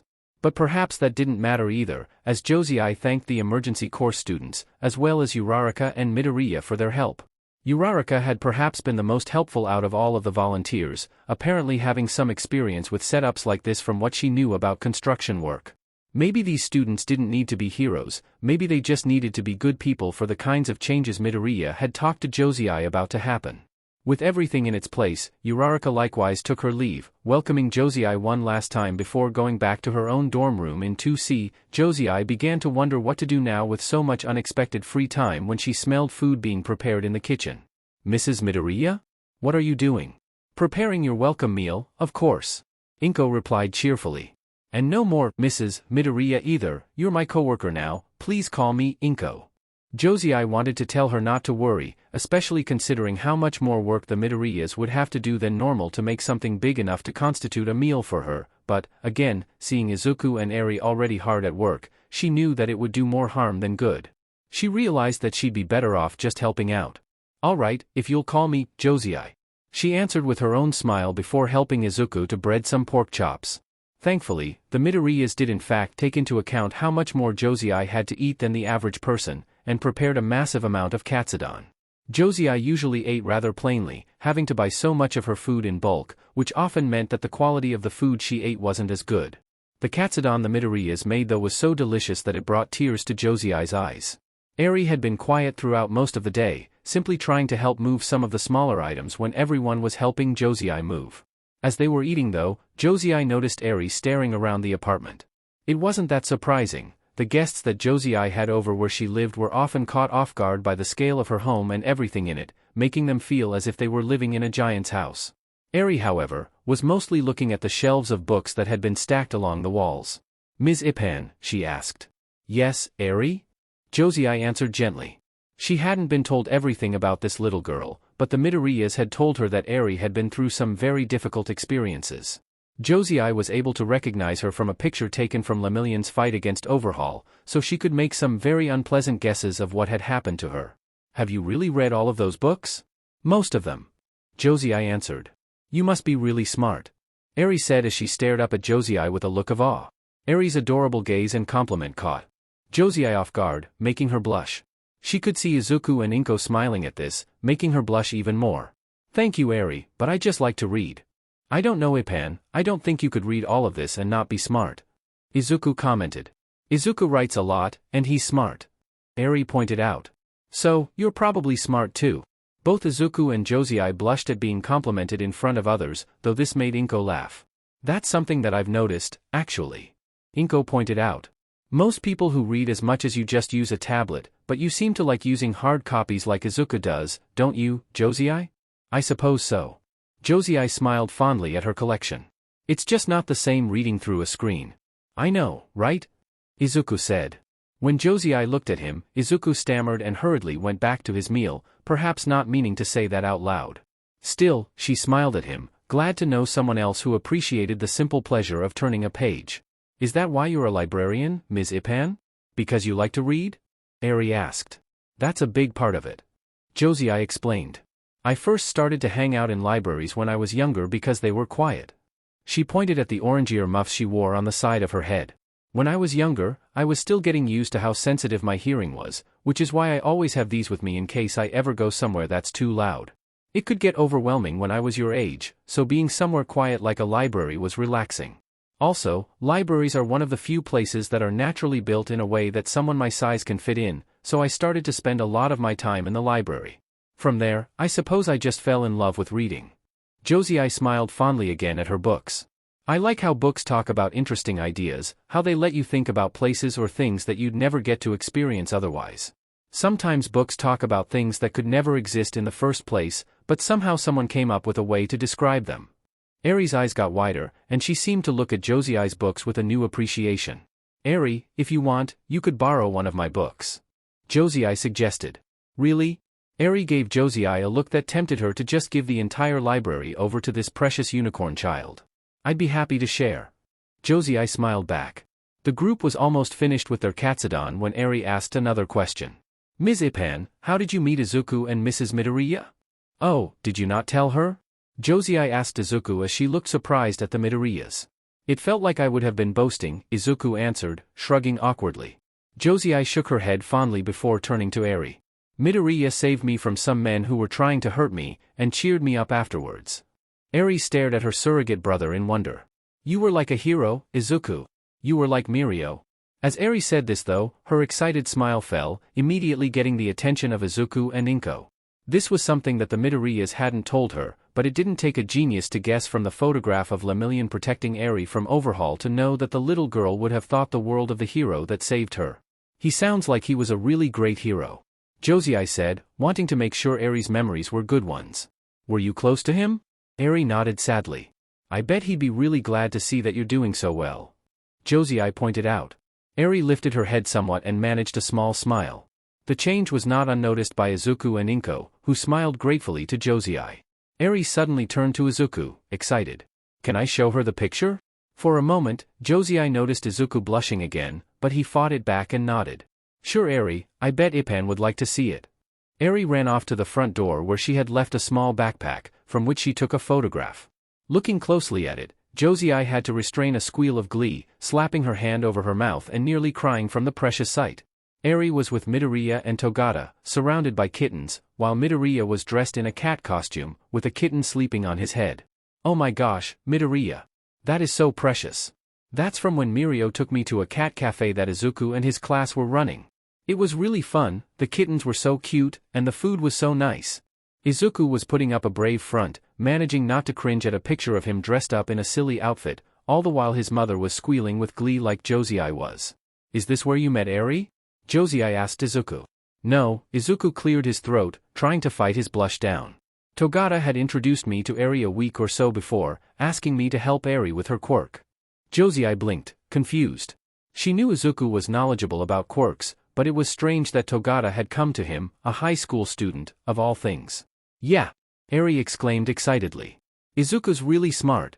He helped me control my quirk, and he's helped a lot of the hero students. Eri blinked, frowning as she thought to herself, they, emergency students, I mean with their quirks, too. Josei looked at Izuku, impressed. What do you mean, you're helping the students with their quirks? You know these notebooks that I carry around? Izuku brought out one to demonstrate. I use them to write observations about people's quirks, their strengths, weaknesses, different uses, and how they could be improved. Yamada showed one to Principal Nizu, and he's been helping me use my analysis to help the emergency students improve their quirks. Tsurigami has also been letting me help him come up with how the students could use their quirks with the new curriculum. He smiled shyly. It's just something that I've found that I can do to help people. Inko, for her part, was looking at her son in pride, while Izuku was clutching the back of his head, embarrassed to be the center of attention. Hearing this though just made Josei's opinion of Izuku even higher. He had put himself in harm's way to protect her, a stranger, even going as far as to comfort her after he had his life threatened. But even though he lacked a power of his own, he was smart enough that Nizu of all people was willing to train him, and was using his intelligence to help students in one of the most difficult curriculums in the world. On top of all of this, he was still kind enough to clown around just to make a little girl smile. Midoriya Izuku was a brave, intelligent, and kind man. You really are a hero, aren't you, Midoriya? Josei said with a smile. Eventually, they got tired of embarrassing each other and finished eating their meal in peace. So, Josei, Inko said once they had finished cleaning the dishes. We still have quite a bit of time left in the day, is there anything else you'd like to do to celebrate your new job? Josei was stumped for a moment. She didn't often have company over. Well, I don't have much set up, and I don't think I've got many games we could play, how about a movie? That sounds nice. Izuku said, smiling. What would you like to see? Josei hummed to herself. With Eri there, it would be best to pick something age-appropriate, so she turned to the little girl. How about you, Eri?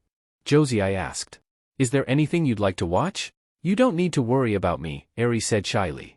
Eri, Josei knelt down so that she wasn't towering over the little girl as much. It wouldn't be fair if we picked a movie that we could watch but. You couldn't, and I'm sure you've got some good ideas. Well, I like Don Bluth movies, Eri answered, unaware of the look of horror appearing on Inko's face, but I started watching the sequels, and they're not as good. Josei nodded. Well, a lot of the movies that I like to watch are based off of books that I've read. Is there any story you've read that you liked? Eri's eyes lit up a bit. Well, I just read The Wizard of Oz, and we watched the movie for that a few days ago. Eri suggested, Inko relaxing much more at the suggestion. Ah?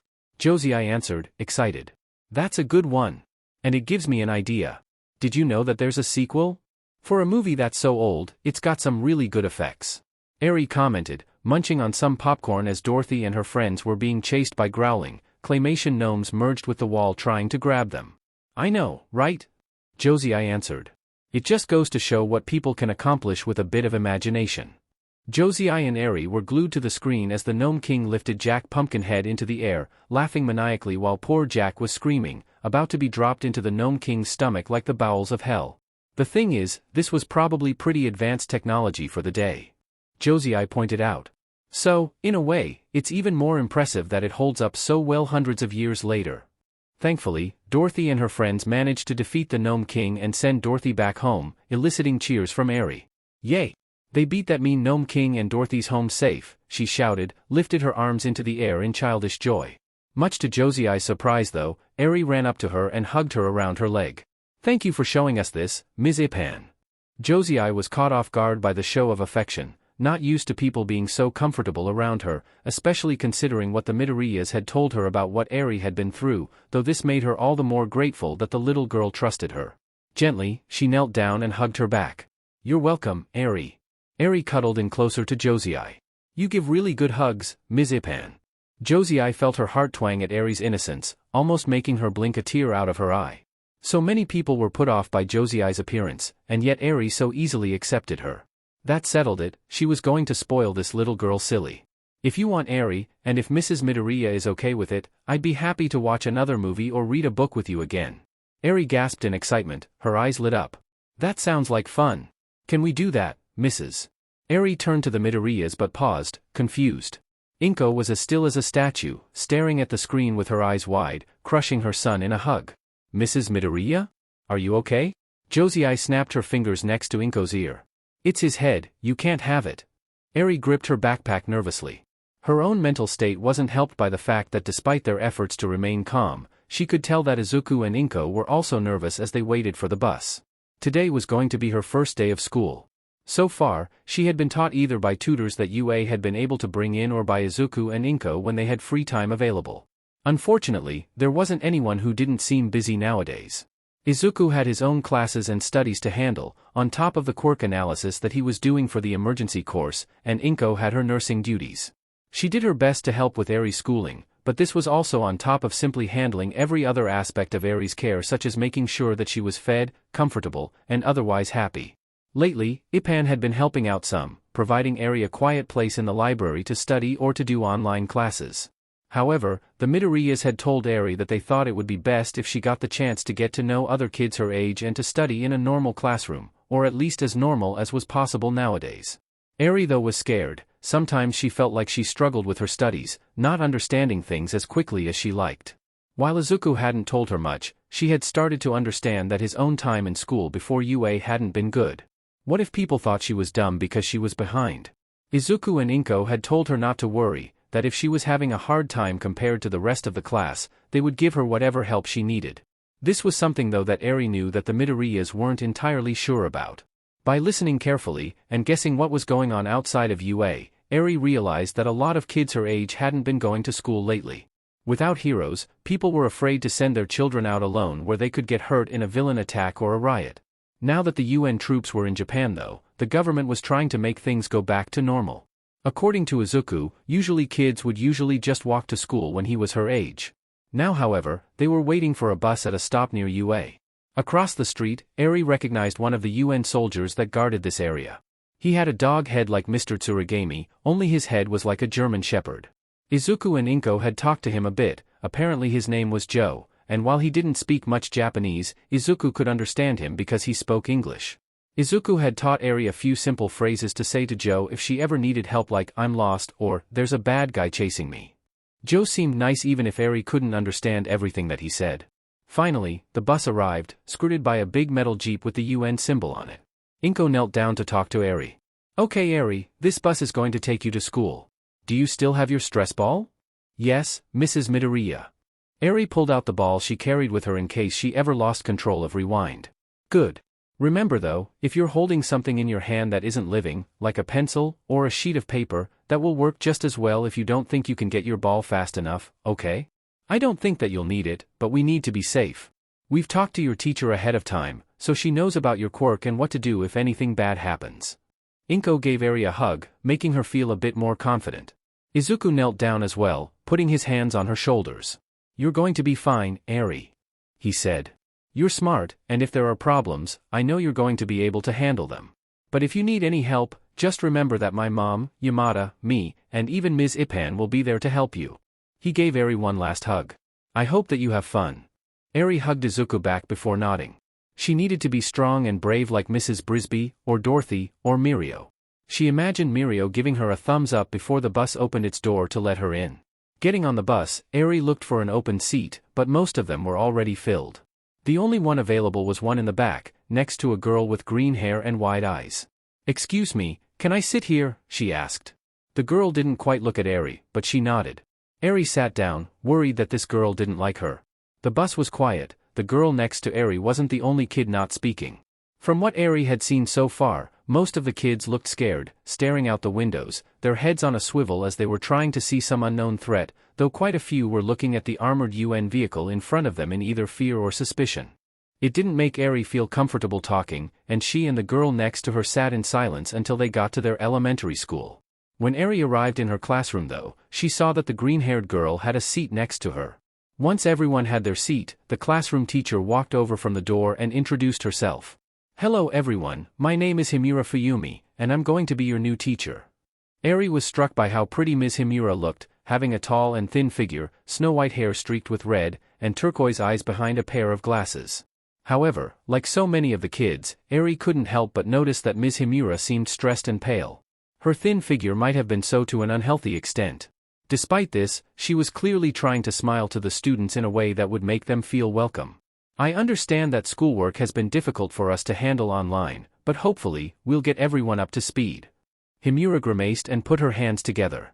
"I also understand that things may be difficult for all of us right now. A lot of us probably feel scared, angry, or confused about what has happened over the last year." Himura made herself smile again, trying to look hopefully to her students. "But as much as I am able, I want to help all of you as you grow up into adults and make better lives for yourselves." What Ms. Himura was saying sounded like something Izuku would say, making Eri smile. Ms. Himura seemed to notice this and brightened up some more, clapping her hands together. "Now that we're finally all together, I think that it would be a good idea for us to introduce ourselves. Starting from the front, I would like for you to stand up, say your name, something interesting about yourself, and what you would like to do when you grow up, if you have any idea about that now. If you don't though, that's perfectly fine." Ms. Himura went down the rows of students, who stood up and introduced themselves. Eri tried to remember as much as possible, or at the very least remember everyone's names. Some of her classmates though seemed nervous about doing this, and didn't want to say more than their names, though Ms. Himura didn't press them any further if they didn't want to say anything else. Eri also noticed though that when many of her classmates said something about themselves, they would talk about their quirks. Izuku would have loved it. One boy had a quirk that let him control electricity, another had antlers that could grow and shrink in any way he wanted so that they acted as extra limbs, a girl with feathery hair could mimic any voice she heard and make whoever heard the voice automatically see her as whoever she mimicked. However, as it got closer to Eri's turn, she felt nervous. Izuku always told her that he thought that her quirk was cool and could help a lot of people, but she still felt uncomfortable with it and couldn't quite control it to a point that she could really use it yet. She also knew about how people sometimes made fun of others because of their quirks. Eri noticed one girl with mosquito traits named Kaya got stink eye from a lot of the other kids, which made her think about how Ms. Ipan talked about how people didn't like her for her quirk, and how some people didn't like Izuku because he didn't have a quirk. Eri made sure to pay attention to anyone like Kaya in the class, thinking that it would be good to be extra nice to them. She hoped though that no one was going to make fun of her because she couldn't control her quirk yet. Suddenly though, it was her turn. "My name's Aizawa Eri. I like apples," and Eri paused for a moment, unsure. "I don't know what I want to be when I grow up, but I'd like to do something that could help people." This earned Eri a nice smile from Ms. Himura. "Thank you for sharing, Eri." Next, it was the girl sitting next to Eri. She stood up. "My name's Azui Satsuki. My quirk is frog, and I want to be a hero, Ribbit." There was silence in the classroom for a moment, before several students started shouting. "There are no more heroes. You can't be one. My dad says heroes are bad. You're dumb if you think that." Azui though made no response to this, simply sitting down and staring at the front of the classroom while people were yelling at her. The noise was stopped though by a sudden shout. "Stop!" The class's attention was snapped to the front of the classroom, where Ms. Himura was glaring at the students that had shouted at Azui. It was not just the volume of Ms. Himura's shout that shocked everyone, but the fact that she was emanating a faint frost before she calmed down enough to speak again. "None of you have a right to say those kinds of things to Azui. She has just as much right to her own goals as anyone else." Some of the students glared and looked as if they wanted to argue back, but Ms. Himura, despite initially seeming so demure, stared them down. "I'm not going to tolerate bullying in school, understood?" She turned to Azui. "Thank you for sharing, Azui." Azui though didn't respond at all, simply staring back at Ms. Himura until she had the next student speak. Eri was startled to hear the attitudes that a lot of her classmates had shown. She knew that there were people outside of UA that didn't like heroes or were angry at them for what they did. How could she not with so many angry crowds chanting outside the school? But it was still shocking to see just how angry some of the students that shouted at Azui were, and the way that they were still glaring at the girl when they thought Ms. Himura wasn't looking. At least some of the students that hadn't shouted looked uncomfortable, looking uneasily at the ones who had yelled at Azui. Eri though was impressed by Azui to be so bold about her opinion. Once the students had introduced themselves, Ms. Himura had them start some classwork. Despite the somber mood of the classroom and Eri's own nerves about the subject, surprisingly she had a much better handle on the work than she had expected. She didn't seem to have any issues reading. Eri would have to thank Ipan later for getting her so interested in her library, and while some of the math problems could be tricky, when Eri took the time to work them out, they were easier than expected. Izuku had mentioned that chess was supposed to help with math, maybe that was why? Ms. Himura certainly seemed happy with her, especially when Eri showed that she was learning some English. Her praise, coupled with the impressed looks that some of her classmates were giving her, made Eri feel much happier and more confident. It felt odd though. Eri knew that she had a hard time smiling and being happy. Even now she sometimes had to remind herself to smile when something made her feel good, but seeing her classmates, Eri felt that she smiled more than any of them. A lot of the other kids still didn't seem to want to talk, and when they did, they'd either mumble or snap at each other. Eri couldn't understand why though everyone seemed so upset. Ms. Himura was certainly trying her best to cheer everyone up, trying to get them invested in their art or music projects, encouraging everyone when she asked them a question whether they got it right or wrong. It made for a dreary atmosphere. Besides Eri, the only other student who seemed to be handling the work well enough was Azui. Whenever Ms. Himura had a question, she was able to answer it without thinking. Her success though didn't seem to give her any joy, as she stared forward with the same blank expression. She reminded Eri a bit of how some of the soldiers would act, staying emotionless and still, even when people were shouting at them. As Eri observed Azui, she realized something about her felt familiar, almost as if Eri had heard her name before. Whatever the case, she had to admire the frog-quirked girl considering the work she clearly put into her studies, as well as her bravery in expressing what was apparently a contentious opinion. While Azui didn't seem to be the most sociable, Eri wanted to get to know her, so when the class let out for recess, she approached the girl, who was climbing a tree alone. "Why do you want to be a hero, Azui?" Eri asked once Azui was on the ground. Azui paused as she was about to start climbing again, suddenly gripping the bark of the tree very hard. "Because my big sister was one," she answered without looking at Eri. Eri was still young, and hadn't spent a lot of time with other people, so there were a lot of things that she didn't understand when people were talking to each other. The way that Azui said that though felt familiar to her. "My big brother was a hero, too." At this, Azui looked at Eri. "What was his name?" "Lemillion. But his real name was Mirio," Eri said. Azui stared at her for a moment, recognizing the name, and perhaps wowed or doubting that Eri claimed Lemillion, perhaps one of the only heroes still universally seen in a positive light in Japan, as her brother. "He wasn't my real brother," Eri admitted, "but he saved me, and let me call him that. He took me to where I live and helped me feel safe. He and my other big brother helped me feel happy for the first time that I could remember." Azui continued to stare at Eri, perhaps realizing that she was telling the truth. "What was your sister's name?" Eri asked. For a moment, Eri thought she could see a tear in Azui's eye. "Froppy. Her name was Tsuyu." Now Eri realized where she recognized Azui's name. She was talking to the little sister of one of the girls that had been killed at the USJ. "I'm sorry," Eri said. Azui wasn't looking at Eri, instead facing the ground, like she didn't want Eri to see her face. This made Eri worried. She didn't want to upset Azui. Do you want to?" Eri was about to suggest a game of some kind, but before she could complete her sentence, Azui ran away, making Eri feel dejected. She sighed and walked over to sit on one of the swings. Everyone was so sad here, and Eri didn't know how to help them. If Mirio were here, he might try to make everyone laugh, but Eri didn't know how to do that. Izuku, Eri remembered what Izuku had told her at Mirio's funeral, that sometimes people needed to be sad. Maybe the only thing she could do was try to be there for others. Hopefully Azui would give her another chance. Eventually, one of Eri's classmates joined her on the other swing. It was a boy with yellow hair and eyes. Eri remembered his name was Vansu. Vansu though seemed to be as interested in talking to Eri as Azui was, idly swinging back and forth without looking at anything around him. Eri wasn't even sure if Vansu knew that she was there. As he moved though, his sleeve began to shift down his arm, and Eri felt her breath stop. There was a grouping of black bruises on his wrist. Eri felt her heart rate pick up and her body chill as she remembered seeing those kinds of bruises on her own arm back when Overhaul was experimenting on her, whenever he or one of his goons grabbed her too hard to drag her to or from the lab. Eri felt a twinge in her horn, and almost by reflex, she pulled out her stress ball and started squeezing it. Thankfully, the feel of the soft material giving way under her hand helped her calm herself enough that the twinge in her horn went away. Vansu was still swinging numbly back and forth as if he hadn't noticed Eri. "Vansu?" Eri asked, making the boy flinch and snap to attention at her, another reflex that Eri couldn't help but remember. "Are you okay? Your arms hurt?" Vansu immediately went pale, grabbing his sleeve and shoving it back over his arm. "I'm fine," he shouted, jumping off of the swing and running away. Again, even as Eri continued to squeeze her stress ball, she remembered a familiar experience, Mirio asking her if she was okay, only for Overhaul to start pulling off his gloves, and Eri immediately running back to him without saying anything else to Mirio. Eri took a few deep breaths. She was safe. Chisaki was in prison, permanently crippled from some altercation he had with the League as he was being transported to Tartarus. He couldn't hurt her. Eri knew now that even if Chisaki had tried to attack Mirio back when they first met, he would have been absolutely crushed by Mirio's overwhelming power.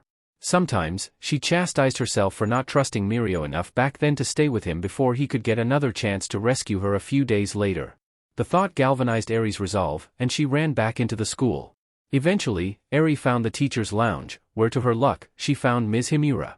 Her teacher seemed to be the only one present, though she was talking to someone on her phone. "My mom's doing as well as she can, Kigo, Natsuo and I talked to her a bit the last time we were at the hospital," she spoke in a somewhat subdued tone. "Ms. Himura?" Eri spoke up, getting her teacher's attention. As soon as Ms. Himura realized she wasn't alone, she jumped, fumbling with her phone while blushing in a way that reminded Eri of when Izuku talked about Ms. Ippan. "Eri. Is something wrong?" she said, holding her hand over her phone's mouthpiece. "Yes, Ms. Himura." Eri answered. Ms. Himura stopped blushing, having a look of concern on her face before talking into the phone again. "Kigo, I'll have to call you back later," she said, hanging up before turning to Eri. "What is it? Did someone get hurt?" Eri stammered, still unnerved by what she had seen from Vansu. "I was on the swings, and I saw that Vansu had these bruises on his arm that looked like someone had grabbed him really hard, but I don't remember seeing anyone touch him today." Ms. Himura blinked, paling for a second. "I see." Ms. Himura hesitated for a moment before she started to write down something on a sheet of paper. Did you see anything else? How did Vansu react?" she asked. "He got scared, tried to hide the bruises, and said that he was fine before he ran away." Ms. Himura shuddered, writing down some more. Once she had finished, she stared at the paper for a moment before taking a deep breath. "Is something wrong, Ms. Himura? Is Vansu going to be all right?" Ms. Himura looked at Eri for a moment, considering her. There was still fear in her eyes, but the way Eri's teacher looked at her made it feel as if she was seeing Eri as an older person.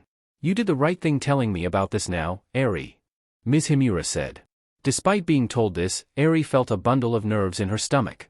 "Now, it's entirely possible that there isn't anything wrong with Vansu, but I should still talk to him just to be sure." Ms. Himura paused for a moment, thinking before she spoke again. "Do you remember when I told you and the class this morning about how people are scared, angry, and confused?" Eri nodded. "Sometimes, I've noticed that when people are angry or scared that things aren't going the way that they think they should, it makes them want to take their anger out on others, especially those that can't fight back. It makes them feel as if they're in control." Eri could understand why Ms. Himura looked at her like.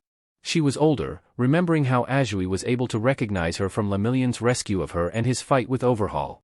She nodded slowly. "I'm actually a bit scared that with how many bad things that have been going on in the country, that there are a lot of people scared or angry like that, and that they might take it out on kids like you." "Who do you think would hurt Vansu though?" Eri asked. Ms. Himura didn't answer immediately. She had a distant look on her face, staring blankly at the wall while frost was slowly forming beneath her hands. Like before, she took a deep breath, grimacing before she answered. "I'm not sure. I would need to ask Vansu first. Like I said, it could be nothing. If I think that someone is hurting Vansu though, I'm going to call someone who will try to make that stop." Eri looked at her feet, thinking about something that worried her. "Ms. Himura? I've heard Mrs. Midoriya and some of the grown-ups at UA talk about how the people at Child Services are really busy and have too much work right now, which is why I've only ever seen them once since the Battle of Jakku. Do you think that they might not be able to help Vansu if he's getting hurt?" Ms. Himura stared at Eri before she frowned, kneeling closer to Eri, filling her voice with much more confidence than Eri had heard from her so far. "If someone is hurting Vansu, and the people I call first don't do something about it, then I'll call the friend that I was just talking to. He works with the police, and if I asked him for help with something like this, I think he'd do it." Eri nodded. "Thank you, Ms. Himura." Slowly, Ms. Himura smiled in a way that relieved some of Eri's tension. You're a very good girl, Eri. I think that a lot of what led to bad things happening over the last year is because people didn't say anything when they saw something bad happening, so it's really good that you're telling a grown-up about this. For the rest of the day, Eri couldn't stop thinking about Vansu. Before she had come to school, she was under the impression that the way that she was treated by Overhaul was just her own misfortune, but how common was it, really? It certainly made her more sympathetic to Ajui's dream to become a hero, even if she wasn't sure if Ajui could really do that now. Hopefully whatever the emergency students were going to become would be as good. As school let out and they were being led back to the buses, Eri sighed in exhaustion. It had certainly been a hard day. At least the fears that she and the Midoriyas had turned out to be unfounded. She was able to handle the work perfectly fine, the bus and school felt safe with the soldiers guarding them, and though there was one brief moment where Rewind felt like it was going to act up, Eri knew what to do and it turned out fine. All things considered, Eri realized that she was quite fortunate. She didn't feel perfect obviously, she still missed Mirio dearly, she wasn't completely comfortable with her quirk, and she could tell that there were a lot of sad and angry people in the country, but herself, where her life was, she felt safe and as happy as she thought she could be expected to be. But in a way, that was also disheartening. She felt fortunate, but it felt as if so many other people around her were struggling even more with their own problems. Perhaps this was how Izuku felt sometimes. As she was walking to the bus though, someone called Eri's name from behind her. Eri? Yes? Eri asked, seeing that it was Ajui. The frog-quirked girl was looking at the ground, uncomfortable. I wanted to say sorry for how I acted earlier, Ribbit. You were just trying to be nice, and I acted mean to you. It's okay, Eri said, waving her hands, I shouldn't have asked you about stuff that bothered you. Ajui didn't move after Eri answered, and was still facing her. Eri, do you like heroes like I do? Yeah. Eri answered excitedly, finally glad to think about something happy.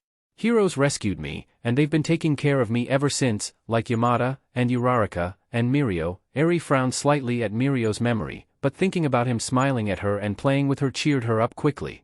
I think heroes are really cool, and I want to help people like how they do. Do you want to talk more about heroes on the bus? Ajui asked. Sure. Eri answered, hopping excitedly. She realized at that moment though that most of their classmates had moved almost all the way down the hall.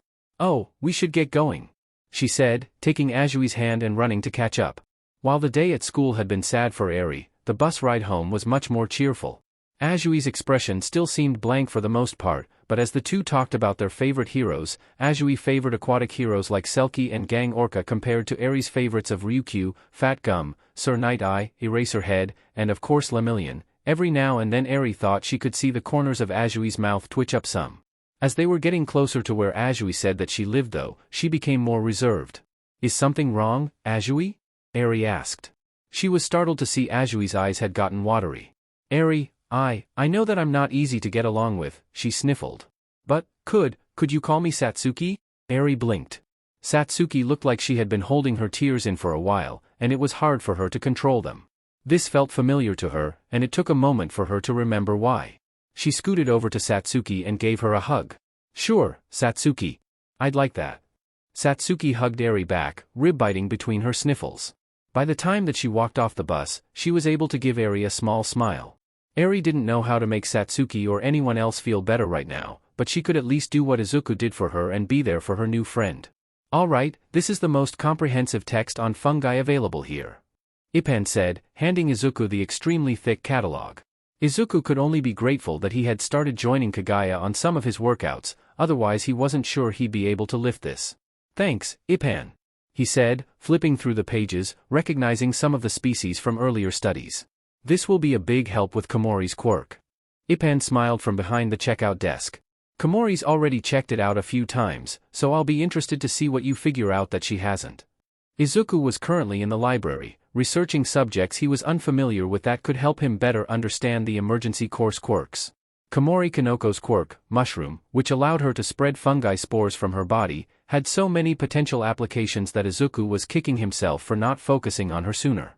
There were thousands of different species of fungi, each with potentially different uses. Obviously Izuku had some research to do if he wanted to give Komori a more comprehensive analysis. He found a desk, pulled out a fresh notebook, and started working. Bioluminescent fungi, always useful to have a source of light. I wonder how bright Komori could make them? Could she intensify the luminescence? Armillaria ostoi, honey mushroom, is the largest organism in the world. Just how much fungi could Komori create? How quickly could it grow? Trichophyton rubrum, causes athlete's foot, could be used as a way to debilitate opponents like itching powder. I might need to look up potential dangers of overexposure though. Asomycetes, causes soft rot decay of wood. Could Komori increase the rate of decay? Mycorrhizal fungi allow trees to communicate to each other. I wonder if Shiozaki or Togeiki might be willing to volunteer to help us test this? Toxic chemical cleanup, radiation cleanup, Cladosporium sphaerosporum, radiotrophic fungi, used as radiation shielding. Komori might be one of the only people with a quirk that could allow her to work with that hazard. Possible virus protection, antibiotic creation. Maybe Komori should study with Recovery Girl or intern at a hospital? Cordyceps, could it be possible for Komori to create a fungus that could control humans? Or perhaps it would at least work on people with insectoid quirks. Amanita phalloides. Death cap, unless Komori could minimize the toxicity, this is one she would want to stay away from. Devil's bolete only causes temporary illness, and others are only toxic to microorganisms. Is there a better way for me to figure out which ones would have that trait though? Amanita has alpha-amanitin, but how do these other toxins work? Midoriya Izuku jumped in his seat and gave a small eep at Ippan's appearance next to him. Ippan. I'm worried, was I mumbling? Oh my gosh, I'm sorry. I know that it's probably bugging people and you've got enhanced hearing and that probably makes things so much worse. Midoriya. Ippan interrupted him, waving her hand nervously. You're fine. If I wanted to, I could tune it out. She held up some books, one titled Toxicology and the other Medicine. I just overheard what you were studying and thought that these might be helpful. They could give you ideas on how different toxins affect the body and at what rate. Once she had reassured Izuku, Ippan in turn shrunk in on herself somewhat, tapping the tips of her index fingers together. I'm sorry if I wasn't supposed to hear that. Sometimes I accidentally overhear private conversations. Oh, no, that's fine. Izuku waved his hands at Ippan in some sort of awkward, nervous feedback loop. That would actually be really helpful, thank you. Izuku brightened up, accepting the books, only to stop and realize something. Wait, could you understand what I was saying? I was trying to keep quiet, but usually I mumble so quickly it's hard for people to understand me. Ippan shrugged. I thought it was interesting. Eri's right, you're obviously really smart. Izuku blushed at the compliment, which in turn made Ippan look away awkwardly. Even after his teachers had started to compliment his analysis, Izuku still felt self-conscious about his mumbling. Ippan was the only other person besides Nizu to ever compliment it. Thanks, Ippan. The two stayed in an awkward silence for a moment. Izuku tried to think of something to say to fill in the void. So, Ippan, do you like this job? Are you happy? Ippan turned to Izuku and smiled. I am. I haven't been this happy in a long time. I love how big everything is built here, so I don't have to crouch or squat whenever I go in somewhere.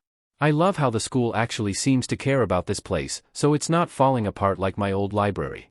The people here are so nice to me. I feel, just, safe. Safe, and happy, and I can't really remember the last time that I felt like this. And, well, Ippan blushed slightly, but went on, I love having friends here. People who want to be around me, talk to me, and want to hear what I have to say. Ippan knelt so that her face was level with Izuku's. You and your mother really helped me a lot, Midoriya. Getting me this job, being my friend, giving me something to hope for. She smiled and looked towards her desk, where she had placed the rabbit sculpture Izuku had gifted her when they had first met. I hope that you know how much I appreciate what you've done. You really are my hero. Well, Izuku stammered, rubbing the back of his neck, caught off guard by the gratitude and trying not to get lost in Ippan's appealing blue eyes, framed by her platinum blonde eyelashes. Izuku blushed even more and forced himself to look away. I'm glad, you've been a good friend to me too, Ippan. I like hanging out with you and, well, he managed a small, grateful smile. It means a lot that you think of me that way. Perhaps realizing how nervous Izuku was getting, Ippan stood up and coughed. Well, if there's anything else I can help you with, please let me know. Izuku nodded and went back to work, trying to write down as much information as he could look up in the time he had left in the study PRD, not noticing the pink-haired, pink-skinned Ashido Mina spying on him, barely restraining her squeal of glee at what she had just seen. Only once she had seen Ippan putting headphones on to block out sound did she finally give in. Oh my gosh, that was so cute! Mina, you should really be focusing on your studies instead of the supposed love lives of others.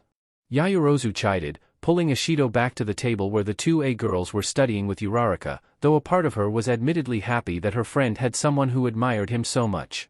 I'm just glad he's got a new friend. Uraraka added, smiling in Izuku's direction. If she was honest with herself, she also thought that the interaction was cute, and it was a breath of fresh air to see standard high school fluff, rather than be expected to carry the weight of the world on their shoulders. Here, even the girls who were still part of the emergency course could have a normal life, happily arguing over gossip and studies like any high school girl would. As the study PRD ended, Uraraka left for her next class, though Izuku followed with the 2A girls to watch over their next exercise. She sighed to herself, admittedly sad that she wasn't going with them. Uraraka was grateful that she was still friends with the 2A girls, but every now and then she experienced lingering guilt for abandoning her previous path.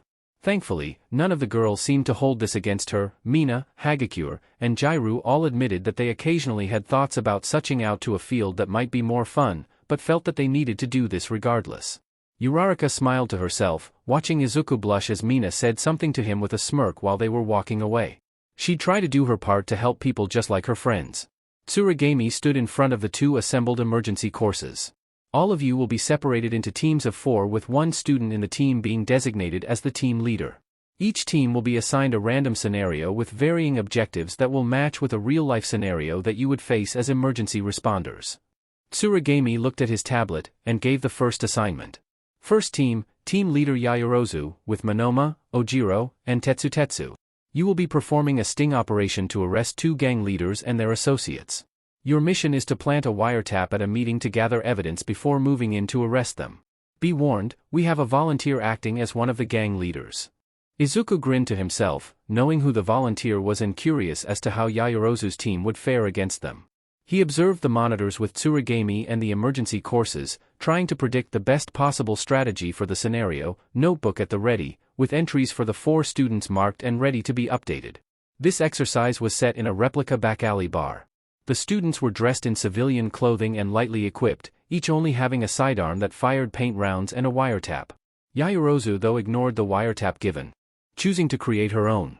This was an interesting workaround Izuku and Yaoyorozu figured out with her creation quirk, realizing that larger objects tended to drain Yaoyorozu's lipid reserves that she used to fuel her creations faster. Izuku had suggested that Yaoyorozu focus on the study of microtechnology. In this case, robotic flies that could transmit video and audio to the team's headsets or phones. The technology, pioneered at I-Island, was incredibly complex and difficult to build, but as long as Yaoyorozu understood the design, it was negligible to her reserves. Yaoyorozu's robot flies flew from her skin, and she directed them to fly into the bar's ventilation system and set up at the meeting point, all without the team having to enter the building and risk blowing their cover. One of the team members though had to make things difficult. What, is Class A's representative too good for the same equipment everyone else is given? Monoma, the blonde-haired, perpetually smug-faced copy quirk user of Class B scoffed as Yaoyorozu explained what she was doing. Do you really need flies to do your job for you? I will do what is necessary to complete the exercise, Monoma. I am perfectly capable of completing it without you if you find working with Ojiro and I unpalatable.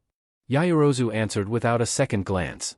The dismissal clearly irked the arrogant boy, only to be held back by his classmate, the silver-haired Tetsutetsu. Dude, we've got work to do. Now is not the time. Tsurigami shook his head in frustration, making a note on his clipboard, likely having to deduct some of Monoma's points. Izuku felt the teacher's pain. Monoma's quirk was one of the most impressive he had ever seen and offered up so many possibilities for use, but the young man still hadn't been able to let go of his resentment towards Class A from the previous year for stealing the spotlight so often. Never mind the fact that this had usually resulted in tragedy for the class. It seemed that Monoma was still operating under the assumption that the classes were in competition, and it was a mindset that Tsurigami and Vlad King were struggling to fix. The setup was rather simple. Yaoyorozu paired with Monoma to bust into the meeting once they had the evidence and had Tetsutetsu and Ojiro guard the main alleyway leading towards the bar to catch anyone trying to escape. While she had time for setup though, Yaoyorozu also rigged some of the smaller alleyways out with bube traps, rubber pellet bombs and taser mines, as well as specialized foam bombs that could be used to seal off certain areas, all rigged with miniature motion sensors and cameras that would alert her to enemies and allow her to trigger the traps remotely. Finally, as the team settled into their positions, the gangs entered the bar. In addition to the volunteer, whose identity was concealed from the observers by a hoodie, the opponents were robots. Unlike the training bots used in the old entrance exam though, they were designed to mimic human opponents, equipped with different weapons meant to replicate quirks. The robots started a conversation similar to what the students would hear in a standard trigger deal. Several other mannequins had positioned themselves in or outside the bar to act as guards. One of the leaders is closer to the door than I expected, Yaoyorozu observed through the image transmitted to the glasses she was wearing to monitor the sting. Tetsu and Ojiro, make sure you're ready to intercept. I'll be able to cut off most of the exits apart from the one towards you. Be advised, there are several guards still in your area as well. Roger. Roger. Thankfully Monoma was responsible enough not to try to needle Yaoyorozu while they were listening in on the conversation. The volunteer brought out a suitcase and flipped it open, revealing black vials that were supposed to be trigger. I think that this will do, they said before sliding it over to one of the robots. Got it. Yaoyorozu triggered a remote, detonating several foam bombs to seal off some of the alleyways. Move in. She and Monoma kicked open the bar door, pointing their sidearms at the robots. Police! Hands up! Rather than surrendering, the robots immediately turned to fire their own weapons and quirks on the two. Yaoyorozu and Monoma were able to take down 5 of the robots using paintball rounds, which the robots were programmed to perceive as an incapacitation unless specifically augmented in a way that resisted the caliber. The two had to take cover though as the remainder countered with their own fire, and the volunteer fled through a backroom in the chaos. The leader is heading your way. Yaoyorozu spoke over her radio before creating and throwing a flashbang into the room. The resulting blast disoriented the enemies long enough for Yaoyorozu and Monoma to take out the remaining mannequins in the room and chase after the stragglers. The two began to systematically clear out the remaining robots still in the building. Hold on, Yaoyorozu said, getting an alert. Through her glasses, she saw some of her motion sensors being activated by reinforcements. She activated several of her traps, taking down some of the robots that were trying to flank them from behind. Cycling through her fly cameras, she picked out the 2 largest groups of enemies and directed Monoma to follow her towards the one not heading towards Ojiro and Tetsu. The 2 other boys meanwhile had just encountered their own group of enemies, and began to fight them. Ojiro quickly dispatched 3 robots with his muscular tail, batting away a robot that had spike arms, rubber-tipped for the exercise, though a hit would count as an immediate defeat. As he was fighting though, a robot with gun barrels for fingers took aim, only for its shots to be blocked by Tetsu, who activated his steel quirk, charging at the robot and smashing its head with a steel-covered fist. Tetsu was busy fighting against a robot equipped with giant arms when Ojiro noticed an enemy that wasn't one of the robots was attempting to rush through the area, their volunteer gang leader. Thinking quickly and wanting to neutralize the unknown enemy as quickly as possible, he used his tail to spring forward, leaping onto the gang leader's back, and wrapping his tail around them. Got you. Ojiro was about to call his catch in when he saw that his opponent had managed to make a move before being restrained, as a large bubble was floating in front of him. Wait, Awada-san, AH. The bubble popped in his face, dousing him with the smell of pepper spray. The scent was so intense that he reflexively let go and curled up on the ground, only for even more bubbles to appear in the air around him, releasing the same scent and macing him further. Eyes watering, he could just barely make out the blue-skinned figure of Awada Karakoko, former sidekick Bubble Girl and UA's newest history teacher, holding one of the school paintball guns. Look before you leap, Ojiro. The students in the monitor room winced in sympathy at Ojiro's plight. Darn, this is a hard one. Awada-sensei's quirk isn't very strong, but it's a good counter to Ojiro and Tetsu. Kendo observed, shivering a bit as Awada launched a volley of bubbles at Tetsu, who just barely dodged away while covering his mouth. Izuku nodded. Ojiro and Tetsu were excellent at close-range combat, but had no real defense against gas, or in this case, bubble-based attacks, and were vulnerable at range. Tetsu was going to need to approach this with a different strategy if he wanted to survive this. His gaze moved to another monitor showing Yaoyorozu and Monoma, who had tracked the other gang of robots down to a parking lot, some climbing into a car while the others were taking cover and taking potshots at the two. Small arms fire? Monoma observed, smirking. Stand aside, leader, I can handle this.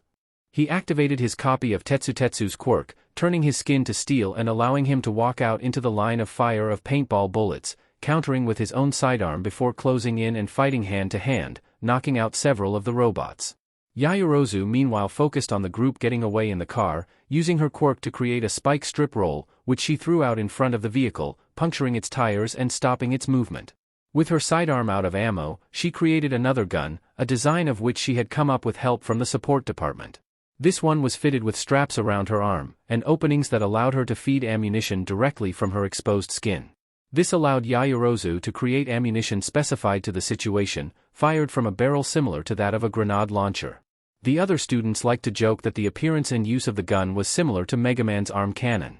Whatever the case, Yaoyorozu fired 3 shots in quick succession, blasting the robots with a quick-drying glue based off of the quirk of Class BS Bondo, securely neutralizing them. Ha! Monoma laughed, standing over the last robot he had knocked down. Such a simple exercise.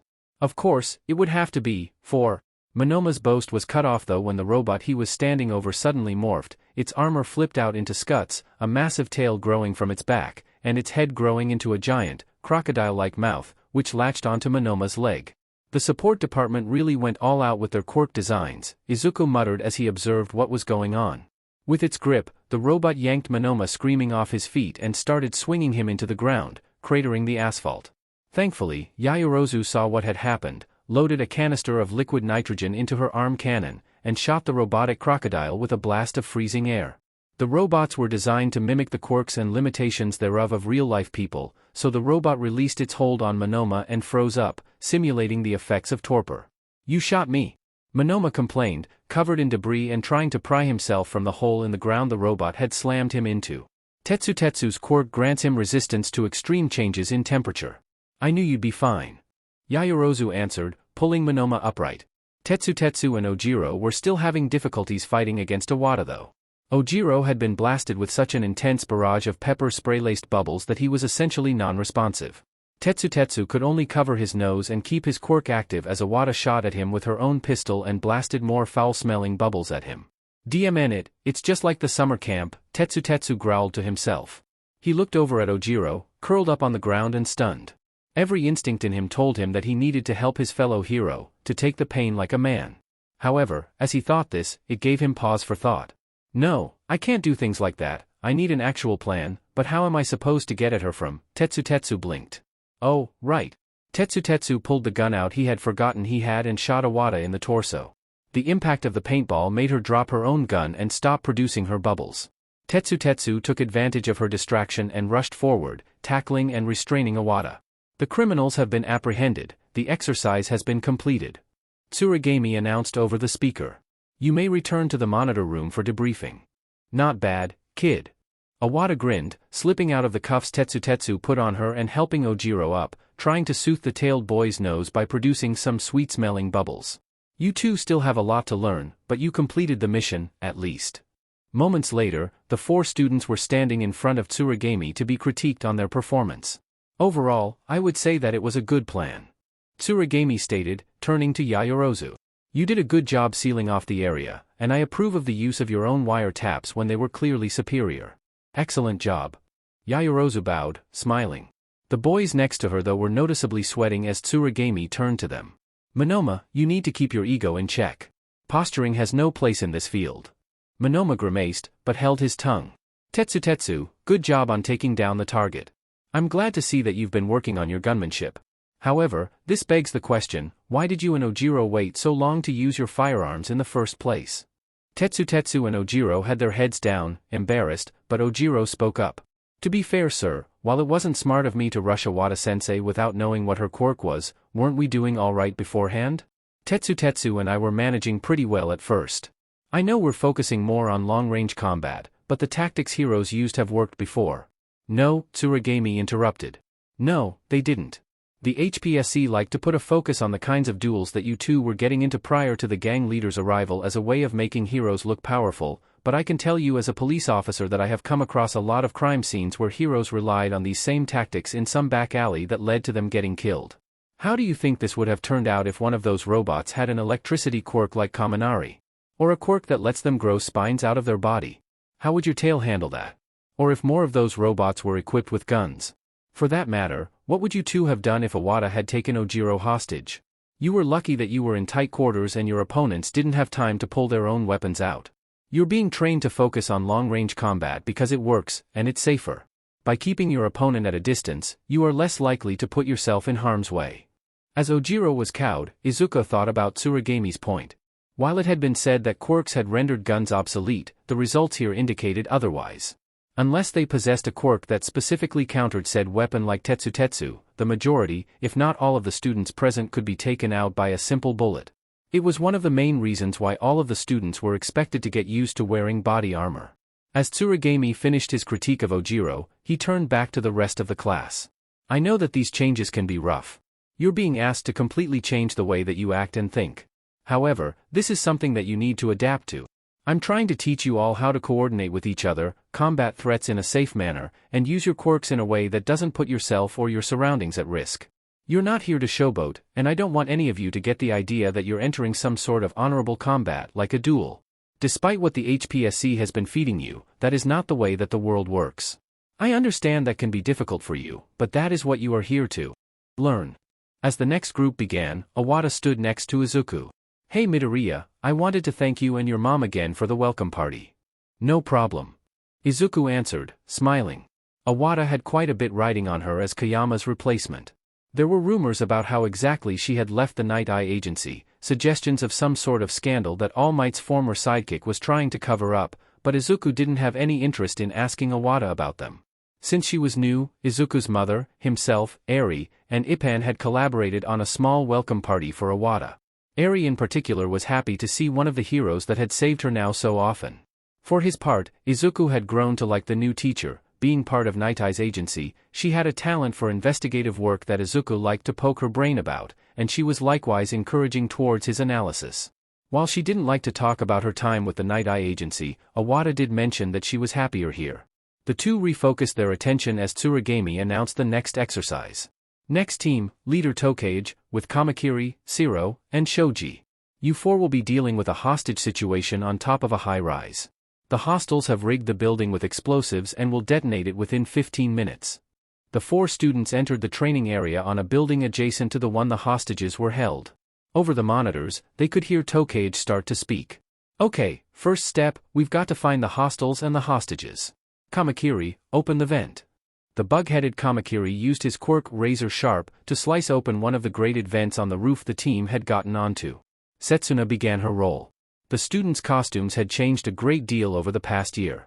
For the most part, they were standardized assault and rescue gear, the same blue and black as police uniforms or SWAT teams.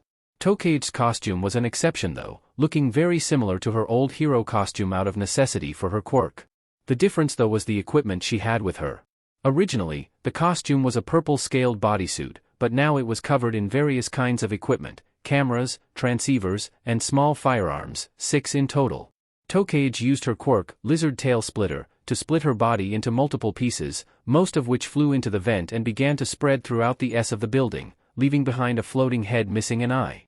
A spare limb held a tablet exhibiting a live feed showing from each of the cameras attached to the different parts of Tokage's body.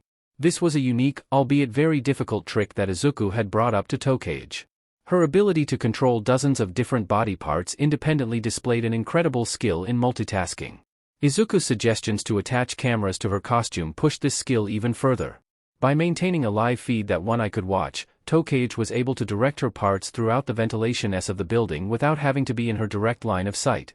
Alright, Tokage muttered as she looked over the multiple feeds on the tablet, the different body parts showing their cameras feeds through vents throughout the building, showing several robotic mannequins acting as hostages while others were marching through the halls or guarding the hostages. One feed was linked to a telescopic camera. Tokage's eye was floating outside of the building, giving her an infrared image through the windows. We have 16 hostages, and 25 hostiles, several rooms have bombs in them, but I'm not sure how many, all of the entrances are guarded, so we'll have to go through one of the windows, south side 5th floor and above is clear. Tokage's head turned to her 3 partners. Okay, we're going to climb up to the roof, rappel down and make our entrance through the 5th floor window, south side. The 3 boys nodded, Tokage's floating head following with them as they climbed up a brick wall, Kamakiri with his blades, Shoji with his strong grip, and Shiro using his tape to zip up. On the roof, the 3 attached harnesses with cords to the south side railing and prepared to jump down. I'm moving to ambush who I can, I should be able to take out the guards watching the hostages. Start your descent, Tokage's floating mouth said. The boys rappelled down the building to the 5th floor, where Kamakiri created a glass cutting blade to make a quiet entrance. Starting ambush. Tokage utilized another trick Izuku helped her develop, the parts of her body that had gun holsters attached pointed their barrels through the vents at the guards, while a floating finger or finger-sized piece pulled the trigger, ambushing multiple hostiles throughout the building at once with paint rounds. 7 hostiles down, but I saw 2 heading your way. Zero nodded and took point to give himself a clear line of fire. The 2 robots rounding the corner weren't able to react in time before being wrapped in his tape from the other side of the hallway. Izuku and the emergency students watched as Tokage guided the team through the building, clearing out rooms of hostiles. Zero continued to show his talent with his quick draw, while Shoji aided with the multiple firearms he carried, allowing them to cover multiple angles at once even without Tokage's aid, who continued to use the vents to ambush hostiles along the way. The only issue that Izuku could see was with Kamakiri, who hadn't made as big of an impact so far, due to his team members having ways to neutralize threats before they could get in range, while he was stuck with what firearms and support equipment he could carry on his person. That wasn't going to affect his grade in any way, but Izuku could notice that Kamakiri seemed disgruntled whenever his teammates took down an opponent before he could react. Sadly, Kamakiri reminded Izuku of Bakugo in many ways from his extreme combat-centered mindset. So far though, he had kept a lid on his temper. Eventually, the team made it to a group of 5 hostages cowering in one of the larger rooms. However, their time was limited, and they had to split up. Shoji volunteered to watch over the hostages while Kamakiri and Zero split off. Izuku tensed up, recognizing what was happening in the room. Once Shoji was alone and he had stationed himself to cover the main entrance, a few of the hostages began to move behind him. But before the hostage bots could point their weapons at Shoji, the team quick-drew 5 different weapons behind him with his duplicating arms and took out the disguised hostiles with several hisses of paintball guns, guided by the eye stalks he had surreptitiously been watching his back from. Everyone, the hostages I was guarding were disguised hostiles, we are still missing 5 hostages. Shoji spoke through his radio as he quickly restrained the 5 attackers. The quick move earned Shoji applause from his classmates in the control room, while Zero came across and dealt with 2 gunmen guarding a group of crates, which had 4 of the hostages hidden inside. Kamakiri meanwhile was checking one of the last rooms when he heard a robotic voice coming from an unchecked room. "Help! Help! I'm in here!" It was obvious that Kamakiri wanted to finish the exercise quickly and prepared to grow a blade to cut through the door, obviously hoping to blitz any potential remaining hostiles. Izuku clenched his fists, knowing what was on the other side. Surprisingly though, Kamakiri paused before he could swing and took a deep breath before calling over the comlink. "Tokage, I'm hearing a voice from a room on the 1st floor, but it wasn't on any of the feeds that you showed us." "I see you." Tokage replied, Kamakiri looking up at a vent where he could see a flash of movement from one of her body parts. "Give me a sec." There was a brief pause as Tokage saw the door Kamakiri was standing in front of, but not what was beneath the vent. "Kamakiri, that door is rigged with an explosive on the knob." The class gave a collective sigh of relief, seeing the footage of the room Kamakiri was about to burst into. The young man took another breath. "What kind of explosive? How is it rigged?" "Basic tripwire connected to the handle." "Right." Kamakiri answered, shrinking his blade into a much smaller and thinner shape, which he carefully slid through the doorframe, before pulling through, cutting the tripwire without triggering the explosive, really just a bag of paint. "I think you're good, that should be the last room to check." "Roger that." Kamakiri pushed the door open. He saw the remaining hostage, but it was tied to a massive barrel away from where Tokage could see from the vent, with a timer going down from 30 seconds. "Sheet. Bomb on a timer at my level." With the amount of time left though, no one would be able to get to the bomb in time, leaving Kamakiri alone. Ignoring the hostage, he pried open the control panel of the bomb, revealing a mess of wires. The emergency courses held their breath, literally able to see the sweat pouring down Kamakiri's brow as he stuck a thin blade into the wires, hesitating for just a second before cutting a red wire. The timer stopped at 1 second. "All hostages rescued and hostiles neutralized," Tsurigami said over the intercom. "Tokage's team has completed the exercise." Izuku cheered with the classes, and Tokage's team reconvened in the monitoring room, Kamakiri looking like he had run a mile. Izuku noticed Kendo nearby, smiling proudly at Tokage and Kamakiri. "Your class has been doing pretty well, Kendo." "I'm surprised how much Kamakiri and Tetsu have improved especially." Kendo nodded. She had shared a concern with Izuku at the beginning of their second year towards those two. Kamakiri and Tetsu had a mentality that was far too similar to that of Bakugo and Kirishima, Kamakiri being slightly blood-hungry and Tetsu likewise seeing too much chivalry and heroics in a manner that encouraged rushing in without thinking. I think that Bakugo and Kirishima getting arrested made them rethink the kinds of people they want to be. Tsurugami congratulated the team on a perfect run before moving on to the next exercise. So, how do you think this one is going to go? Iwata asked Izuku, observing a rescue-focused exercise being undertaken by Kota Koji and Ashido Mina of Class A teamed with Shishida Jiroda and Kaibara-san of Class B, with Shishida being the team leader. The exercise was slightly more straightforward than the others. They simply had to rescue a number of civilians caught in a landslide in a nature-focused zone of the school's training grounds.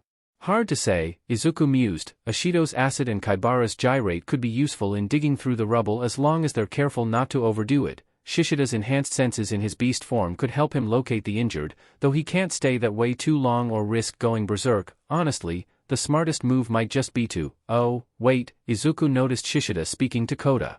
Yeah, I think I see what they're doing. Despite having to work through a far greater area than either team before them, Shishida's team managed to complete their exercise the fastest, simply by having Kota use the animals living in the area to locate and dig up all of the landslide victims. The rest of the team didn't end up doing that much. I can't help but think that this goes against the spirit of the exercise, Iwata noted, an awkward bead of sweat forming on her head. Izuku shrugged. An E-voice is just a really useful quirk. Kota will almost always have whatever help he needs adapted to the specific environment that he's working in. The rest of the exercises proceeded without much incident. Hagakure managed to replicate a similar performance to Kota in an exercise focused on tailing a suspected criminal, and Shiozaki was indispensable in corralling a rioting mob. Kendo, unfortunately, being a martial artist like Ojiro, struggled with the urge to rush to fight an opponent face-to-face, though demonstrated good skill and strategy as a leader. Sato had similar issues. The mental deterioration and physical drain of his sugar rush made it difficult for him to effectively use his quirk in the exercises. It was encouraging to see the students working so hard, but it was clear that they were still struggling to throw off the mentality towards heroics that they had been raised with. After being dismissed, Izuku noticed Kendo walking off with Tetsu and Kamakiri to the firing range, wanting to better install the kinds of instincts they would need for the job, when Tsurugami held him back. Midoriya, I'd like a word with you. Izuku hung back, Tsurugami waiting until the other students had left to speak. I was wondering if you had any plans on what you wanted to do after you graduated. Izuku blinked, caught off guard by the question. Well, I was thinking that I might go to college to become a quirk analyst for the police. Tsurugami nodded. Would you consider simply going into the police after graduation? Izuku felt taken aback, not immediately understanding what Tsurugami was saying. The dog-headed teacher pulled out a brochure, one that Izuku had noticed several of the emergency course students were carrying. You see, Midoriya, the emergency course students are on a track to enter the police force as soon as they graduate. There is some talk against this, with people arguing that it would be too early for them, and essentially just be a copy of the old hero system, but the fact of the matter is that the country is in desperate need of having its emergency services bolstered as soon as possible. However, that's not just limited to the sort of field work that I've been training the classes in. We also need analysts. Izuku blinked in surprise, realizing what Tsurugami wanted. Do you really think I could do that? I do. Especially with my recommendation. You wouldn't be the only one either. I believe that you've been in contact with an Intelli-Psycho from CI Academy. Izuku nodded. Intelli had become something of a pen pal of Izuku's that Nizu had introduced Izuku to. The two had collaborated on some analysis in the past, though Izuku was surprised that he was being considered in the same tier as someone whose quirk allowed her to magnify her own intelligence. She'll be entering the program next year. I believe that you could the year after. You'd be entering the force as an analyst in the police's intelligence department the same time that the emergency course students would be entering the force. Should I take it that you are interested? Izuku took a moment to think. He had started pursuing this work and had been helping out the emergency students because he wanted to help people, especially with how badly things were going in the rest of society. Really, all this meant would be that he'd be able to do that sooner than he expected. I'd like that very much, sir. Life didn't change that much after Izuku's conversation with Tsurugami. He still helped out the emergency courses with their quirks, updated his analysis, and made more connections with Psycho and other analysts. He went to classes, hung out with his friends, and joined in a board game tournament with 2C. Izuku even started to exercise more. Initially, it was just a way for him to hang out with his friends in the emergency courses, but over time, he began to simply enjoy the feeling of a good workout. Eri was slowly getting the hang of using her quirk, managing to rewind plants and animals by a few minutes without issue. She was doing pretty well in school, and had made friends with several of her classmates. When she invited Azui Satsuki to UA, it was a bit tense. Izuku knew that the little girl couldn't stop thinking about her sister's short experiences at the school. Thankfully, the 2A students welcomed her just as they did with Eri, making her feel more comfortable. Izuku also started to spend more time in the library. Ipan was a fun person for Izuku to be around, and she enjoyed his presence, joining him at dinner with his mother and Eri. Over time, it began to feel as if Ipan was becoming family herself. Izuku and his mother continued to visit the Bakugas. Mitsuki was going to therapy, and Izuku and Inko started to see her smile again. 2C decided to just do a repeat of their cat cafe for their presentation in the cultural festival, albeit without the benefit of Kaganya's quirk to herd the cats. 2A held a concert with Kyokujiro as the lead singer. Eri couldn't decide whether she liked that or the cat cafe more. Izuku didn't feel jealous. Ipan was being silly. The emergency course students continued with their work. Quite a few had left, but most who stayed would remain. Izuku was somewhat distressed that one of the exceptions was his fault, Awa's Yosetsu of 2B, possessing the weld quirk, which allowed him to fuse objects at the atomic level.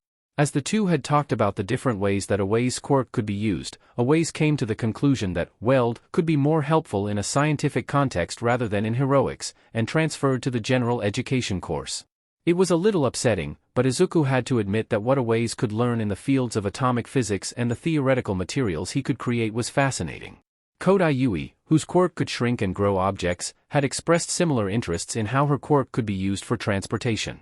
Izuku was simply enthralled by the different ways that people were using their quirks now that limitations had been lifted. For their final project of the year, he and Uraraka collaborated on a report on how science and technology was changing with free quirk use. Doctors were using shrinking quirks to study cancer, plant manipulation quirks to counter pests, suggestion quirks to treat psychological disorders. Despite the shame Japan had experienced from the HPSC's fall, the country was attracting scientists interested in researching the unique capabilities of quirks without the limitations that existed in their own countries, helping to bolster the country's reputation a bit. That being said, there were drawbacks. Being allowed to more freely use their quirks led to people causing accidents, hurting others or damaging property. There were ongoing debates over how much regulation was needed, in what cases, or if regulation was warranted at all. Those for regulation could point to an incident that had happened the previous day in which someone with a flight quirk almost caused a helicopter crash, or accused their opponents of being remnants of the terrorist-minded MLA. Those against regulations would counter by claiming that their opponents were members of the creature rejection clan, and point to examples of how overregulation in law and attitudes towards quirks had led to individuals like Toga Himiko being driven insane by forcibly repressing her quirk. There was at least an overall agreement that some regulation was needed: no fire quirks used in hazardous areas, flight quirks requiring to learn and follow air traffic laws, etc. People were protesting public quirk use, the continued presence of UN soldiers, and the rise in crime. The pro-hero movement might have been able to take advantage of this unrest, were it not for the issues that continued to plague it. Whatever led to Iwata leaving Sir Nightai's employ wasn't made public per se, but the rumors and whatever litigation entailed clearly hurt the former hero if his temporary absence from All Might's campaign was any indication. The departure of Moshi Juzo, aka the former sidekick Centipeder, could have been beneath notice, Moshi simply being another hero choosing to join the police force and offer the benefit of his years of investigative work. It seemed though that Night Eye was a vindictive sort, publicly decrying his former sidekick for his betrayal. Moshi's response to the accusations, citing Night Eye's abusive and obsessive practices, only refusing to mention anything related to Iwata's circumstances out of respect to his former co-worker's privacy, further eroded Night Eye's credibility and the limited traction that the pro-hero movement had gained. But there were far more tragic events as well.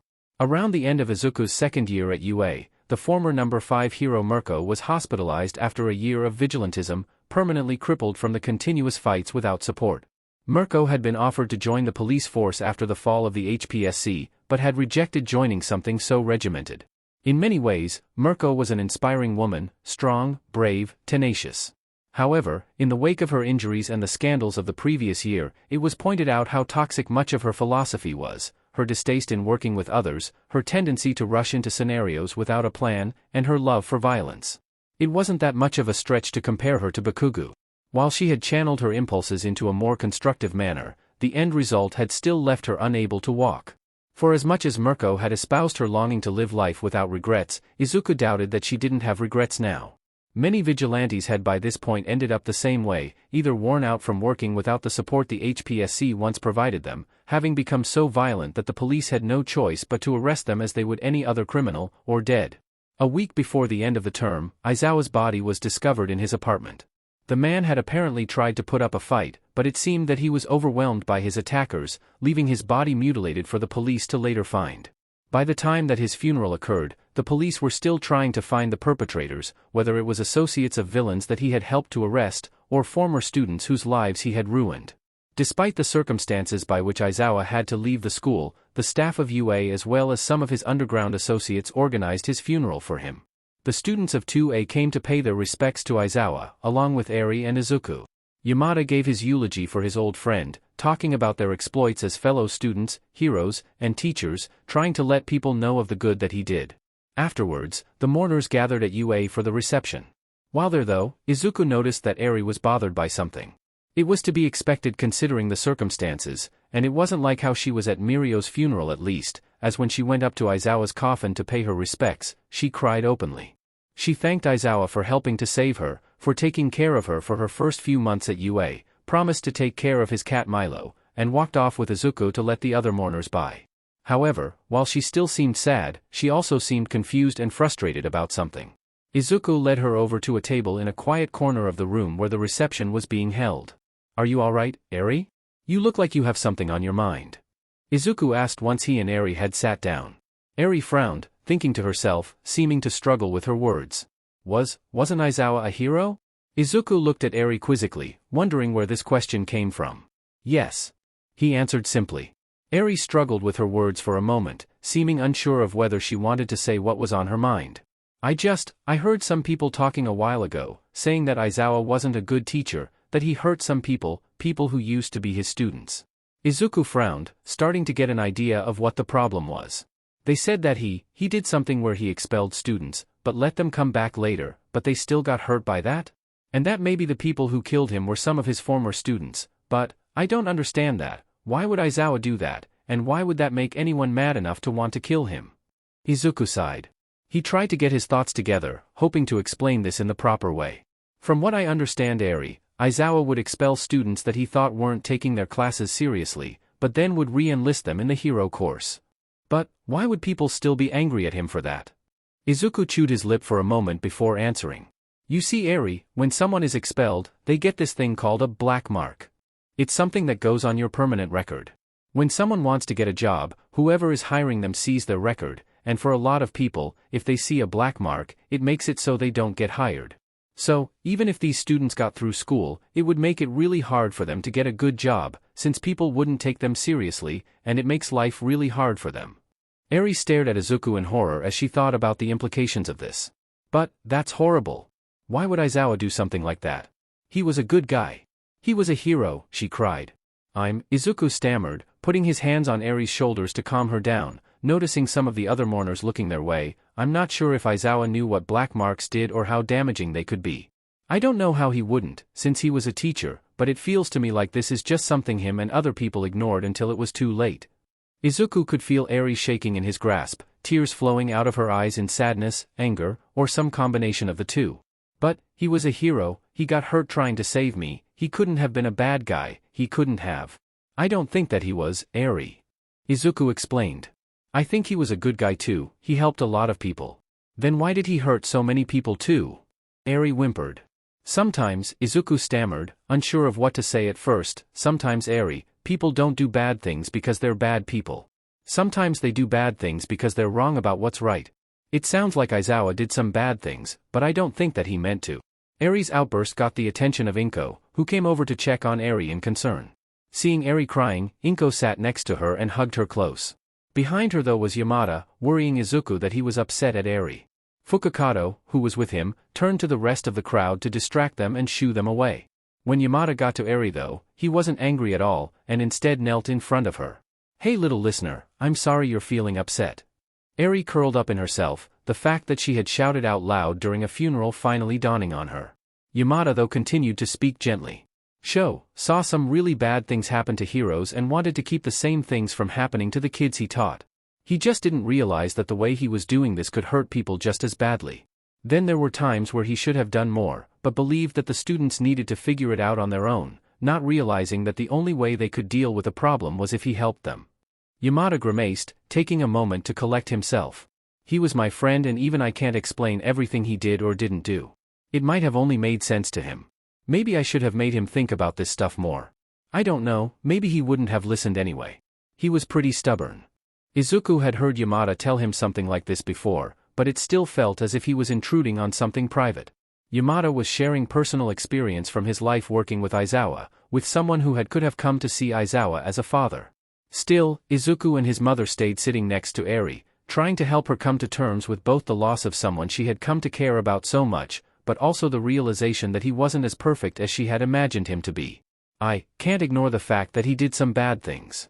Yamada went on, things me and other teachers should have tried to stop.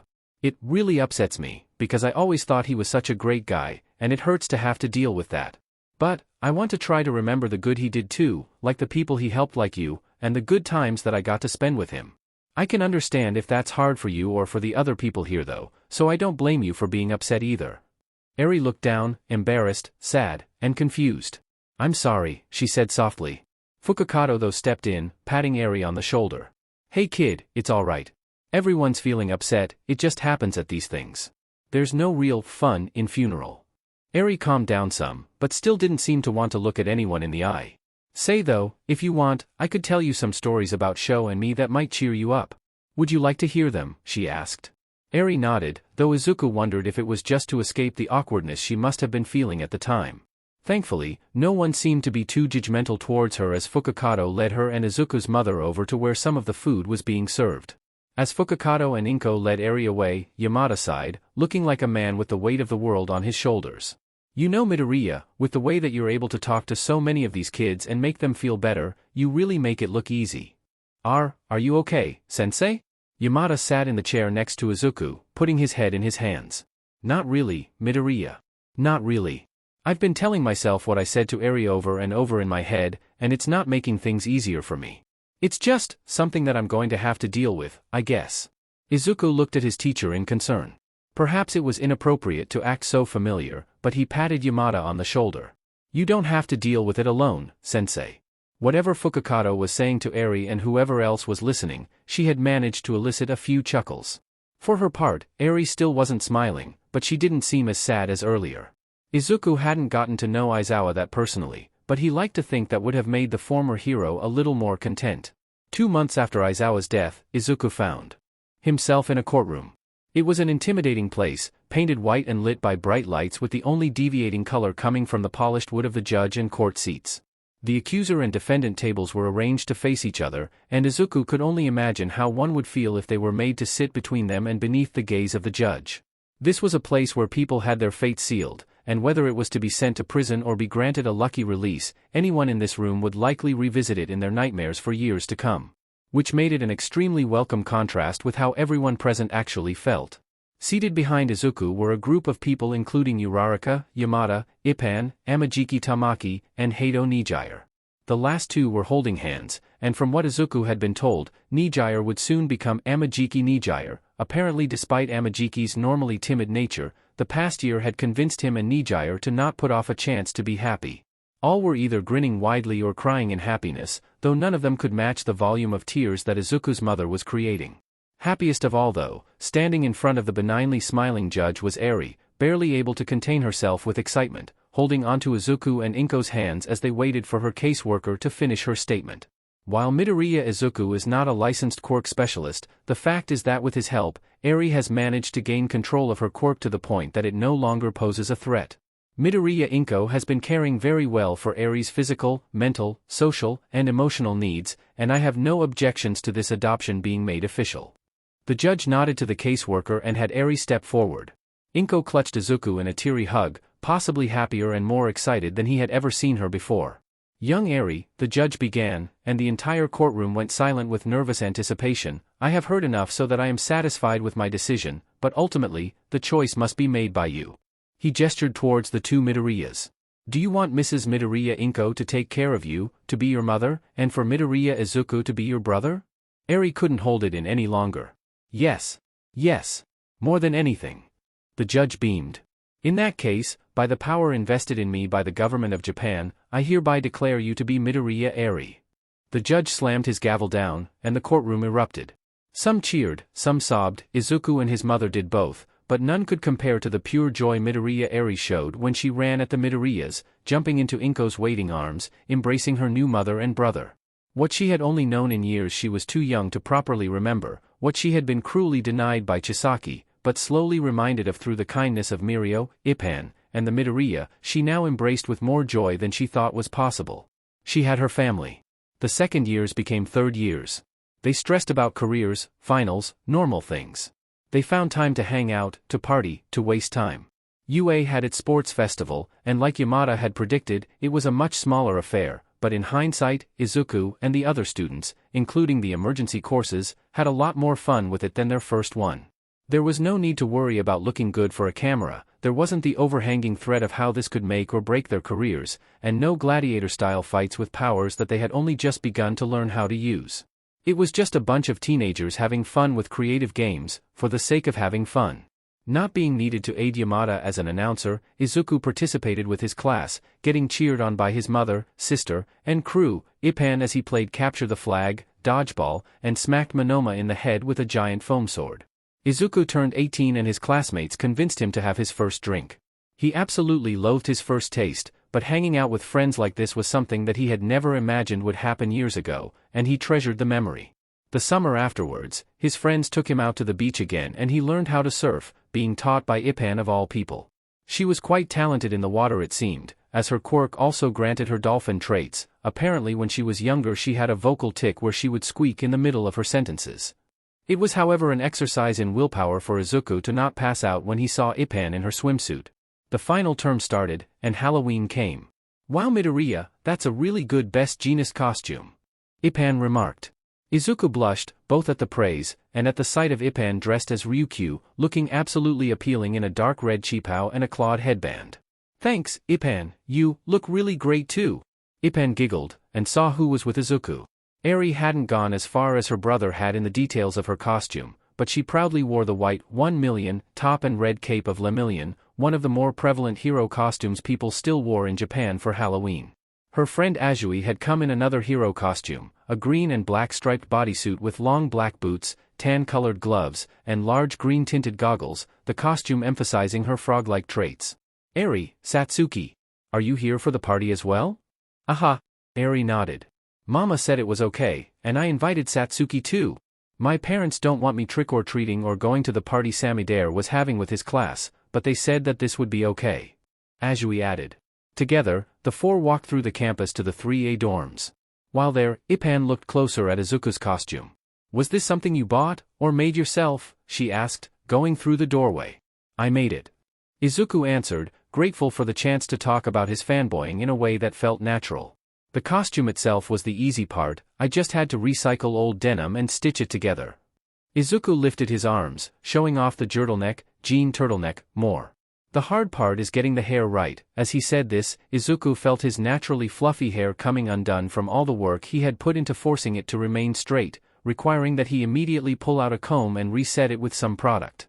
Nearby, Kaminari, who had donned a fat suit to dress as Fat Gum, laughed uproariously.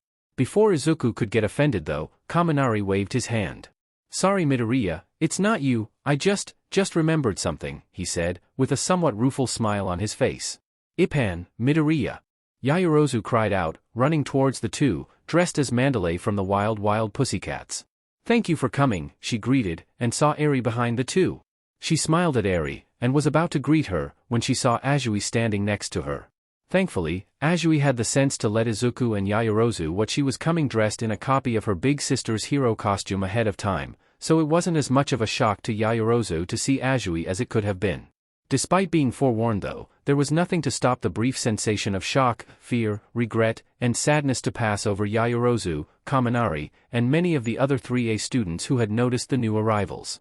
As a testament to the nerves she had been developing during her time at UA though, she hid these feelings well, settling on pride as she put her hands on Azui's shoulders. "Thank you for coming. Satsuki, your costume is wonderful." Azui shrunk in on herself some, perhaps realizing how people might be reacting to her costume here, but mumbled a thanks. Yaoyorozu gave Eri a similarly warm greeting, praising her lemillion costume, making the little girl giggle. Her excitement and the welcome Yaoyorozu had given them allowed Azui to cheer up some. Yaoyorozu then turned to Ippan. Ippan, your Ryukyu costume is incredible. You've got just the right hair for it. Ippan smiled at Yaoyorozu's giddiness.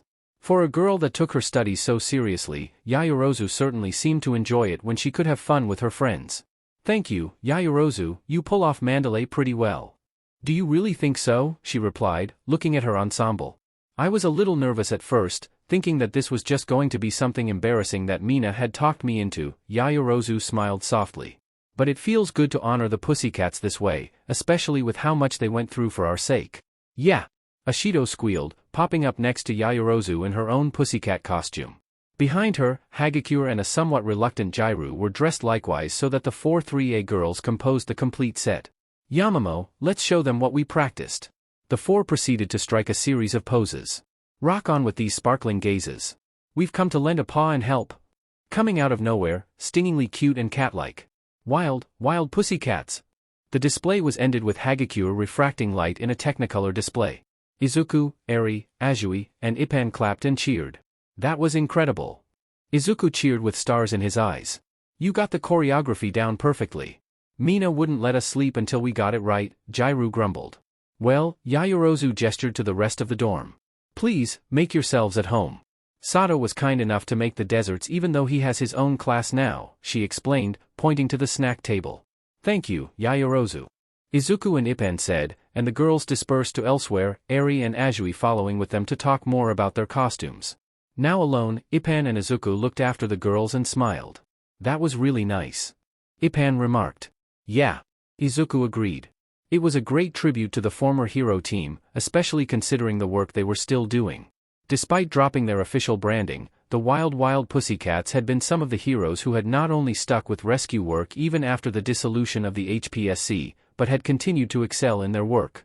Even Shiratoko Tomoko, formerly known as Ragdoll, who had retired from hero work after having her quirk stolen, had ironically re-entered the force after the fall of the HPSC, her depth of experience in the field coupled with that of the other former Pussycats having made them indispensable in emergency services. The two made their way through the party, eventually getting to the punch bowl.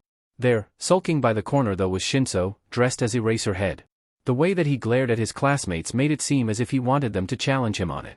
Izuku couldn't hold it against him. Shinso had been one of the few students that Aizawa had actually taken the time to train. Hey Shinso, great Eraserhead costume. Izuku greeted his old classmate. Shinso's gaze passed over Izuku. I'm glad you think so. He replied, somewhat moody, before lightening up some, looking over at Eri. How's your new sister been doing? Great, actually. Izuku noticed that Mina had guided Eri over to the classes, bobbing for apples game. His little sister frowned after pulling out one of the apples, which had a noticeable brown spot on one side. Just watch. He said, pointing towards her. Eri focused, and a faint white light enveloped the apple, albeit only for a few seconds. Once the light faded, the apple was a pristine red all over, and Eri took a happy bite. Good for you too. Shinso nodded, truly looking just like his inspiration. Well, you have fun. He said, before wandering off. Cosplaying as a hero has become surprisingly contentious, hasn't it? Ippan asked. Yeah. Izuku agreed, looking over Class 3 as costumes. Each of them were dressed as heroes, but most were dressed as heroes who were currently still active in the police or rescue force. Tokoyami had gone as Edshot, Siro as Kamui Woods, Uraraka had shown up as 13, Koda had managed to get together a good gang orca costume. They were former heroes who were mostly able to keep the respect that they had prior to the fall of the HPSC and had continued to work to uphold society. Ryukyu was actually my second choice for a costume, Ippan admitted, playing with her claw headband. I was originally going to go as Mirko. Izuku was suddenly very glad that the turtleneck covered most of his face as the thought of Ippan dressed in Mirko's leotard made him blush so much he nearly passed out. But I thought that might be in bad taste considering what she's going through right now. You know, Izuku squeaked, startling Ippan, making her flinch and her ears flatten at the sudden high pitch of his voice. Izuku cleared his throat and went on, you know, my mom's friends from her old hospital told her that Mirko has been studying while she's going through her rehab. Seems like she's going to apply for college. Oh. Ippan remarked, her ears sticking up again in relief. That's good to hear. I was worried how she would be handling what she went through. I had heard that she had lost a lot of the money she made as a hero having to deal with her medical bills without insurance. Yeah, Izuku rubbed the back of his head. I was worried too, but it seems like a bunch of her fans started a GoFundMe page for her treatment. Izuku knew this of course because he was one of the donators. Part of him felt guilty, thinking that Mirko wouldn't want charity from others, but he wasn't going to stand by when someone needed help. But I also get what you mean about not knowing what costume is okay to wear. Izuku looked at his sleeves. Best Jeanist had been one of the most commercialized heroes, earning him a great deal of ire after so many scandals of the HSPC had been revealed. Despite this, he had stuck with his work, helping the police to the best of his ability, even disregarding his fashion business. When I was younger, I bought a Hawk's costume on a sale, even though it was 2 sizes too big for me. I was waiting to wear it someday, but now, with how he worked for the HPSC, it kind of worries me how people might interpret it. Ipan looked back over towards Shinso, who was sulking in another corner. Maybe it just comes down to your own opinion, she suggested. Some of the heroes did bad things, but if you're wearing their costume to honor them for the good things they did, then no one's got a right to judge you. Izuku looked up at Ipan and smiled. That's a really wise way of thinking about it, Ipan. Ipan smiled back. Well, I've got my own hero, I've got to appreciate them now, don't I? Ipan giggled as Izuku blushed again. Hee, Izuku laughed awkwardly and tried to distract Ipan from teasing him some more. So, what do you think was your best Halloween costume? Ipan's eyes lit up. Well, back in high school, I didn't have a lot of friends, but one of the friends I did have liked to act, and one Halloween she convinced me to do a costume with her. I dressed as a ventriloquist, and she was my possessed dummy. Ipan laughed, trying to keep the punch she was drinking from squirting out of her nose, miming herself carrying a girl in the crook of one arm while other was resting on her friend's back out of sight. The whole night, I was carrying her around in my arms while she was dressed in this creepy doll costume, just staring at everyone. Ipan made her eyes bug out of her head, freaking Izuku out and making him double over the punch table in his own laughter. That year, Japan experienced a massive cold snap which dumped snow across the country for months, locking entire districts down and requiring constant plowing of the streets. In a strange way, this ended up giving the country a respite from the chaos and contention that they had been dealing with for the past year and a half, criminals and rioters finding it simply too cold and too difficult to work through the snow to bother causing trouble for the next few months. Christmas came along, and a clandestine team that Izuku couldn't prove, but knew was led by Ashido Mina somehow managed to trick him into being under a sprig of mistletoe with Ipan. The two were later seen blushing like cherries, but it was another treasured memory for Izuku. New Year's came, the students all had their own parties, though this year Izuku was able to participate with Inko and Ipan drinking champagne to ring it in. Eri got apple soda. It felt quite momentous, as it would be the year where Izuku and all of his friends would graduate, and the year that Izuku resolved to finally tell Ipan how he felt about her, at least once he had graduated. Snow came hard and fast. Izuku recruited an unbeatable snowball team composed of Shoji, Hagakure, and Uraraka, fighting a season-long epic battle against Yaoyorozu, Sen, Tokoyami, and Tokage. Ipan's birthday came in January. Izuku was so close to confessing to her, but didn't want to put her in an awkward situation of a student at a school she was working at asking to be in a relationship with her. She seemed happy anyway, hugging Izuku, Eri, and Inko in gratitude for everything that they had done for her, the least of which being the giant cake the two had baked for her. The last finals came. Despite being the top of his class, despite fighting it out with Yaoyorozu over the valedictorian spot for their year, Izuku for reasons even years later he could not comprehend still ended up stressing over the exams, desperately trying to cram as much information in as he possibly could. The sentiment was spread across the year, though Izuku and Yaoyorozu were still kind enough to help tutor those who needed it. Ashido and Kaminari both had panic attacks that they needed to see Hound Dog about, convinced that they weren't smart enough to graduate, a sentiment that Izuku could never quite understand. If they had gotten into UA at all, that clearly indicated that they were smarter than most people. Pointing this out to them helped cheer the two up. The students took their exams, the emergency course students simulating a massive terrorist attack on the Prime Minister for their practical. By the end, everything turned out fine. Everyone breathed a sigh of relief and laughed, spending the next few days until graduation partying. No one though could escape the PTSD-fueled nightmares of having not studied for an important exam, accidentally sleeping in for the finals, or realizing that there was a teacher that you had never spoken to in the past that you were supposed to hand a copy of your final project to. Ipan and Inko both grimly assured Izuku that this was completely normal and inescapable. Introducing this year's salutatorian, Midoriya Izuku. Izuku walked up to the podium to the cheers of the crowd. It was quite touching for him to see and hear so many cheer so loudly, even from classes outside of his own. He looked behind the students and saw his mom, sobbing in joy, while Ipan was sitting next to her, beaming at him.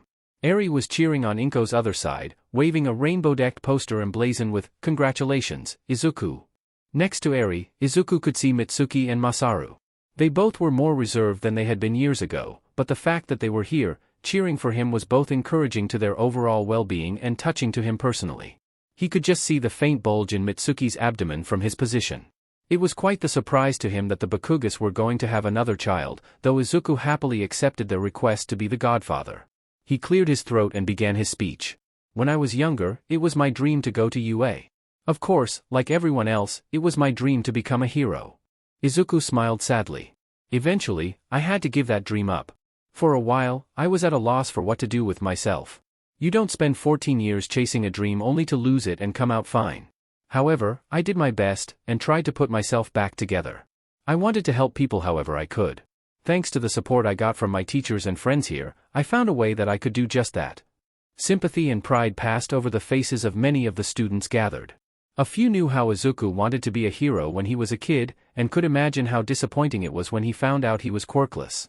Even amongst those that had quirks, many of the students had the same dream as Izuku did, only to have to give that dream up when they failed the entrance exam for the hero course. In a way, I'm very fortunate. Even if it was hard to give it up, the change in my life was simple and without much drama. Not long after this happened though, it seemed that the rest of the country went through a similar end to their dreams, and the results were far more tragic. Izuku glanced over at the portraits of the deceased students in Class A, Mongoose Habuko, Azuit Tsuyu, Ida Tenya, and Todoroki Shoto. UA has been hurt. Heroics, the field that had originally given UA its reputation, no longer exists as a career.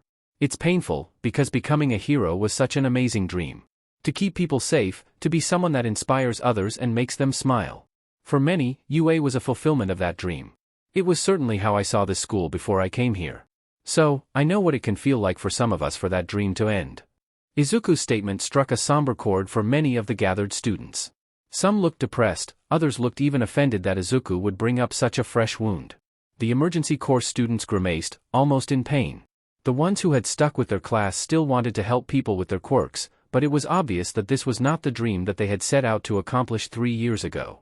But we have a new dream to fulfill now. We dream to restore peace to our country, real peace. It may seem overwhelming, and even impossible. However, we have done this in the past. We have built ourselves back up. All Might brought peace to the country, and inspired us to be the best of ourselves, to go beyond. The school's motto had been a source of contention in the past years, so Izuku had been hesitant to include it in his speech. Despite his fears though, the students as one chanted back. Plus Ultra. Izuku grinned. He wished that All Might was at the graduation, but he had left his position as a teacher at UA after Togata's death. However, even if All Might had denied Izuku's dream, Izuku couldn't help but still look to the hero for inspiration. From the response of the other students, he could tell that he was not alone in that sentiment either. We might not have pro-heroes anymore, but we still have the ideals that originally inspired them and this school, the ideals that made us good and strong. I believe that if we stick with them, we can accomplish the impossible. Izuku bowed to the cheers of the audience and went back to his seat with Class C, relieved he had managed to get through his speech without flubbing it. More speeches were done, the students were given their diplomas, Yaoyorozu gave the valedictorian speech, and just like that, Izuku's time at UA had come to completion. He cheered with everyone else, amazed that he had accomplished this. The students milled around, Kaminari and Ishido dancing in joy and relief at having pulled their grades together well enough to graduate. Yaoyorozu and Izuku congratulated each other on their accomplishments and respective speeches. Tokage Ambush hugged the two, cheekily reminding them just how close she had come to taking their number 1 and 2 spots. Finally, Izuku made his way to his mother and sister. "Oh, my baby," Inko crushed Izuku in a hug and threatened to drown him in her joyful tears. "I am so proud of you." Eri was caught between Izuku and Inko in her efforts to hug her big brother, but didn't seem to care. "You did it, Izuku. Congratulations," she cried. Izuku hugged his mother and sister back, his own tears matching his mother's. "Thank you, Mom, Eri." Inko managed to pull herself together and pulled away from Izuku, wiping her eyes. I don't know if I'm ever going to forgive myself for not supporting you when you wanted to become a hero when you were a boy, but you've become so much more. I am so proud of you, baby, you should be too." Izuku beamed. "I am, Mom. But really, you need to stop worrying about that. It was years ago." Inko nodded and sniffed. I know, all things considered, I'm glad at how things turned out. You've already got a job set up, and you're going to be helping so many people." Inko put her hands on Izuku's shoulders. "Congratulations, Izuku." "Izuku?" Eri said, getting his attention. She fixed him with a determined grin. "I'm going to get into UA in a few years too, I promise. I'll be as much of a hero as you are." Izuku grinned, hugging Eri again. "I bet you're going to be a great one," he answered. The three hugged one more time, allowing the Bakugas to come forward. "Congratulations, kid," Mitsuki said, smiling. "Thank you for coming, Aunt Mitsuki," Izuku answered. Mitsuki looked behind Izuku towards Class A, her smile faltering. "I'm glad that we still have a reason to be here." Gently, Izuku gave his unofficial aunt a hug. She seemed to calm down after that. "That was a good speech, by the way. Building ourselves back up." Mitsuki put her hands on her stomach.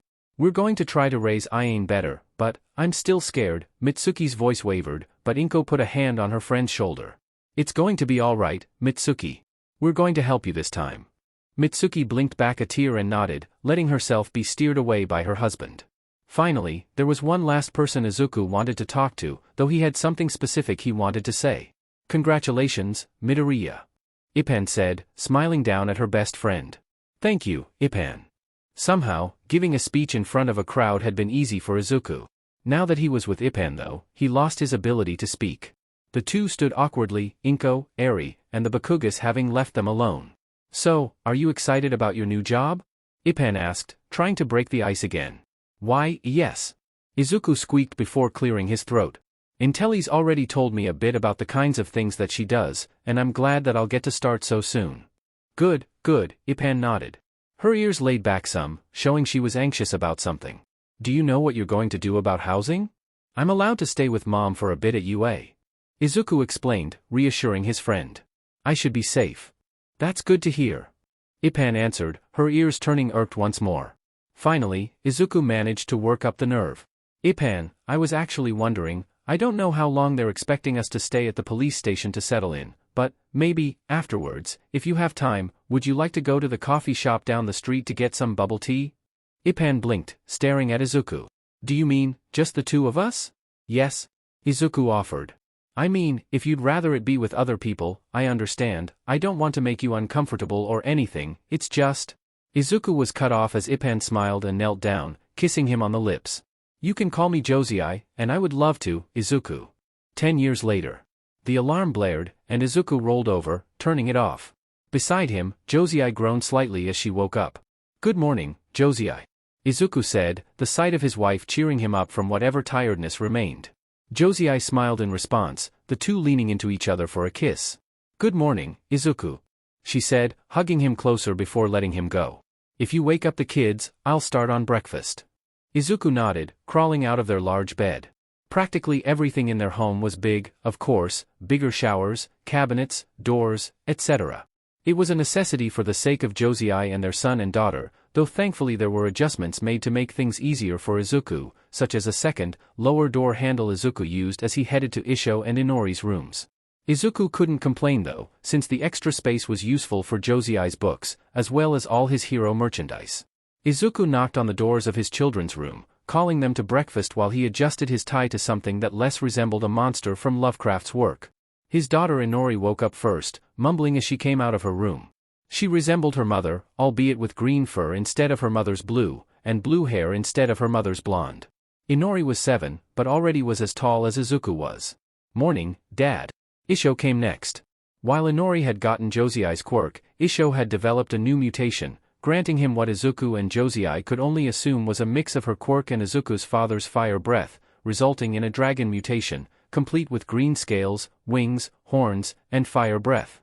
Izuku couldn't help but think that Isho, already at Izuku's chest height and having sharp teeth displayed by his yawn, was adorable, especially with how he carried his All Might plushie with him out of bed. "Hey, Isho. You sleep well?"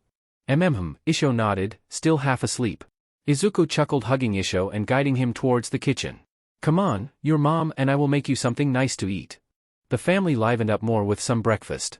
As Izuku was double-checking to make sure that Inori and Isho were set for school, Isho spoke up. "Daddy, why aren't you going to be home tonight?" he asked, remembering what Izuku had told him the day before. All the other kids at school were talking about how they were gonna do fun stuff now that the soldiers are going away. Izuku interrupted, causing his son and daughter to wince slightly at their father's firmer tone. We aren't celebrating the soldiers leaving. We're celebrating that we can take care of ourselves. The UN soldiers were a big help for us, and we need to make sure to respect them, okay? Yes, Daddy, Isho answered, head down. Izuku sighed and patted his son's head. I'm sorry if I was too harsh, I've just known some good people from those soldiers and I want to make sure that people appreciate them. Anyway, I was invited to a reunion by some friends from UA. He answered. Oh, is Ms. Togai going to be there? Inori asked. No, Izuku answered as he finished packing Isho's bento. I've been invited by Ms. Yaoyorozu's old class. But we thought you were in Ms. Togai's class? Isho pointed out. I was, but I was really good friends with a lot of people in Yaoyorozu's class, and she told me that they would like me around. Izuku handed his son and daughter their lunches, but also saw their downcast expressions. He put his hands on their shoulders. I know you're upset, but I feel like I need to do this. Ms. Yaoyorozu's class went through some really hard stuff, and I want to be there for them. I promise that we'll get to do something fun next week, okay? Grandma and Auntie Eri are interested in spending time with us then, too. Isho and Inori looked surprised as they always did at the admittance that Ms. Yaoyorozu had ever struggled in anything, but quickly smiled and hugged their father. Okay, Daddy. I love you. Isho said, as Izuku hugged him and Inori back, joined by Josiai a moment later. Alright, are we all set? Josiai asked. Yes, the two children cried out, and ran out the door, only to skid to a halt as they looked down the street. Hello, Midoriyas. Mr. Sakamata. Inori and Isho cried out, running towards the former pro-hero and hugging him. Izuku and Josiai smiled at the display. When they had gotten married, Sakamata had gotten the two in touch with a real estate developer in his neighborhood, which catered to individuals whose quirks made them larger than the average person. It was thanks to Sakamata that Izuku and Josiai were able to live so comfortably, and the killer whale hero had become something of an unofficial grandpa to Inori and Isho. Come on, you two. Josiai told Inori and Isho. Mr. Sakamata and your daddy have to go to work. She took hold of her children's hands and steered them down the street towards their school. Have a good day and tell everyone I said hi, Izuku, she said, waving to Izuku and Sakamata, who left for a train to the police station. So, do you and your family have anything planned later? Sakamata asked after they had taken their seats. It seems everyone's got a party they're going to. Josiai and I were thinking that we'd have a barbecue sometime next week. We'd love for you to come. Izuku offered, though Sakamata gave him a quizzical look. Next week? Why not tonight? Izuku grinned sheepishly. Yaoyorozu invited me to a reunion for her class from UA. It's kind of a memorial too, he admitted with an uncomfortable expression. Sakamata's face fell. Oh. Sakamata sighed, losing interest in conversing further, but he eventually pulled himself back together. Izuku's friend was nothing if not resilient. Izuku sorted through the information on the monitors in the commission's control room, relaying whatever he could to the police as they navigated a seemingly abandoned apartment complex. Eventually, he found the information he was looking for, on a criminal named Rippo Tai. The man's quirk allowed him to trap three-dimensional space onto a two-dimensional plane, such as on a sheet of paper. This had made him too dangerous to attack head-on, as anyone who got too close to him could end up trapped as a drawing on the wall. Options. Izuku spoke into the comm link. Mina might be difficult for Rippo to counter. Yanagi could simply levitate him away from two-dimensional space without directly touching him, but Kaminari is probably our best bet. His attacks would be too fast for Rippo to react against, and even if he could, electricity isn't a physical object that he can convert. Roger that. Yaoyorozu replied. Team Bravo, set up at point A. Team Alpha will flush Rippo towards your location. Kaminari, set up your discs to ambush him. Izuku continued to monitor the police's progress through the compound they were infiltrating. As Shoji and Setsuna cleared out each of the rooms, one of Setsuna's cameras picked up Rippo and several other criminals fleeing through the halls. I've got Ponji heading to the back door. Setsuna said. I am in position to intercept. Shiozaki replied. Negative. Izuku countered, bringing up his information on the criminal's quirk, Drain. He could dehydrate you through your vines, Shiozaki, we can't rely on your quirk for this. Shiro, move to Shiozaki's position, but let Tsutsumi take Ponji down before restraining him. Yaoyorozu ordered. Understood. Shiro replied. I have eyes on the target. The former Lady Nagant called out, noting Ponji running into an alley. You're clear to fire. Yaoyorozu said. A loud bang echoed through Tsutsumi's feet as she fired at Ponji's back. The man cried out and fell, getting taped to the ground a second later. A few seconds later, Rippo had reached the ambush point and fell to Kaminari's electricity. As the man lost consciousness, a stack of papers fell out of his coat, releasing their contents as his quirk failed. Dozens of people materialized out of the papers. All of them were in bad shape, malnourished, scared, and ragged. Thankfully the police were quick to calm them down and take them away from the building that they were being held prisoner in. Izuku sighed in relief as the last hostile was apprehended and the innocents rescued, while several of his subordinates cheered the completed mission. Good job everyone, customs will take care of the people Rippo had trapped. The teams came back to the station in good spirits, all things considered. Human trafficking operations could get ugly, in Izuku's experience. It was one of the crimes the new police force had to contend with most often nowadays. Though many other countries were starting to lift their own restrictions, public quirk use had become much more ingrained in Japan over the last decade, opening up markets that didn't exist anywhere else in the world. Unfortunately, immigration to the country could be difficult, which had led to many desperate individuals getting conned by people like Rippo into falling for trafficking schemes run by gangs that had risen in the chaos of the fall of the HPSC. Izuku was finishing his paperwork on the operation when he was approached by the new chief of police. The past 10 years had been difficult ones. The graduates of the emergency courses were expected to pick up the slack left by the heroes during a time of massive societal upheaval. Izuku was proud though to have continued to work alongside Yaoyorozu, who distinguished herself during that time with her intelligence and leadership. Over the past decade, she had saved countless lives and had broken apart several gangs that had threatened to sink their claws into society and re-establish a new kind of corruption. As a result of her hard work, Yaoyorozu had been made the youngest police chief in history, but had admirably upheld her office, noted by the multiple gold medals pinned to her dark blue jacket. Midoriya, good work. Yaoyorozu told him. The operation wouldn't have gone as smoothly without the information you gave us before going in there. My pleasure, Yaoyorozu. Izuku answered. The commissioner took one of the documents Izuku handed to her and started to flip through it. Out of curiosity, were you able to confirm any of the rumors about him being related to Atsuhiro? Just hearsay, as far as I can tell. Izuku answered, shaking his head. Rippo had claimed to be the son of Atsuhiro Seiko, aka the villain Mr. Compress, being able to achieve a similar effect with his 3D, 2D quirk, but some people believed he was just copying Atsuhiro's own claims to be related to another famous villain. It wasn't as if they could ask him though, considering how Atsuhiro had died during the Battle of Jakku. Come to think of it, Izuku began to wonder if any of the former members of the League of Villains were still alive. Yaoyorozu shrugged. I suppose it doesn't matter, just a foolish man trying to leech off of the atrocities of another foolish man. Izuku nodded and followed Yaoyorozu out of the building.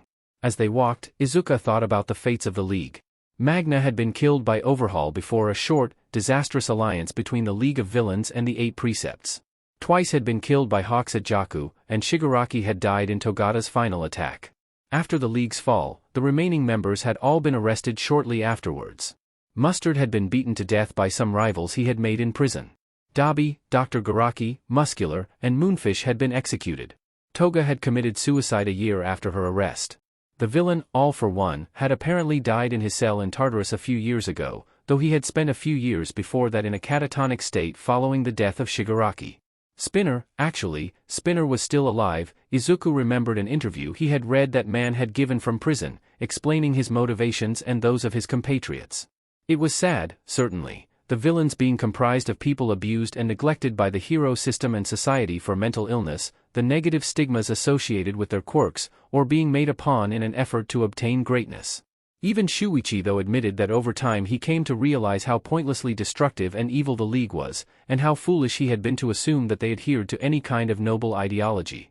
There was also of course Kurojairi, but thankfully that identity was essentially erased and he now went by the name of Shirakumo Oboro, who after several years of intensive therapy, was working with the police. Izuku shook his head.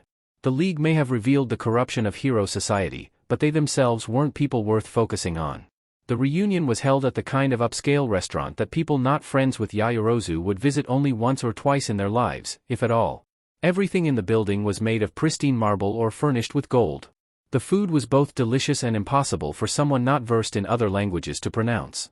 Izuku felt distinctly underdressed for the occasion, wearing the same dark gray suit and green tie he wore for work, but at least judging by the initial awkward expressions everyone from the former class A had, he wasn't the only one who felt that way.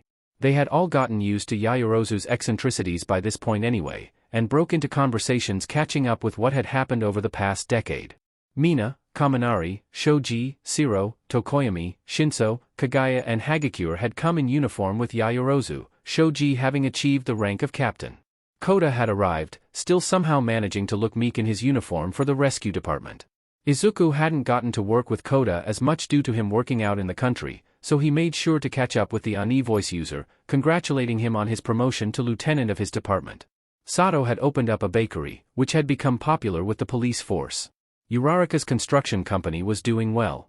Ironically, nowadays she was one of the few people who might have gone to an establishment like this out of her own expense for something other than a wedding. Being able to take advantage of the lift of restrictions and having connections to the Yaoyorozu conglomerate had allowed Uraraka to send her parents to Hawaii and then some. Hiryu-rin had even flown all the way from China to visit his old classmates. The police welcomed Jiro, who had been with the force for a few years before the stabilization of the country convinced her that she could focus on her music career. It had been a fun night out a year ago for Izuku and his family when Jiro had given him backstage passes for one of her concerts. Sadly though, these were all who could be present. Yaoyorozu had led her former classmates and Izuku in a moment of silence to acknowledge those who weren't there, and everyone turned to the end of the meeting room where portraits of Azui, Mongoose, Ida, Todoroki, Aizawa, Ojiro, and Aoyama were on display. Azui, Mongoose, Ida, and Todoroki were all in their school uniforms. Ojiro's picture was from his police portrait, taken a few years before he had been killed in the field. Aoyama's portrait was the only one that depicted him in his hero costume, having managed to take up his previous mantle of "Can't Stop Twinkling" in France. His death was particularly difficult for his former classmates to have heard about, as he had not died in the field, but for some unexplained reason, had committed suicide a few years ago. Even now, Izuku and the former class A were trying to understand it. Izuku found himself standing next to Kagaya at this point, who shared Izuku's look of discomfort. Kagaya had earned his spot in the emergency course, being one of the few students who had kept any interest in transferring in instead of out, and Izuku had hung out with the class, but he hadn't been through what they had. Everyone else had seen their friends die, had faced psychopaths and killers far before they should have been expected to, and had been drafted into a war that none of them could have possibly prepared for. Even now, the students here still had UA's guidance counselor Inui Ryo on speed dial. And then of course there were those who weren't dead, but whose names hung in the air like a foul miasma: Bakugu, Kirishima, and Mineta, all still in prison. No one talked about them, but Izuku could guess that her old friend Kirishima was on Mina's mind, considering how the usually bubbly woman was so somber and reserved. Mineta's arrest hadn't been as publicized as Bakugu and Kirishima's, but no one was really surprised by it either when he had been arrested for SXL assault not long after he had dropped out of the hero course. Izuku felt that he had been there long enough. He thanked Yaoyorozu for the invitation, she thanked him for coming and supporting them through this, and he left. Muzutafu had gone through some remodeling in the past couple of years. It shouldn't have come as a surprise to Izuku that he lost his way trying to get to the train station. However, he realized something when he looked around. Haven't I been here before? Oh! Aldera Junior High. He had wandered in front of his old middle school. Izuku stared at the building. It looked mostly the same as when he was a student, though the longer he looked, the more dilapidated it seemed. There were cracks in the walls, paint was peeling, even some of the bricks along the gate seemed loose. Considering what had been revealed about the school, Izuku was surprised that it was still standing at all. A few years ago, there was a true crime documentary about Aldera, giving it the label of the middle school of society's last villain. The producers interviewed several of Bakugu's former classmates, who gave testimonies about the way he acted in Aldera, the things that the school let him get away with, and how they propped him up as their star pupil. Perhaps the former students wanted a bit of fame, or felt resentful towards Bakugu and the school and were taking advantage of the opportunity to drag the school's name through the mud. Izuku remembered this because the producers wanted to interview him as well, being perhaps the highest profile student to come out of the school, the only other student who had gone to the same high school as Bakugu, as well as being Bakugu's most common victim of bullying, something that they had found out about after several of the other students referenced the times that they saw Bakugu threaten or attack Izuku. He had declined, saying that Bakugu wasn't a part of his life anymore, and simply someone that it would be best to put behind him. It was probably for the best that he did, as the documentary turned out to be quite trashy, often using the students' testimonies against each other, pointing out how they would join and encourage Bakugu in his bullying. Even Bakugu's suicide dare towards Izuku had wound up on the show, having been brought up by Bakugu's two lackeys who were present at the time, which in hindsight to Izuku was incredibly stupid, as that meant that they had essentially confessed to their part in threatening him. There was even a story about the aftermath of the documentary, in which many of the former students who had been interviewed ended up being disgraced by the experience due to all of the testimonies from the same show that had in turn implicated them. The brief comment that the producers had gotten out of Izuku had still wound up being referenced on the show, as something of a closing statement of Bakugo and Aldera as a whole. Josei had been quite disturbed to hear so many details about Izuku's past, though thankfully he had always been open to her about this sort of thing and it hadn't really changed anything between them beyond Josei hugging Izuku a bit more tightly after the fact, and reminding Izuku of how much she loved him. A few of Izuku's coworkers were likewise horrified, if not surprised, to hear about this, but Izuku hadn't been as bothered by the experience as one might have thought, mollifying many of his friends. For 3 years, seeing Aldera's front entrance from Izuku's angle as he started a new day had always filled him with dread, knowing that it would be a day of him being pushed around, mocked, and beaten. The students would pick on him, the teachers would ignore or pity him, all the while praising his biggest bully. Perhaps he should feel angry being here, or vindicated that it was falling apart, but now, he just felt nothing. Yes, he had been hurt here, but it had been so long ago, and the happiness in Izuku's life definitely outweighed the sadness by this point. Izuku walked away. He wasn't afraid to see anyone he knew, but there wouldn't really be anything he could say to them if they met. On a whim though, he took a familiar path. There, the tunnel. It was here that he had been attacked by the sludge villain, and where All Might had saved him. Izuku paused by the sewer grate. Again, he didn't really feel anything. He wasn't having a traumatic flashback to being nearly suffocated, he wasn't bothered by the dank smell, he was just there. In a weird way, the absence of feeling could be seen as concerning, though this was also where he had gotten hero analysis for the future number 13, autographed by All Might, so maybe that balanced it out. He still had the notebook sealed away in an airtight box, only taken out to show Inori and Isho a few times. Perhaps wanting to make a full circuit of his experiences, Izuku started to head towards the building where he had seen All Might's emaciated form. Maybe it would be good for him, put to rest that bad day. He stopped by an alleyway. This was where he had helped that fox. Izuku wondered what happened to him. He was probably dead by this point, but Izuku liked to hope that the fox had a family that was still around. He smiled at the thought and kept moving. It had been a bad day, but if Izuku was honest with himself, it was also the first step to his better life. Strangely, when Izuku thought back to his conversation with All Might, a part of him couldn't agree with the hero. Granted, knowing what he did now, realizing how much of heroics back then was reliant on popularity and a system dedicated to maintaining the status quo, let alone the fact that the system was 2 years away from falling apart, it was ultimately good that Izuku had chosen a different path, but maybe it was just the principle of the thing. All Might had pointed to Izuku's encounter with the sludge villain as evidence for how he would have been unable to handle heroics, but the thing is, Bakugo had encountered that same villain moments later and had fared no better. Heck, he had fared worse considering all of the damage he had caused by recklessly blasting away at his surroundings. Izuku shook his head. There were better things to think about than resentment towards his old bully. And there it was. The building All Might had left him on, where he had learned of All Might's secret a year before the world. Izuku took a deep breath. That conversation had hurt. He could still remember the sense of devastation, of hopelessness, and maybe if he was honest with himself, wondering if he should take Bakugo's advice and take a swan dive off the roof. Thinking about it, Izuku could only shake his head in disgust and pity. What a horrible thing for his former friend to say, and what a horrible thing for him to have thought in retrospect. Things had been hard for a bit afterwards, but they had soon gotten better, and led to the best years of his life. This building here, that day, was almost the midpoint of Izuku's life, and perhaps his lowest point as well. But that also meant that there was nowhere else for him to go but up from there. He got into the top school in the country. He made friends. He had teachers who respected him and helped him. He found a way to use his natural talents to help others, talents which had previously been derided. He got a career that used his passions and helped people in desperate need. He had gained a little sister, who had herself just graduated from UA and was set to go to medical school. Eri had developed an interest in studying her own quirk and figuring out ways to replicate its effects. Izuku had looked at some of her analysis, and if they were right, Eri could find out a way to cure cancer. He smiled at the thought. The little girl saved by the famous Lemillion could one day be responsible for saving over 1 million lives herself.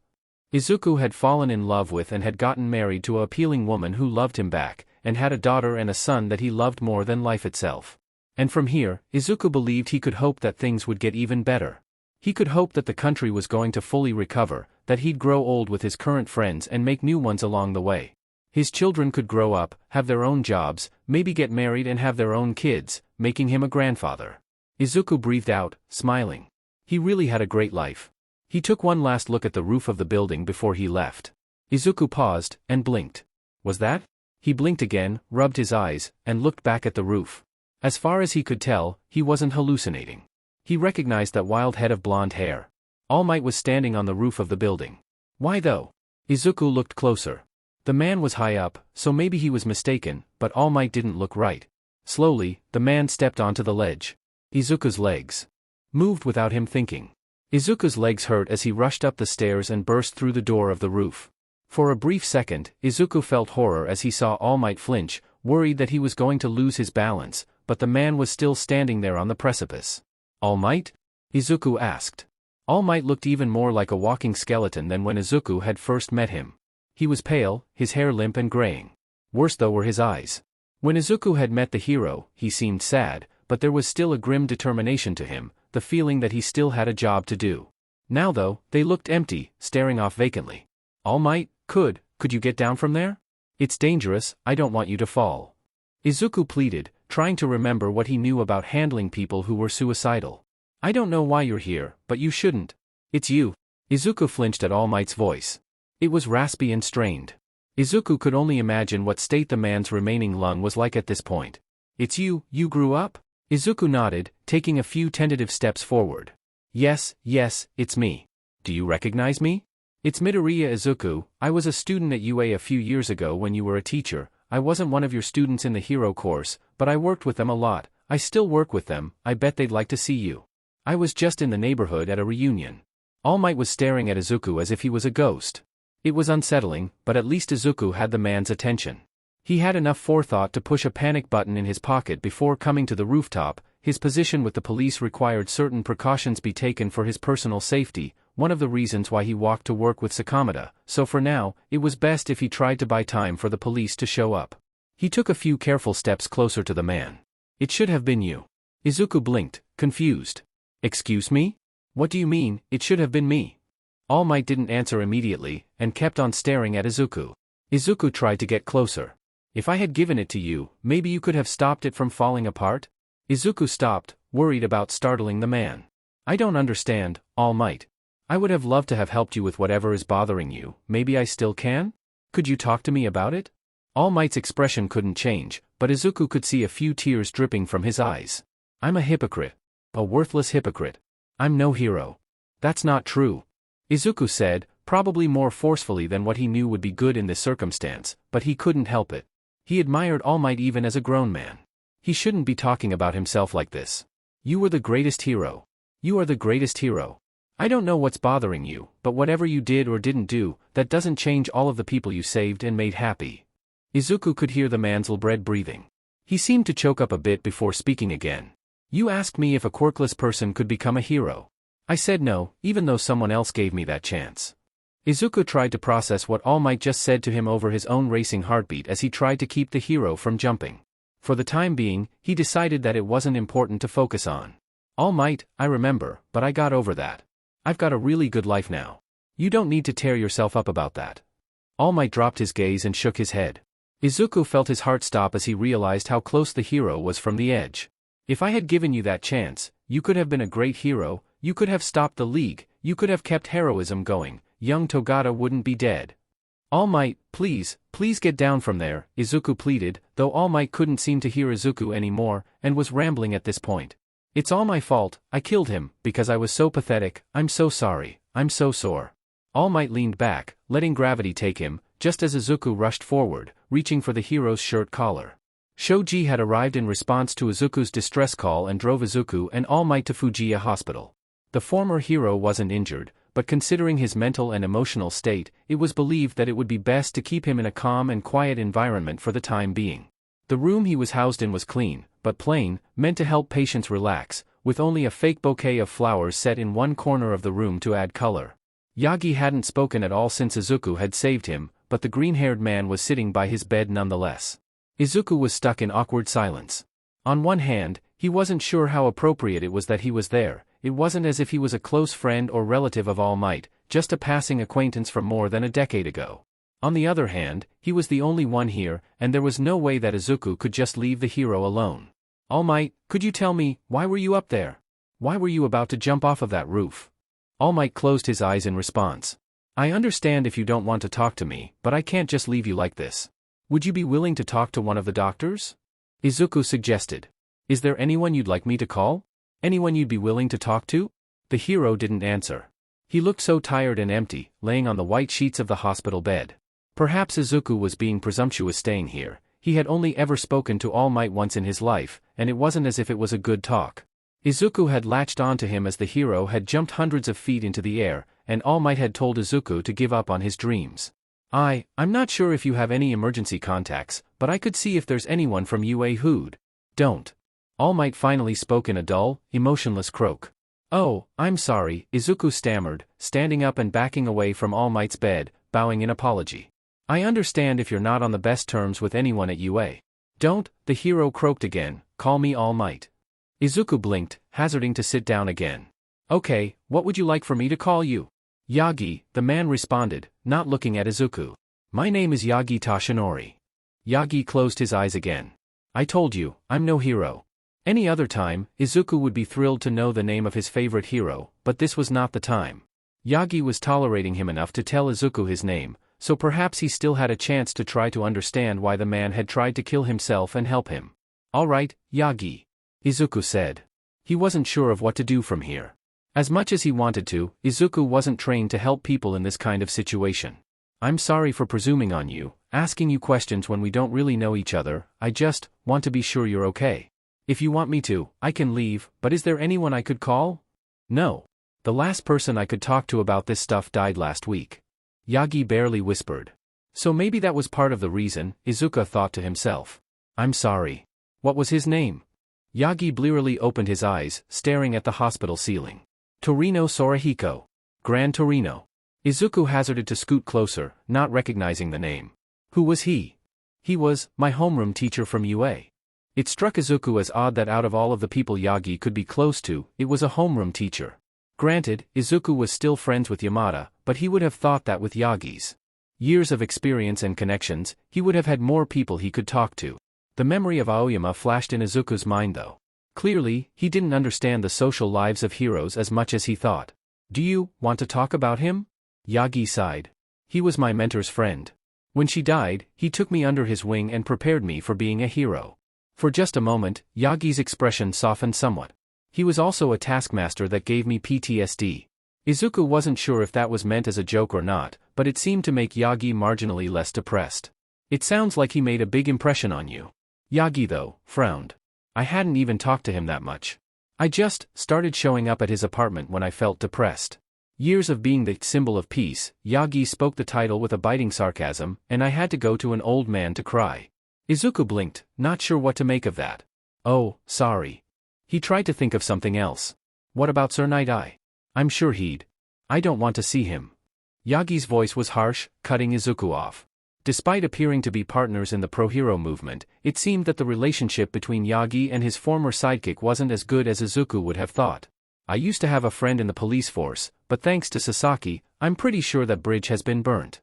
That unfortunately, Izuku understood a bit. Night Eye had become extremely unpopular amongst Izuku's co-workers.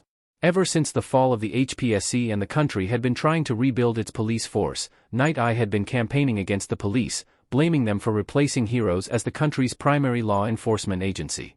He'd framed them as weak, incompetent, unfit to handle the responsibilities of fighting crime in the modern day, and their restructuring as insulting to what he saw as the glorious heritage of Japanese heroes, a sentiment that had grown ever since his public split with Moshi and Iwata.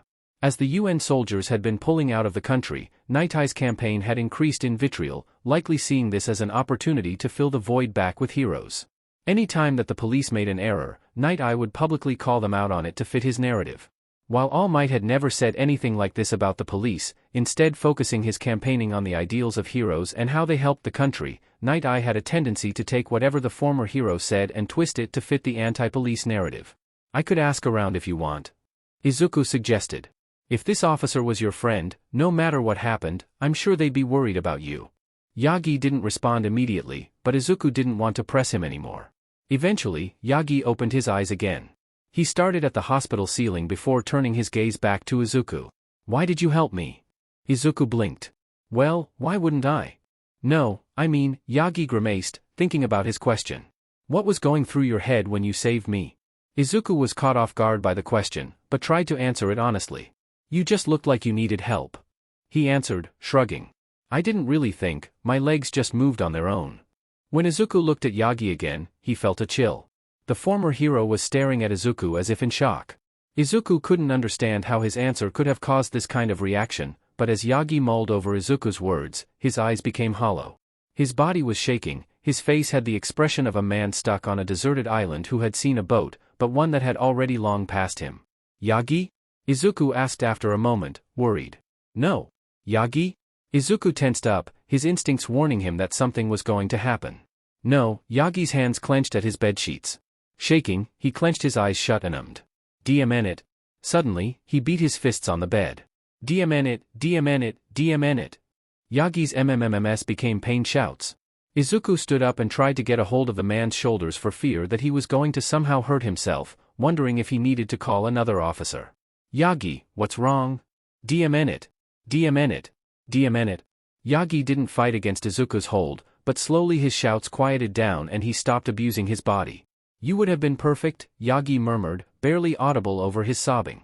Izuku sat back down, his body still tensed and ready to call for help or to keep Yagi from hurting himself. He waited for the man's tears to subside before pressing further. "Yagi, what's wrong? Is this what you were talking about on the roof?" Slowly, Yagi turned his gaze back to Izuku. Izuku didn't speak, letting the man choose what he was going to say or do. "I was like you. I was born quirkless." The man paused, perhaps worried what Izuku's reaction was going to be. However, Izuku couldn't understand what Yagi said, he clearly had a quirk. "Okay. You say you were born quirkless, but you eventually got one. Were you a late bloomer?" "No. I really was quirkless, just like you," Yagi answered. "I was given my quirk." Izuku's eyes furrowed as a thought occurred to him. "Do you mean, that villain you fought?" "No," the man glared for just a moment, before his expression fell back into fatigue. "The one who gave me my quirk was my mentor, Shimura Nana. She was the hero, Titania." "Titania?" The recognition in Izuku's voice caused Yagi to look at him. "I know about her, she was one of the top heroes before you, before the system got established." Izuku stared at Yagi, amazed. "You got your quirk from her? How?" Yagi blinked, thrown off, if not a bit touched by someone fanboying over his old mentor. He lifted his hand up, staring at it as if in memory. "My quirk was called One for All." Izuku leaned back in his chair, processing the name. Yagi looked at Izuku, guessing what the young man was thinking. "While it was not how I got it, the quirk did indeed come from All for One, at least partly. That villain was much older than anyone realizes, he was alive at the dawn of quirks." Analyzing what Yagi said, Izuku realized that as wild as the idea was, it could be theoretically possible if All for One had gotten a hold of a quirk that extended his longevity somehow. After Kamino, Izuku had tried to find information on the villain that had finally knocked All Might into retirement, but all he could find was the name. There was no information on his identity beforehand, he was just listed as the mastermind behind the League of Villains. He had a brother though, one thought to be quirkless, but who still tried to oppose the villain. For some reason, maybe to exert some form of control over his brother, All for One forced a minor stockpiling quirk onto him. However, the brother did in fact have a quirk, the ability to pass on his quirk to someone else. It bonded with the stockpiling quirk, turning into One for All. Yagi seemed lost in his story, as if he was reciting some kind of sacred scripture. Izuku did his best not to interrupt again, enthralled by the story but also not wanting to stop Yagi from dealing with his pain however he needed to. Back then, One for All wasn't strong enough to contend with All for One, so the brother passed it on to another holder before being killed by the villain. The next holder did the same, over and over, 7 times, until Nana gave her quirk to me. At that point, it was strong enough that I was finally able to defeat All for One, but not before, Yagi grimaced, another tear trickling from his eye in pain, not before he killed her. He took a moment to collect himself before looking at Izuku, lifting up his shirt, displaying the same grisly wound he had shown Izuku years ago. "I beat him, turned his head into paste, but he wounded me." He lowered his shirt. "By that time, I had established myself as the symbol of peace. I had become the hero my MSTR wanted me to be." I had managed to destroy the empire that All for One had used to control Japan. But because of that fight, I knew that my time was limited. I needed to find my own successor, someone to carry on the mantle of the symbol of peace, so that my work, and the work of all of the people who came before me, wouldn't go to waste. I needed someone with a truly heroic heart and instinct. But over the years, I just couldn't find anyone who met that standard. Yagi stared at his clenched hands until they stopped shaking. Just for a bit though, I thought that I had someone who could maintain that peace I created. Izuku realized now what Yagi had been talking about. Togata, he whispered out loud. You gave Togata one for all. The name brought tears to Yagi's eyes, and he nodded. Yes, I chose, he grimaced again, turning away from Izuku, sighing. Sasaki chose him for me, when I took too long to choose for myself. He was a good choice. Izuku said, smiling as he remembered his interactions with the young man and his work before he died, the villains he had fought and all of the people he had saved, the hope he had managed to instill in Eri, truly living up to his hero name Lemillion. No, Yagi muttered. He wasn't. Izuku recoiled slightly.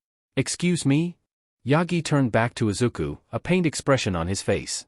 There was something about One for All that I didn't know about until after I gave it to Togata. Again, Yagi clenched at his bedsheets, but kept himself under control enough to speak. Apparently, when you give a quirk to someone who already possesses one, it causes strain to their body, draining their vitality. The stronger the quirk, the greater the strain.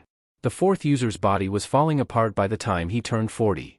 Another tear fell from Yagi's face. As strong as he was, Togata's body couldn't handle One for All. Combined with his permeation, it was causing his body to age much faster than normal. By the time he died at Jaku, his hair was turning gray. He had to dye it blonde to keep his friends and family from noticing. Yagi clenched his eyes, choking on his words. He only had that quirk for a year, and he barely had a few months left in him. He went to Jaku, realizing what was going to happen. I can only assume he overclocked One for All so much that he created an explosion with the impact. The revelation finally hit Izuku. Yagi had avoided the debilitating side effects of One for All because he had been quirkless like Izuku. If Izuku had been given it. Midoriya, do you want to be a hero? Izuku felt his breath stop. Senpai, he whispered. When you showed up, you were just like me, Yagi ummed, burying his head in his hands, unaware of just how much he had shaken Izuku with his words. A kid with big dreams, just wanting a chance to prove himself and help others. You didn't want to become a hero for fame or fortune, you just wanted to be like me. It was just like how I had met Nana, but when it was my turn to give the encouragement that my MSTR gave, I let my weakness and my insecurity about my past get to me. I looked down on you even though you were just like me. And now, Yagi looked back at Izuku, his eyes red and tears pouring down his face. Now, I find out that not only were you one of the only people I could have given One for All to, but you had the exact heroic drive that I was looking for. The instinct to help others without a second thought. You were right there, the perfect successor, and I spat in your face. Yagi, it's all right, Izuku said as he got a hold of himself, lifting his hands up and trying to calm the man down, but Yagi was ranting to himself again. I stole a young man's life. Togata never needed One for All, he would have been an incredible hero just with his own talent. But because of my hypocrisy and arrogance, he died. Yagi broke down completely, sobbing so much he likely didn't notice anything Izuku said or did to try to comfort him. Izuku wondered how Yagi had handled this throughout the past decade. When he was on TV, campaigning for the pro-hero movement, he had always kept a smile on his face, perhaps trying to recreate the feeling of safety he had elicited from when he was still a hero. He had spent so much time in public, in front of cameras, or meeting with Night Eye and the rest of the pro-hero movement. How often did he have a chance to vent his pain? How close had he been to Togata? And also, Izuku wondered with a sick feeling in his stomach, how often had Yagi thought about him? Izuku hadn't even heard of any other quirkless people being born nowadays. As far as Yagi would have known, Izuku could have been his last chance to safely pass on One for All. When he had thought about his confrontation with All Might in the past, Izuku had convinced himself that the hero had likely forgotten about him. The idea had made Izuku felt bitter, though he had gotten over it, but perhaps that meeting had come to Yagi's mind far more than either of them would have liked. A constant reminder of how Yagi could have prevented the death of someone he had likely grown very close to and put all of his hopes on, and how his legacy could have carried on, had he simply paid forward the faith Nana had placed in him. The fact that Yagi had chosen the building where they had met said a lot to Izuku about how much that meeting had torn the man up over the years. And then there was the revelation of what had actually happened to Togata. Izuku had only known him for a few weeks, but even in that short a span of time, Togata had become someone Izuku had seen as a friend, as someone he admired on a personal level. But he also knew that Togata had been hiding something from him, trying to downplay how much pain he had been in. Togata's body was slowly falling apart at the age of 18. He had been hiding it all behind a smile, realizing that he had so little time left. But even with that, when Izuku had told him that he wasn't interested in becoming a hero, likely devastating the young man's last chance to rid himself of a quirk that was slowly and surely killing him, he had gone no further on that chance.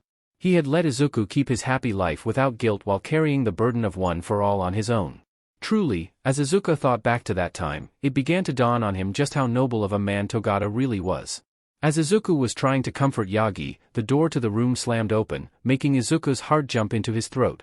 In the doorway, glaring as if he wanted to burn a hole through Izuku and Yagi's skulls, was Sasaki Mirai. Somehow, the years had no discernible effect on the former sidekick. He still wore the same white suit, his yellow-streaked green hair was still perfectly parted to the left, and still had the same sharp, uncaring face he had 10 years prior. The man's golden eyes bore into Izuku and Yagi, making Izuku shrink into his seat. Yagi though simply glowered at the man through eyes full of tears. "All Might, what are you doing?" Sasaki nearly shouted. "It's bad enough to hear that you tried to jump off a building, but why are you talking to this civilian about confidential information?" The man glared at Izuku contemptuously. "As for you, I would advise you to consider anything All Might has said to you as classified. I will treat any attempt to divulge this information as defamation and have you prosecuted to the fullest extent of the law." "Sasaki, shut up." Yagi had growled from his bed, barely glancing at his former sidekick. Sasaki's stoic image broke for just a moment, as he stared at Yagi aghast at being reprimanded. Izuku was glad to have the sidekick's attention taken off of him. "All Might, I'm just trying to protect your image. I don't care if he tells anyone. One for all is gone. All for one is gone. Even the embers of one for all are gone. There's no point anymore." Sasaki recoiled, his glare passing over Izuku again as the name of what he saw as a sacred torch was being thrown about so carelessly. "Leave," he said, glaring at Izuku. Izuku was intimidated, but didn't think it would be good to leave these two men alone together. Thankfully, Yagi cut in again. "No. I owe him an apology." Sasaki blinked, bewildered. "An apology?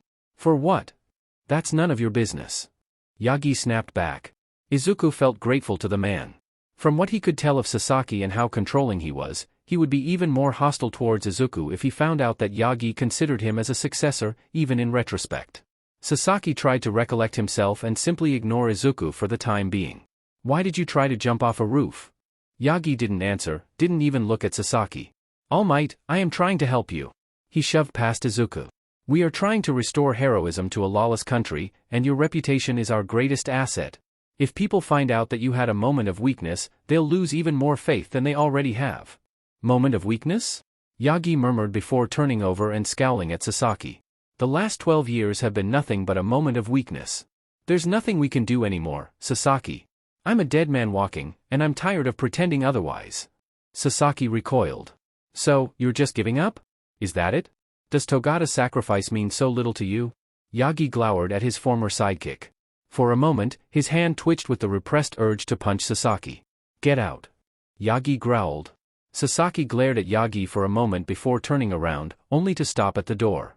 "Once you are ready to speak rationally, I'll be at our office," the man said before shutting the door and storming away. Izuku was silent for a moment more, staring awkwardly at the floor, worried to stoke Yagi's temper so soon after Sasaki's departure. "It's funny, you know?" Izuku's attention snapped back up at Yagi. The old man was staring at the foot of his bed, unsmiling. "When I got injured, Sasaki used his quirk on me without my consent, and saw a future where I was killed by a villain. He was convinced that I needed to pass on my quirk and retire. Maybe he was right. Maybe he was even right to find a successor for me with how long I put it off." Yagi eyes furrowed into a glare. "I hate what he did to Togata though. That young man was a wonderful hero in his own right, full of laughter and with a great spirit. He didn't always have the right drive. I sometimes wonder if it's because of how regimented Sasaki could be, not letting Togata grow on his own and make his own decisions. It's just, over the years, looking back, I think I began to realize that Sasaki had been grooming Togata to not just be my successor, but my clone. He didn't care about what Togata could do or the legacy he could leave behind, but that Togata would carry on the legacy of All Might. When he died, and our hope for a new symbol of peace was lost, Sasaki put all of his efforts back on me, trying to make me act as if I was the same hero as before, to keep my legacy going and bring back the hero system. Before, he wanted me to step back, but now, after I'm an empty shell of my former self, he somehow expects me to be the same hero I used to be. Izuku looked at Yagi, confused. Apparently, Yagi wasn't as much the leader of the pro-hero movement as he had been led to believe, but more the face. That still begged the question though. Do you not want to bring the hero system back? Why have you been working with Sasaki, then? Yagi slumped in his bed and sighed. I guess I still wanted to fix my mistakes. I thought that I had made the world that I had envisioned for myself and my MSTR, one where people could feel happy and safe, but the more time passes, the more I realize how much of a facade that all was. Even when I met you, I was starting to realize it. I had done so much of the work for heroes that they had become complacent. People didn't care about helping others or serving justice, they just assumed that someone else would handle it. The people who did become heroes saw it as a celebrity gig. The HPSC had people killed to maintain that world, and for all my work, I was just feeding into it. That selfishness, that corruption. Yagi grimaced, clenching his bed sheets for a moment before he could relax. Part of why I wanted a successor was to fix those problems in the system that I was starting to see, to truly make my dream a reality. But I squandered my last hope in passing you over, and in the process, doomed Togata. Yagi couldn't look at Izuku anymore, and instead turned towards the window, speaking more to himself than anyone else. I hoped that when I was this age, I'd be able to look back on my life and feel content that I had created a world that would honor my MSTR. But the more I look back, the more I realize how much of a failure I am. I supported a corrupt system, and when it fell apart, my actions before simply made things worse. The heroes weren't prepared, and by propping the HPSC up so much, I allowed them to make the police and all other people who put their lives on the lines for the same purposes look like jokes that no one could take seriously. We had to ask for UN support just to police our own country. Yagi shook his head in disgust. And then there was my work as a teacher, to Togata and to the other hero students. Do you know what my advice was to Togata to control One for All? Clench your butt cheeks and yell, smash. He kept on breaking his body so much from the strain of using One for All that I had to call my old teacher out of retirement just to let him handle it. I let students get injured all the time, even on the first day. Yagi covered his eyes with his hands in shame. I let young Bakugu into a combat exercise with what were essentially grenade launchers and ended up putting 3 other students in the hospital. And I kept supporting him like everyone else. I let my Neta secularly harass his female classmates. I let Todoroki work with half his power. Yagi sputtered, miming in pain. Do you know who Shigaraki was? He was Shimura Nana's grandson. Her last living relative was brought under the wing of the man who murdered her, turning him into a monster that Togata had to kill himself for just to keep him from destroying everything. The last bit of Nana left, and I couldn't save him. Izuku felt Yagi's pain as the old man shook his head. Even if he thought it would be a good idea to interrupt, he was too horrified at the revelation that the monster that had sought to destroy the society All Might had created was the grandchild of his mentor. It's just gone, all of it, every hope that I had made for myself, what I had hoped my MSTR could one day see, it's all been turned to ash. The society I helped create was a lie. When I tried to train up new heroes to take my place, I failed them. Any hope that I had in fixing it is gone. I lost my power, and killed my successor with it. The entire system of heroes is dead. All because I didn't consider you as someone who could have been a hero. Yagi looked at Izuku in the eye, drained. I'm sorry, I'm so sorry. I think you could have been the greatest hero in history, you could have fixed everything, you could have stopped the League, you could have inspired heroes in a new era and turned everyone away from the HPSC's corruption. In a lifetime of failures, you were my one chance to fix everything, and I messed it up, all because I'm such a worthless hypocrite. Yagi fell silent, eyes shut as if he just wanted to go to sleep and never wake up. Izuku meanwhile was left reeling from what the former hero had just dumped on him. Once he thought about what Yagi had said to him, he spoke. Yagi, you're being way too hard on yourself. Yagi didn't look at Izuku, clearly not believing him, but Izuku went on. First of all, what exactly could Izuku say? It wasn't as if he didn't still sometimes think about what All Might had said to him, but the pain had dulled with time just like his experience at Aldera. He wasn't angry, but he also didn't feel as if he wasn't somewhat wronged with this revelation. I'm disappointed in what you said to me when you were yourself quirkless. I forgive you. I can understand why you said it. Maybe you could have phrased what you said to me differently, but that is the most of what you have to apologize for. As for not giving me One for All, I'm not hurt by that, and you don't need to apologize for that. When we met, I was a timid, scrawny teenager with big dreams but no way of achieving them. No one could blame you for not seeing me as hero material. Izuku smiled meekly and shrugged. Sure, it was upsetting when you told me I couldn't be a hero, but I got over it. Just because I didn't become a hero doesn't mean that I couldn't be happy. I found a different way that I could help people, and I feel proud of it. I found friends who respected me even though I don't have a quirk.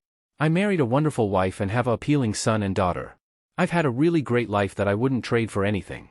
Yagi looked up at Izuku.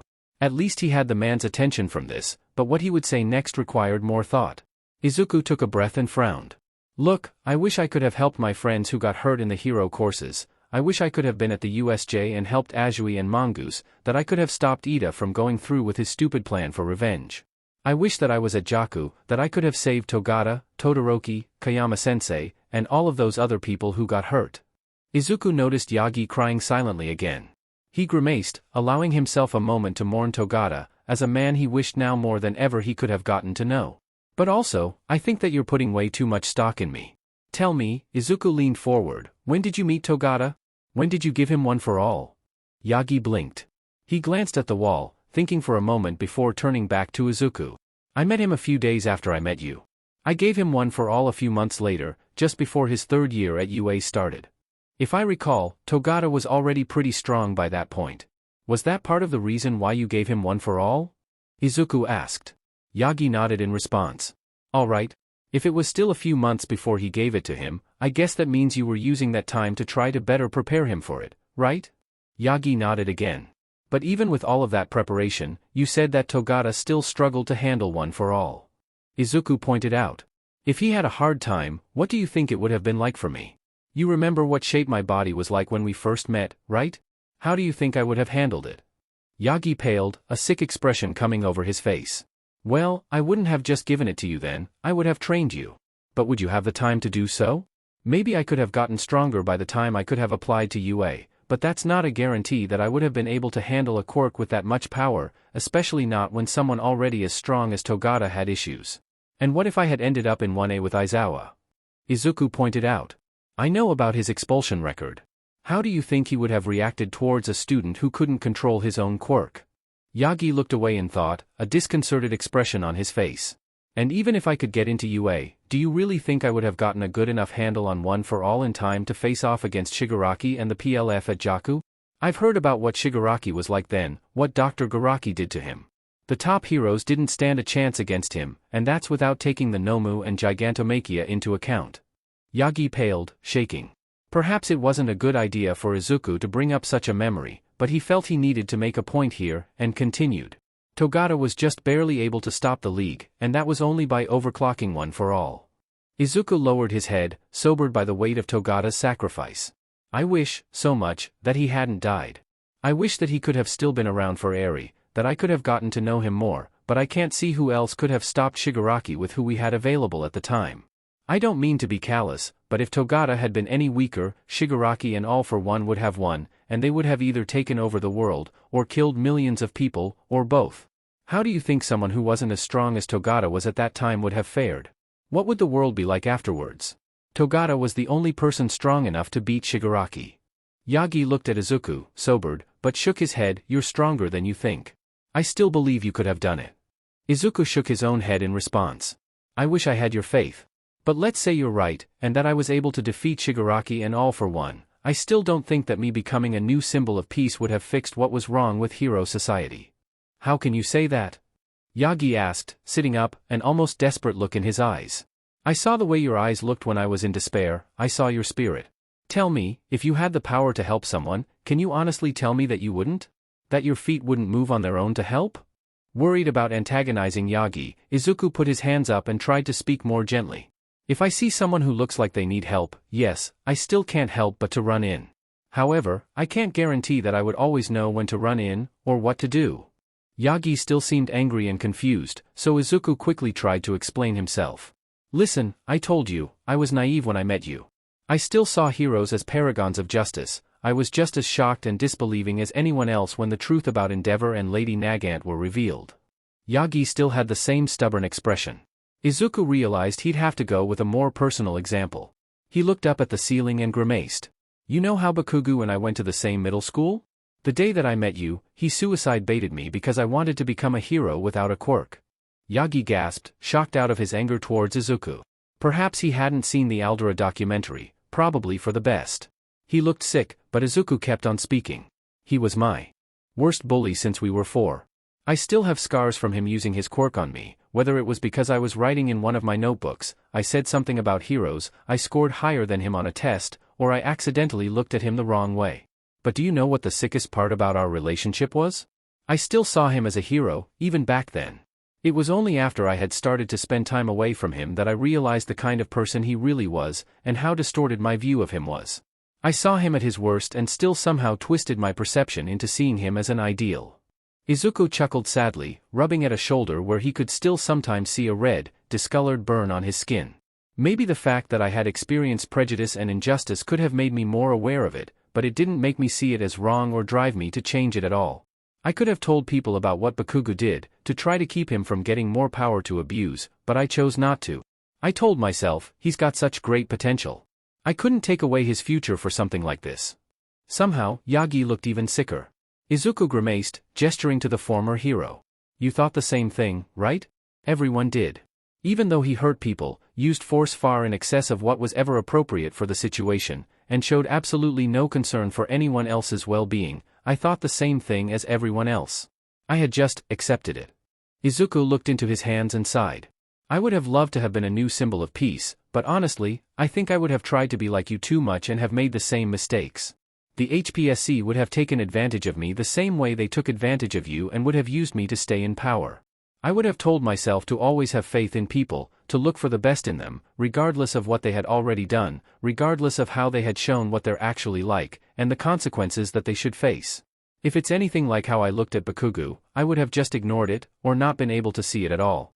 That corruption, the way society looked at certain people like quirkless and heteromorphs, the way we treated people who didn't fit in, as much as I would have hated it and wanted to do something about it, I don't think I would have understood just how bad it was enough to fix it. It still would have existed, and people would still have been hurt and angry. Even if I had beaten All for One and the PLF, and I had kept heroes from being banned, heck, even if we had saved Shigaraki, the problems that led to the League coming together would have still existed. It would have led to more villains rising, and someone else would have taken advantage of those problems, whether it would have been the MLA, Humorize, the Creature Rejection Clan, or someone else, and they would eventually have tried to tear down society again. Sooner or later, I would have died or had to retire just like you, and we would have found ourselves in the same situation, but with a society that had even more time to rot. Izuku leaned back in his chair, exhausted by the thought of what he would be like as a hero. I hate to say it, Yagi, but I think that the collapse of hero society was inevitable. Me having a strong quirk wouldn't have fixed these problems. Yagi lay in his bed, horrified as he considered Izuku's reasoning. He stared up at the ceiling, his voice hollow. So that there was nothing I could have done. It was all pointless. No, Izuku said, standing up and realizing the line of thought he had led Yagi down. What you did wasn't pointless. Oh, come on, Yagi ummed, putting his head in his hands. I created a society built on a house of cards, of course it was pointless, I was the patsy of the HPSC, and they used me as a cover for their own efforts to keep power. I didn't bring out the best in people, I just gave them the impression that heroics was a popularity contest. And when I tried to change anything, I couldn't. I was a useless teacher. 5 of my students died, and 3 went to prison. You also saved hundreds by your own hand. Izuku countered, cutting through Yagi's MMMMS. Do you think that was pointless? Yagi's MMMMS cut off and he stopped clenching at his face. When you became the symbol of peace, you gave people something to hope for. You let people feel safe and happy. It was just a facade. Yagi shouted. No, it wasn't. Izuku responded. True, it was wrong for us to act like nothing was wrong when there was, but it wasn't wrong for us to want to live in peace. You took All for One down, you brought the country out of anarchy, and made it possible for us to have a society at all. Hero society wasn't perfect, but it was a lot better than it was before. Izuku pointed out. The entire country was overrun by villains and anarchy, all controlled by an immortal megalomaniac. You gave people something to hope for, there isn't anything wrong with that. You were an icon that inspired people to be better, to be heroic. Don't tell me that what you did was pointless. Yagi was speechless for a moment, processing Izuku's words, before he looked down at his sheets. Still, for all my work, my hope to bring heroism to the country, I failed. I turned heroism into a popularity contest, and I only realized it years after the fact. Izuku sighed. Okay, granted, a lot of people went into heroics to become celebrities. Izuku thought of a memory from the day that he had met All Might, when Bakugo was boasting in their homeroom about his goal to become the richest and strongest hero. But not everyone. Izuku countered. Yaoyorozu wanted to use her wealth and her quirk to help others, Shoji wanted to change people's perception of heteromorphs, Shiozaki wanted to help people as an expression of her faith.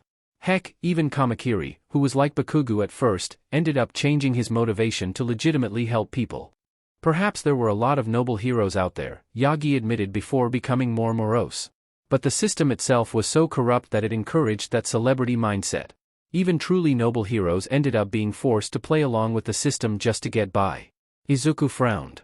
He thought about MT Lady, a woman who, while she had dropped out of heroism into modeling and later public relations, had shown herself to be truly heroic on several occasions, standing up against daunting odds at Kamino and Jaku. Sadly, when she had been starting out as a hero, she had been forced to play up her sexuality to handle the expenses her quirk ensued. There was also Sakamada, who had been continuously voted as number 1 in the top 10 heroes who look like villains list, despite being one of the heroes that Izuku had come to admire the most for his professionalism and dedication, as well as the care he showed for Izuku and Josei's children. Yes, the system was corrupt and prejudiced, but that isn't your fault, Izuku asserted. He raised his hand when Yagi opened his mouth to interrupt. Did you ever brag about your wealth or fame? Did you ever even act as if you cared about your rank? Yagi shut his mouth, letting Izuku carry on. You didn't act like heroism was about fame and fortune, you were always talking about how important it was to serve the community and help people for the sake of helping. It's not your fault that people ignored what you actually said in favor of what they wanted to hear. Yagi leaned back in his bed, still not looking convinced. But the HPSC. You are not responsible for what they did. Izuku interrupted again. Hardly anyone knew what they were doing. Had you known, wouldn't you have stepped in for Lady Nagant and Hawks? Yagi frowned, likely upset at a reminder of 2 more heroes that he had failed from his perspective, 2 aspiring young people with dreams of helping others, their idealism quashed by the HPSC. Izuku sighed again, realizing that he might have made things worse. The most that I think you could have done would have been to step back as a hero earlier on, to try to encourage other heroes to pick up the slack. Maybe you could have encouraged people to support the other emergency services, but I don't know if that would have changed that much. Retiring early probably would have still led to the same chaos. Izuku chuckled and rubbed the back of his head. Honestly, were I in your shoes, I would have run myself ragged too without considering how anyone else could help. Izuku took a breath, looking at Yagi in the eye. These problems you've brought up, almost all of them are the result of something you had no way of knowing. You didn't know that One for All was going to hurt Togata the way it did. You didn't realize that the HPSC was corrupt, but hardly anyone else did either. Izuku leaned back in his seat. As for what you were like at UA, I've seen recordings of your earlier classes and, well, yeah, at first, you weren't a very good teacher. Izuku grimaced. But you got better. It was clear that you were putting effort into your classes and you were trying to help the students. You were a big help preparing them for the provisional license exams. You didn't try to push the classes into a stupid rivalry like Kansensei, and you put actual effort into teaching the students unlike Aizawa. Yes, you let Bakugo and Mineta get away with a lot in your classes, and that's not something to be proud of, but neither did anyone else, including Nizu, and he's one of the people I respect the most. Izuku smiled at Yagi, trying to be encouraging. Yagi stared at Izuku for a moment, and turned his head to his sheets. He wasn't crying anymore, but he still seemed somber. At the very least though, Izuku could work with this. He put his hand on the man's shoulder. You've made mistakes, Yagi, but you're only human. You also, however, have done a lot of good. You saved lives, defeated an immortal villain, brought the country out the dark ages, and inspired people to be heroic. Maybe it didn't quite work out how we would have liked it, but things are getting better. We're bringing our country back together and trying to learn from our mistakes. This wouldn't be possible if it weren't for you. Izuku smiled, wanting Yagi to realize how much the hero's life meant to him and so many others. No matter what, you have been one of, if not the greatest of heroes. Yagi was calm, but quiet. I don't really feel like it. I feel like I'm a relic from an age people just want to forget about. Izuku pulled his phone out and flipped to a picture, showing the screen to Yagi. The old man's eyebrows lifted up. Is that? Izuku had brought up a picture of the Bakugas from years ago, when Aine was 4. In many ways, she still resembled her mother, but Izuku and Inko knew her to be a sweet little girl, who had acted as a big sister to Isho and Inori. Here, she was wearing one of Izuku's old All Might onesies, gleefully chasing Mitsuki around with her fist in the air. My goddaughter Aine. Nowadays, she wants to become a fashion designer like her parents, but I also know that she still has an All Might action figure I got her for one of her birthdays. Izuku flipped to another picture, this time of Isho and Inori wearing onesies, back when they were still shorter than him. They, along with Izuku and Josei, were watching some old hero movies in Izuku's collection, and Josei had decided to commemorate the moment. Are those your children? Yagi asked, sitting up straight. I didn't know that there were even onesies that size. For a moment, he looked at Izuku anxious. I don't mean to be insensitive, Izuku just chuckled. Yeah, they inherited their size from Josei, don't worry about it. As for their onesies, if there's anything I know other than quirks, it's how to find rare hero merchandise. I'm probably keeping the last remaining merch companies afloat with my purchases. Izuku looked at the picture fondly, remembering the glee in Isho and Inori's voices as they shouted out, I am here, with him as they watched the movie. My kids want to work for the police like me, but they and Iane were still inspired by you. Iane wants to design clothes that look like pro-hero costumes, and Isho and Inori first wanted to help people because I showed you doing that. Izuku put his phone away and leaned forward. And then there's me. Yagi frowned. But, I told you to give up on your dream. You did. Izuku nodded. But you still inspired me afterwards. You made me want to help people and make them smile. Sure, when I was younger, I wanted to do that by becoming a hero, but even after I gave up on that dream, I never stopped wanting to help people, and I eventually found a way to do that. Izuku smiled. I know you inspired others, just like you did for me. Maybe it wasn't always the way you intended. I got caught up in a dream that I wouldn't have been able to fulfill in a society like this, others got caught up in the drive to be number one, and some got so fixated on mimicking what they saw as becoming the perfect hero that they forgot you're a human being like anyone else, but you did at least point people towards helping others. That's something you should be proud of. Yagi was quiet.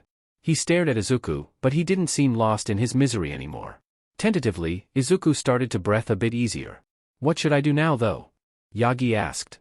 I can't be a hero anymore, and I don't feel right going along with Sasaki's plan to reinstate them. Just because you aren't a hero doesn't mean you can't help people. Even if people don't look at heroes the same way anymore, you're still a national icon. You could use your fame to campaign for causes that you think are important. Izuku suggested. You could also go back to UA. Tsurigami told me a few times what a shame it was that you left, considering the experience you could offer and the advice you could give on controlling powerful quirks. Even if you're not confident in yourself being a teacher, you could at least be an aide. Izuku shrugged, trying to think of something else.